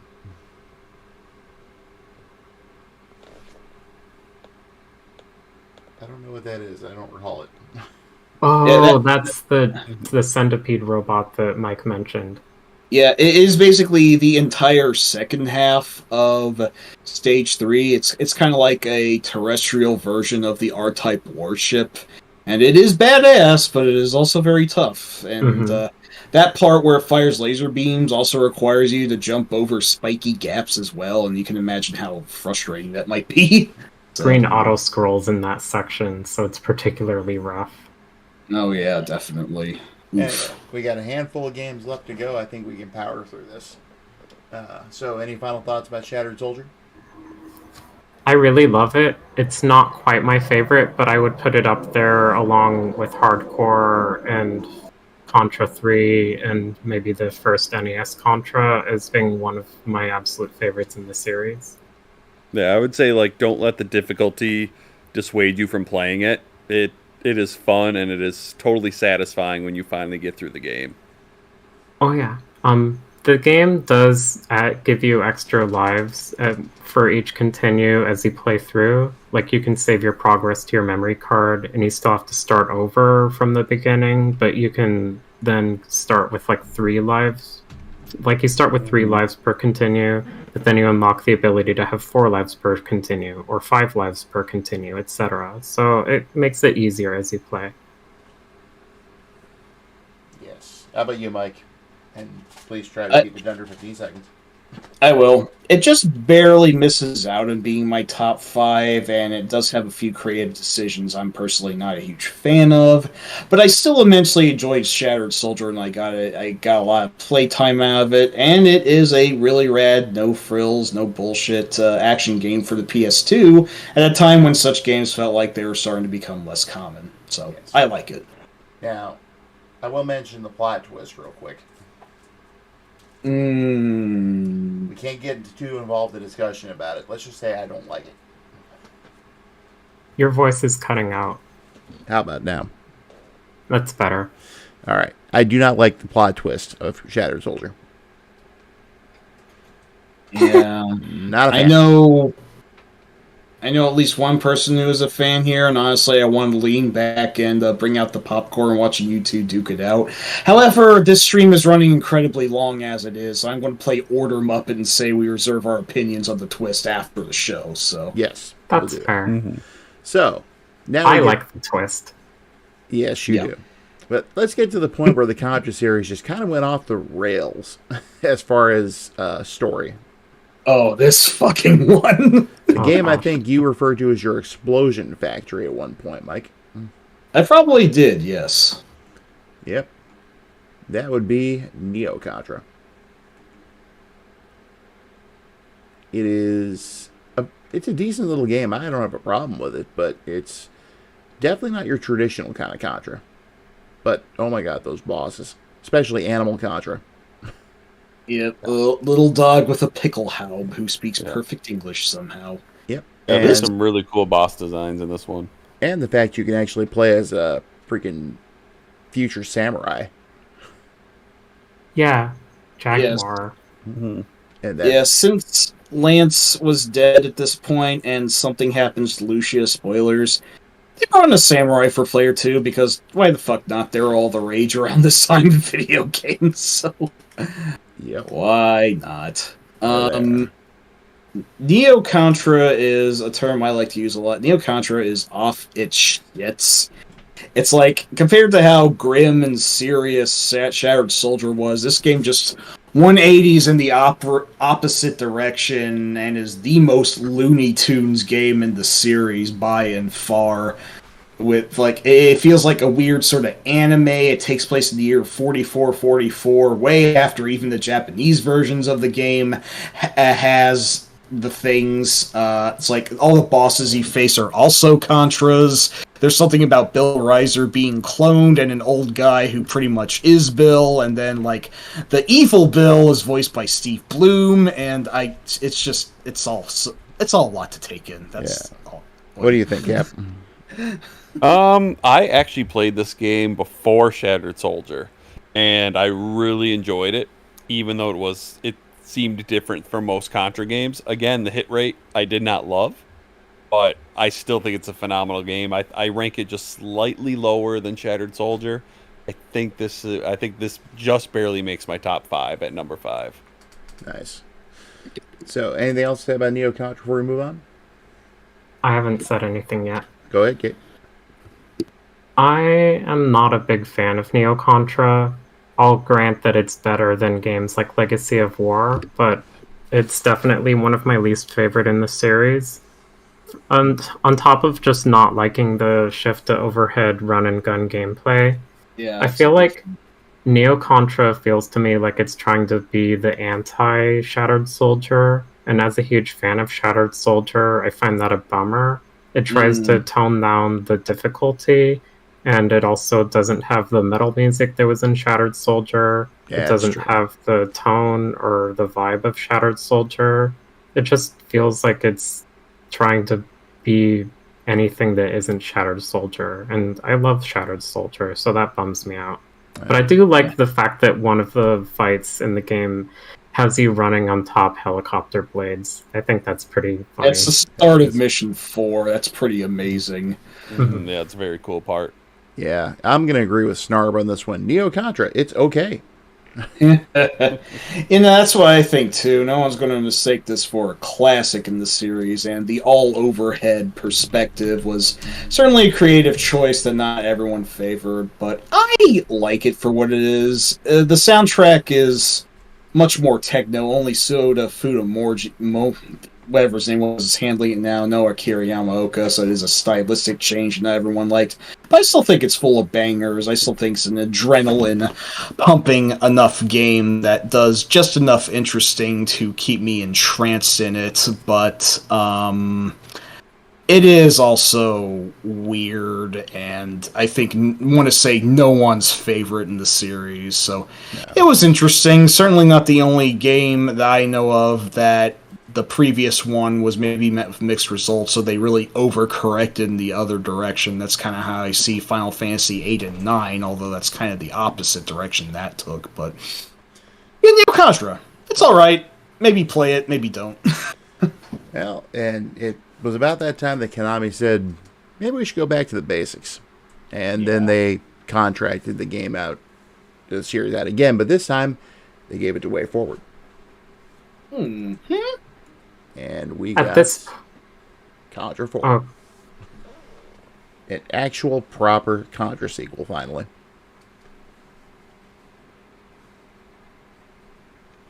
You were saying, Kate? So I want to point out this virtual console screen, that's something that I hacked because I did a DS injection into the Wii U virtual console shell on my Wii U. But just to make that clear. Yeah, okay. So, Contra 4, it's worth noting that Way Forward actually was not that well known at this point in time. They had done the original Shantae, but that wasn't a big hit, and that ended up, at that point, Way Forward was mostly doing licensed games that didn't get much attention, so there was some skepticism about whether Contra 4 would be good or not. But then it came out, and it turned out to be a big success, and lots of people loved it. And that helped get Way Forward's name on the record as being one of the best 2D developers in the modern era. Yeah, I can see that happening. I forget what else they did before that, but I've only played this one a little bit, but I do like what I've played so far. Yeah, I've only played a little bit of it as well. Keep going. I was going to say, though, I agree with Snarb. The gap in the playfield where bullets can blindside you, that sucks. Yeah. I've only played it a little bit as well, and I was enjoying it, but yeah, that's the part that made me stop playing it, because I just do not like that gap and losing track of bullets. And when it comes to Contra, you kind of need to keep track of the bullets. Yeah. part of why I wanted to have screenshots that had the DS on screen is so that people could get like a visual representation of how it looks, since both screens are active and the gap in between is an active area. The level design mostly takes that into account, but sometimes stuff can get hidden between the gap. And then the rest of these screenshots I took with my capture card that I just got, so those just have the screens put together. I do like how they included the NES Contra, and I think Super C too is unlockable, right? Yeah, they're both in there, but the emulation is not the best. It's serviceable, but it is like on the original DS in 2007. Yeah, so I can understand that. Mm-hmm. And then also, there's no 2-player in these emulations. Yeah. But they also included stuff like scans from the Famicom manual and the cover of the Shin Contra soundtrack, or Contra Shadow Soldier. Yeah. There's a bunch of bonus content. I didn't put everything here, but I took like a few screenshots of it because I thought it would be fun. Mm-hmm. They describe Lucia as cybernetic hottie. Yeah. And they have an interview with Nobuya Nakazato, who directed some of the games like Alien Wars and Hardcore and Shattered Soldier. So that's pretty cool. Nice. And there's some more footage there with the grappling hook. Yeah.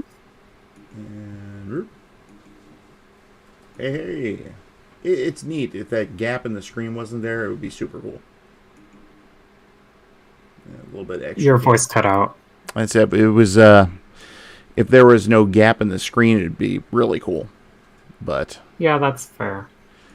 And then we have this. I think it's kind of interesting that the two vertical screens makes this probably the closest successor to the two arcade games, since those both had vertically oriented monitors. Hey, that's a good point, yeah. Yep, but go ahead. I will say I fucking love Contra 4, and I never really minded the gap all that much. I just think that the game plays really well, like it cherry-picked good things from Contra and Super C and Contra 3, the latter like with the double weapons, for example, and it has a pretty neat spread. It is the longest Contra game ever made at a whopping 9 stages, which I think maybe is a little bit too long, granted, but there's some really cool set pieces, like you riding a missile and then you just being on this giant bug that's tearing through the city, and then the final stage, spoilers, the enemies, once again, Black Viper, actually taking a nod from Operation C's lore. And at first it's a reasonably large alien leader that seems pretty tough to... It is beaten relatively easily, but then it just does a Super Saiyan thing and absorbs a shitload of corpses, of all things, which is kind of M-rated for a Contra game. And then it just becomes this massive alien who then becomes the entire final stage. And you have to infiltrate it up its asshole to begin the level. I'm not kidding. That this is really what you have to do. And it's very nauseating, even for Contra standards, of all the bodies wriggling around in its interiors and whatnot. It's gross, and I kind of really like it, but no, I just thought the game played really well, and I was probably the only weirdo I know who didn't mind the gap at all. Don't get me wrong, I can see how that would be a deal breaker for some people. It is a bit of an adjustment, but I still think the game's reasonably playable in spite of that handicap, and I just always really had a blast with this one. It is actually my 5th favorite Contra game in the series. It is maybe kind of overlong. It's not as breezy as the 4th I'd rate higher, but I still think it's a blast. Also, bonus points for having several other playable characters like Mad Dog and Scorpion, who are just sprite recolors of Bill and Lance, but it's nice to nod to the NES version. Lucia and Sheena from Sarah Children Hardcore playable. The Probotector is also his own playable sprite, and my favorite thing is Jimbo and Sully are even their own characters, and they're just dead-ass the sprites from Contra 3, which is pretty funny. Mm-hmm. But yeah, I like Contra 4. It's cool. So yeah, like I said, decent from what I played. Cap? Yeah, same. I agree. Dyer, it's decent. I gotta just plow through it and deal with the gap. It is an understandable deal breaker, don't get me wrong. I think I'm the weird one for not minding it, honestly.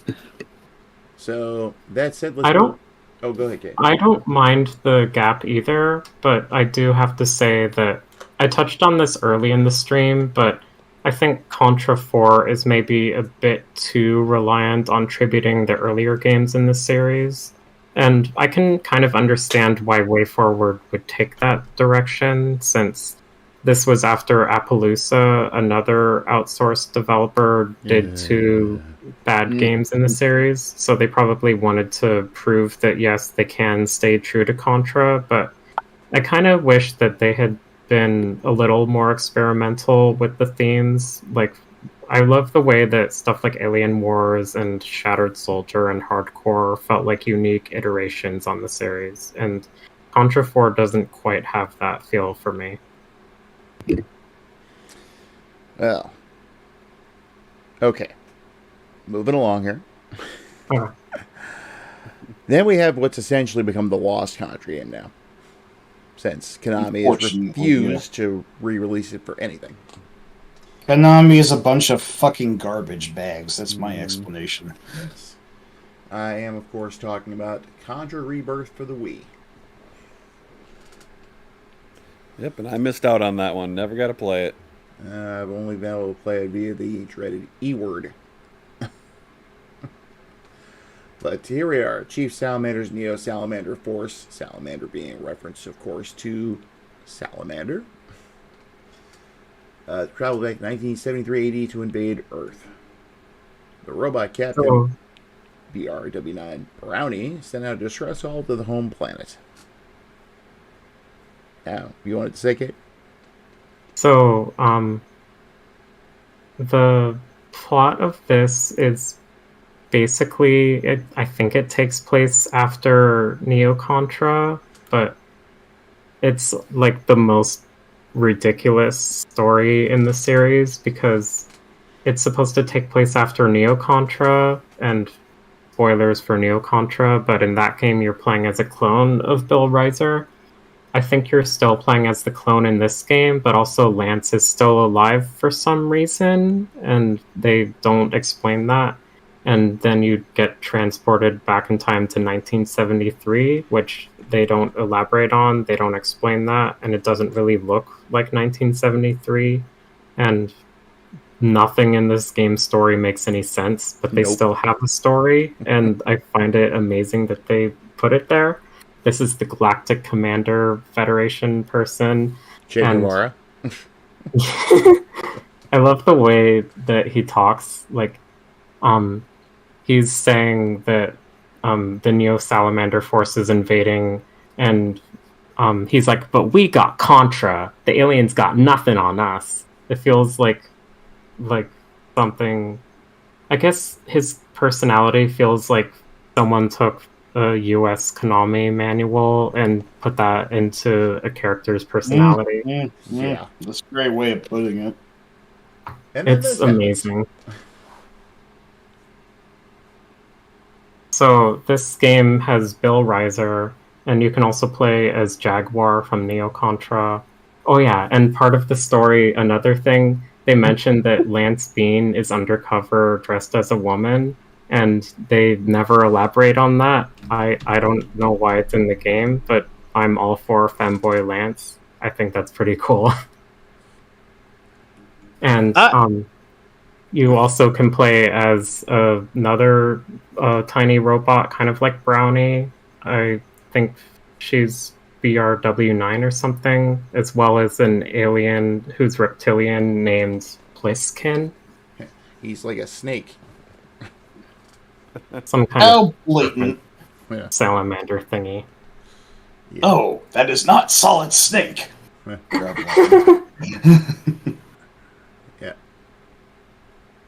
Wait. Sharon, there have been plenty of girl fighters in Contra games before now. Yeah, no, there were Sheena and Hardcore and Lucia and Shattered Soldier.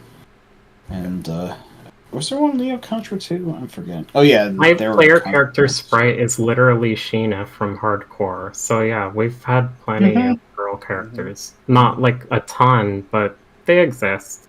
Yeah. Yep. And here's some gameplay in action. Yep. And whatever that thing is. Oh, that's the stage 2 robot. So throughout stage 2, that robot faces you and tries to stop you, and the robot loses its head at the start of the stage when it chases down a crowd of people escaping, and a little girl trips and falls. So then the robot grabs the little girl in its hand, but then you fall from the sky and knock the robot's head off. And then the robot chases you. And then when you finally defeat the robot at the end of the stage, then the robot's head flies back and hits it and causes it to fall apart into pieces. It's really funny. And this stage has robo-camels. Yeah. And then you fight sideways, standing, not hanging at one point. Looks like you're on the moon or something. Oh yeah, that's the final boss phase where you're on the moon. And the gravity shifts all around, so there are like 4 different main phases where one is regular, one is upside down, one is shifted to the left, and one is shifted to the right. Oh, okay. That's pretty cool. Now, Pretty over the top. like I said, I did get to play it a little bit, but I haven't really played it enough to really get a good feel for it. And Cap, you said you missed that one entirely? Yep. Didn't get to play it at all. Completely missed it. Ah. Darn. That's a shame.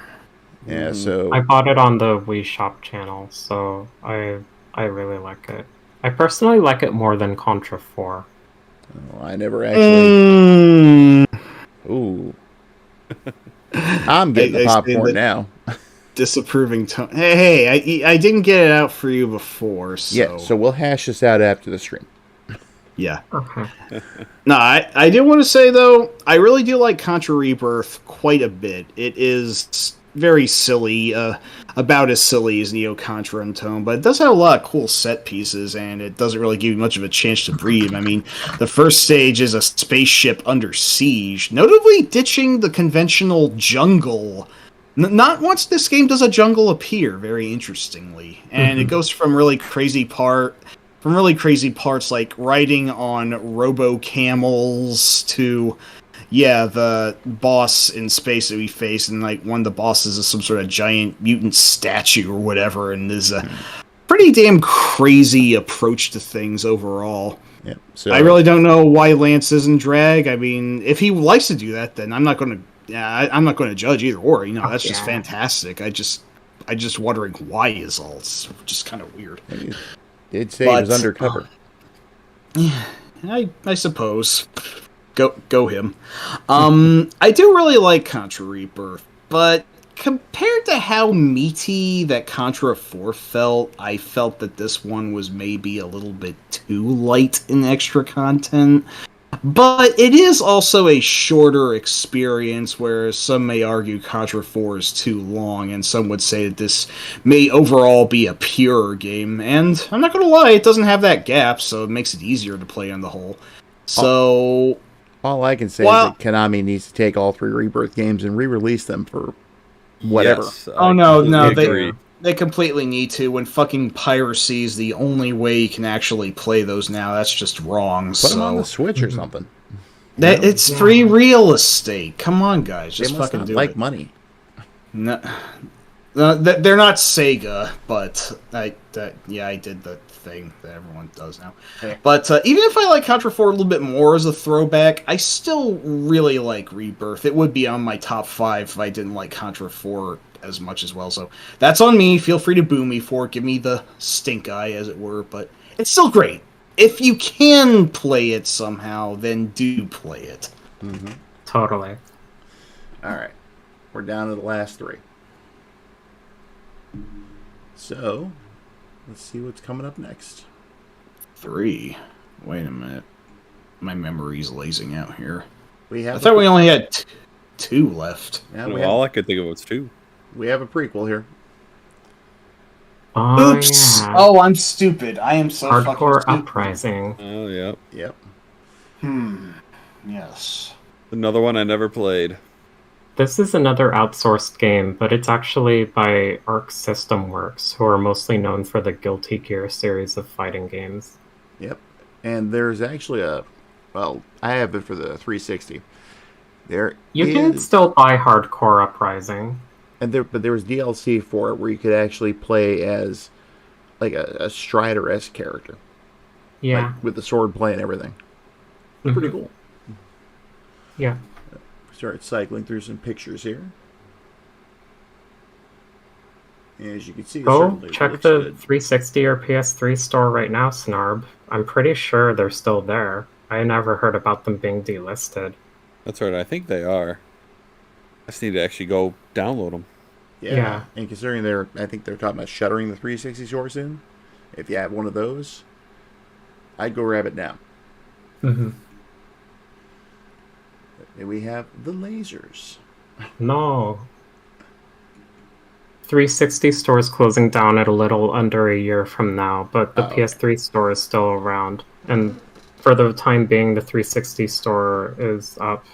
So, yeah, whether you have a 360 or a PS3, go get it. Hey, everybody. Isn't the digital age fucking tap dancingly fantastic? Yeah. Fuck the future. Goddamn. Yeah. And we have... Yeah, you said you wanted to mention this part in particular, Kate. Which part? It should pop up on your screen shortly. Oh, yeah. One thing I like about Hardcore Uprising is that, unlike the past couple games, it tries to do a unique thing, and it feels more like an original entry in the series. And I particularly like some of the things that it does as far as gameplay experimentation. So the first part of Stage 5 is actually a stealth section, and you can even wear a cardboard box and run around with it like you're playing a Metal Gear game. I think that's really cool. I appreciate that they did something like that. I normally don't like stealth segments in non-stealth games, but I really appreciate the Metal Gear nod, so this gets a pass. And tying in with more Contra lore, since it is a prequel to Hardcore, the main hero of the game is actually Colonel Bahamut from the villain from Hardcore. Except here, he's the main protagonist. Yep. And then you have this thing, looks like it came out of Castlevania, but with lasers.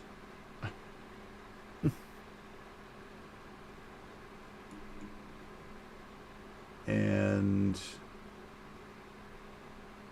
yeah, that's one of the enemies in Stage 5. Yeah, that's... I don't think 360s are too expensive. I think it depends on which model you get and where you get it. I would be wary of original model 360s, but probably the S model or later would be worth picking up. Yeah, I have an original one myself, but I bought it brand new, and I think out of the 13 years I've owned it, I've maybe played it for a grand total of 6 months. Oh, wow. Yeah.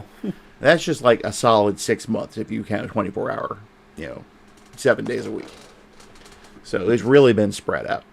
But I had to get it to play Splatterhouse. So. Right. Yeah. So anyway, thoughts on Uprising? I need think to play it's pretty... Okay. There you go. Kate? I think Hardcore Uprising is pretty cool. It's not quite my favorite, but I do appreciate it for the unique things it does in the series. And I think it's very technically and visually impressive to look at. It's a spectacle, and I wish we could get more games like it. Yeah, I can see that. Mike? I will be honest, I wasn't a huge fan of it. I will admit I am kind of biased against Ark. For some reason, none of their games ever really landed in for me until Guilty Gear Strive, i.e. their most recent one. But, while this game certainly has style to spare, I don't know if this was a skill issue or what, but I was just really badly getting my ass kicked. It didn't feel like it played like the Contra I knew, and I just really wasn't getting used to it. And like the game itself is also very long for Contra standards, like 70 minutes or so. So like I couldn't beat it in one consecutive run. It does allow you to like choose the stages once you've beaten them, so I just had to like pick each stage apart by stage, and I couldn't do it consecutively, and that just didn't sit right with me. All skill issues, I'm sure. Maybe I just suck at it, but it is a very stylish game, and it is cool, and I do agree with Kate, it does do some interesting things, but I just wasn't a giant fan of how it played, and that's how it is. Sorry. I just need to play it more. I have not put very much time into it in the whole time I've had I'd like to let you know what you think if you do. So, well, I got to hook the 360 back up at some point. Probably my one complaint is that it's a little bit too long for its own good. yeah. So it can be a bit draining to play through in a single sitting. But it does have a mode where you can select stages from a stage select, so that helps. At least, yeah. Well, now's the time where we get to what's considered to be the worst Contra game since Appaloosa's Abominations. I didn't think a fucking thing was possible, but modern Konami fucking did it, because that's all they fucking do. Yep. Contra Rogue Core. I fucking hate Rogue Core. So many terrible ideas. Yeah. It doesn't feel like a Contra game. It feels like a bad Gauntlet game that happens to have some... Still there, Kate? Yeah. Yeah, you blanked out completely for a second. I've been having technical errors all tonight. Don't know what's up with that. I said that it doesn't feel like a Contra game. It feels a bad Gauntlet game, like a really bad Gauntlet. Happens to have...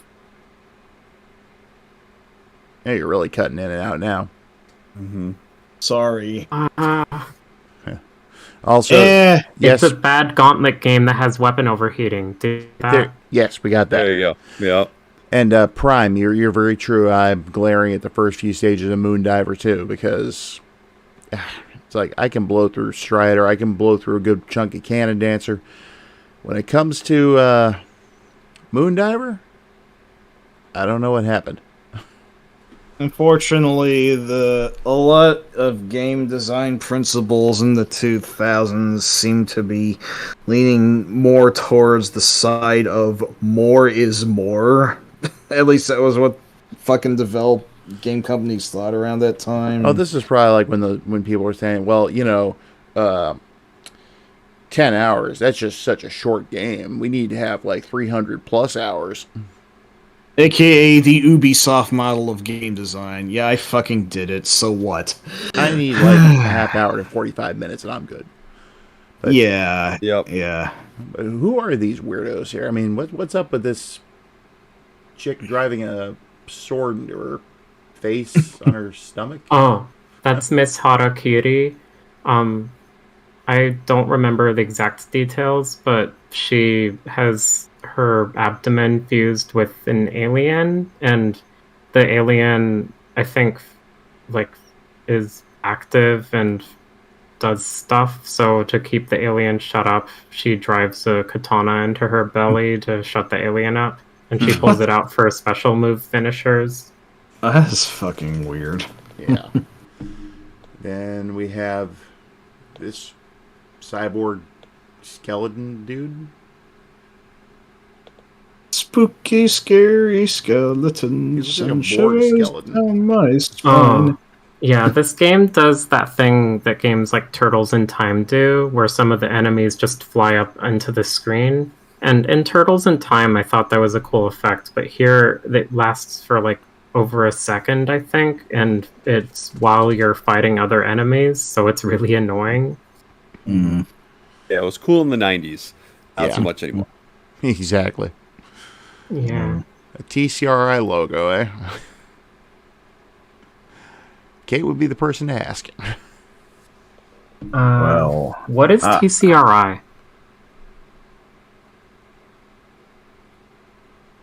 Hello?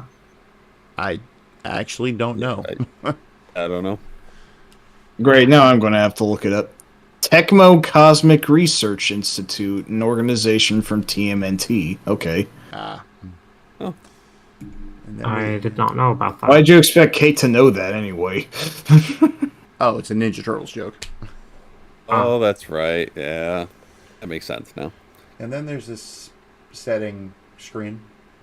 Oh, yeah. The thing about this is that the PC version, I think it defaults to either 720p or 1080p. I forget which, but it's in windowed mode, I think, and it doesn't fill the whole screen, so you don't get access to the options screen until after you finish the intro tutorial stage, and you can't even pause the game until you finish that stage, and that's when you can finally set it to your monitor's resolution. So I had to go through all that just to get it to 1440p. It's Jeez.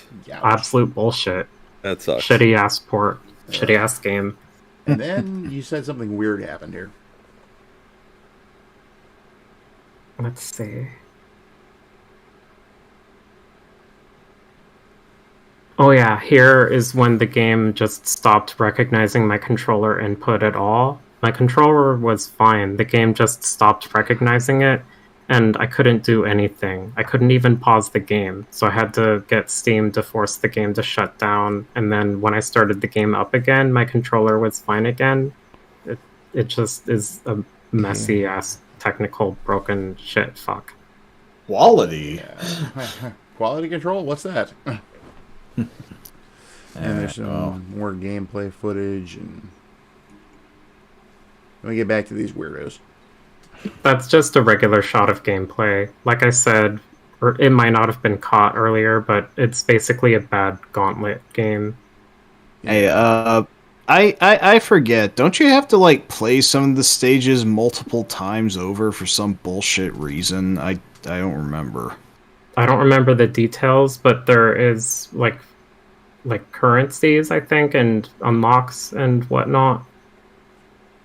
That sounds Konami like does that with gotcha several bullshit. of their games, kind of like with Castlevania Harmony of Despair, and even Hardcore Uprising had that a bit. They just like that structure for some reason.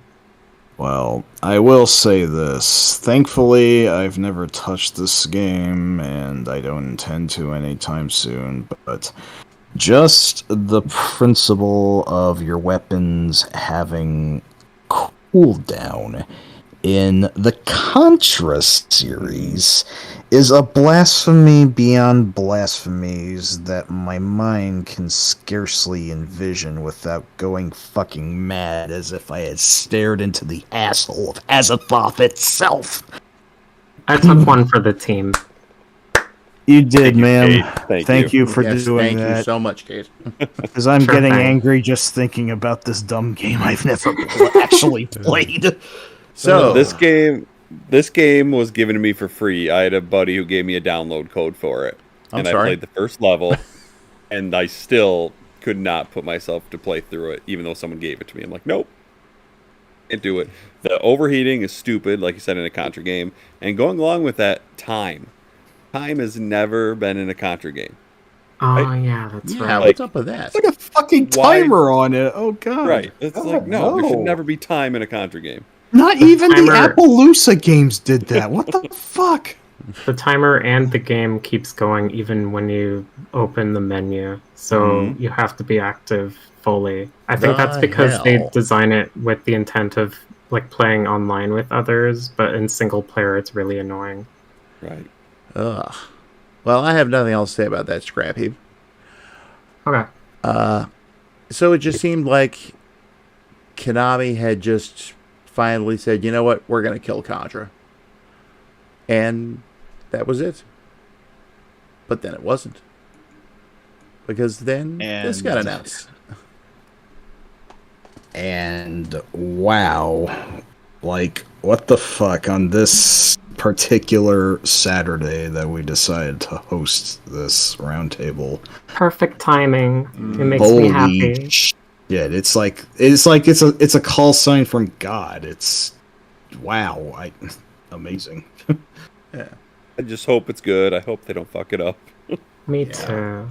Again, I'm not totally as I'll mirror the sentiment that everyone else did when we saw the trailer earlier. I'm not totally loving how it looks, but Way Forward has a fair pedigree, and they have actually dabbled with the series before.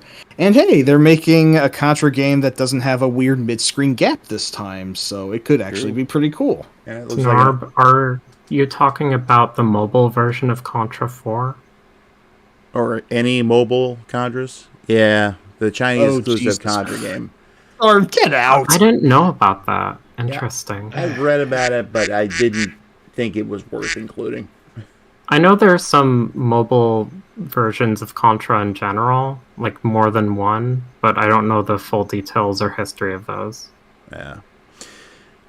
I do like how this boss here on screen right now looks like an homage to the third stage boss of the NES Contra. That is really Yep. neat. Yeah. Mm-hmm.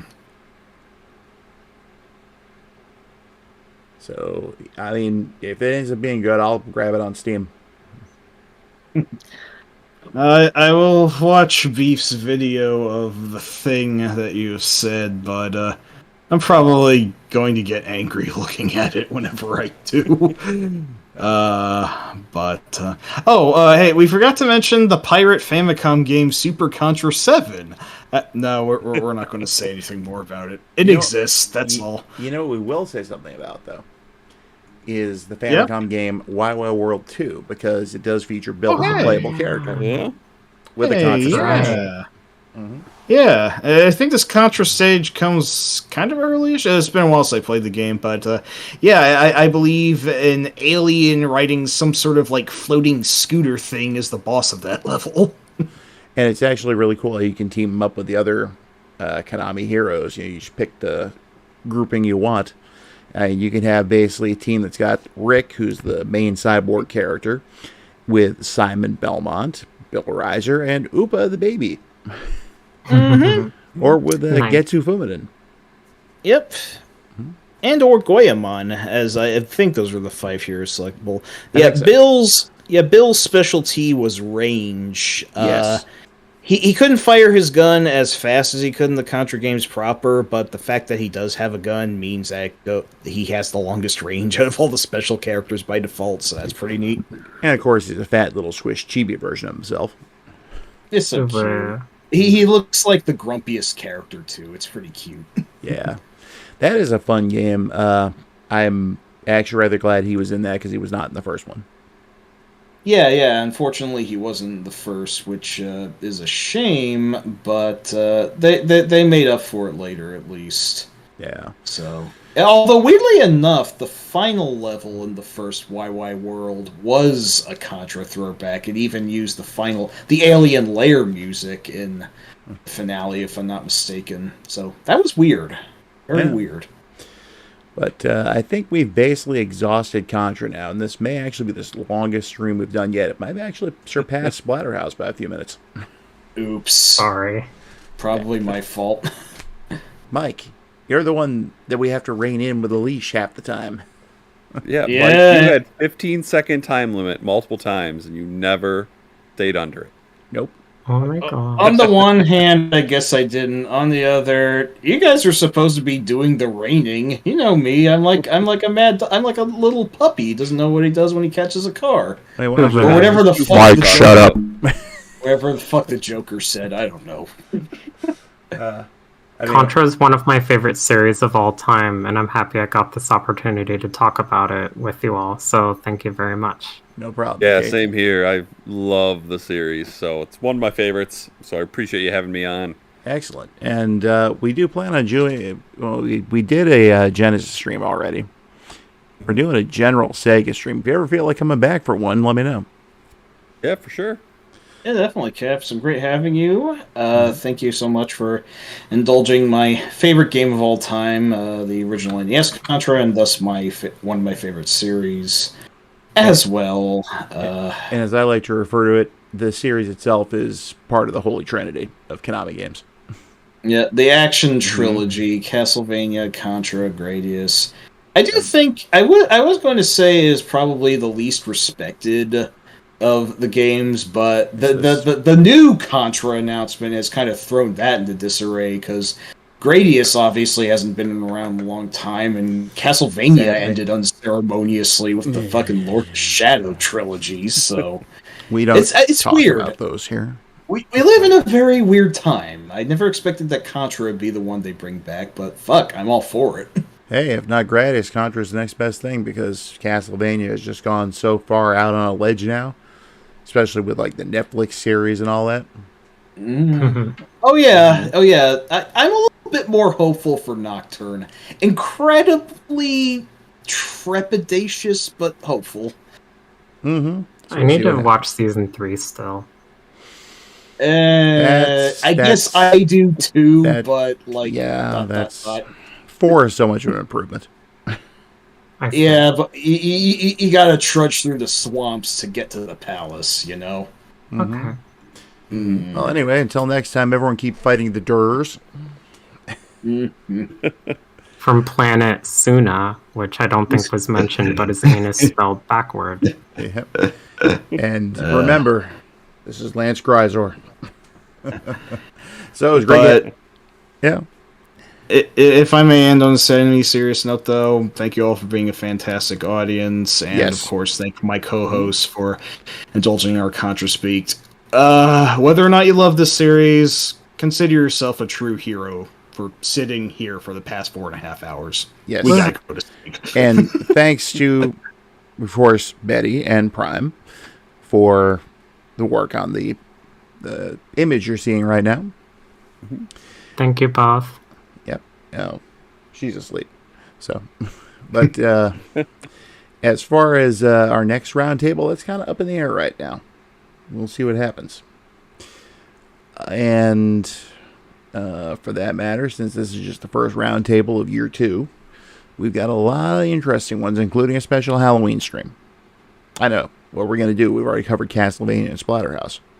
Well, don't overlook the obvious answer.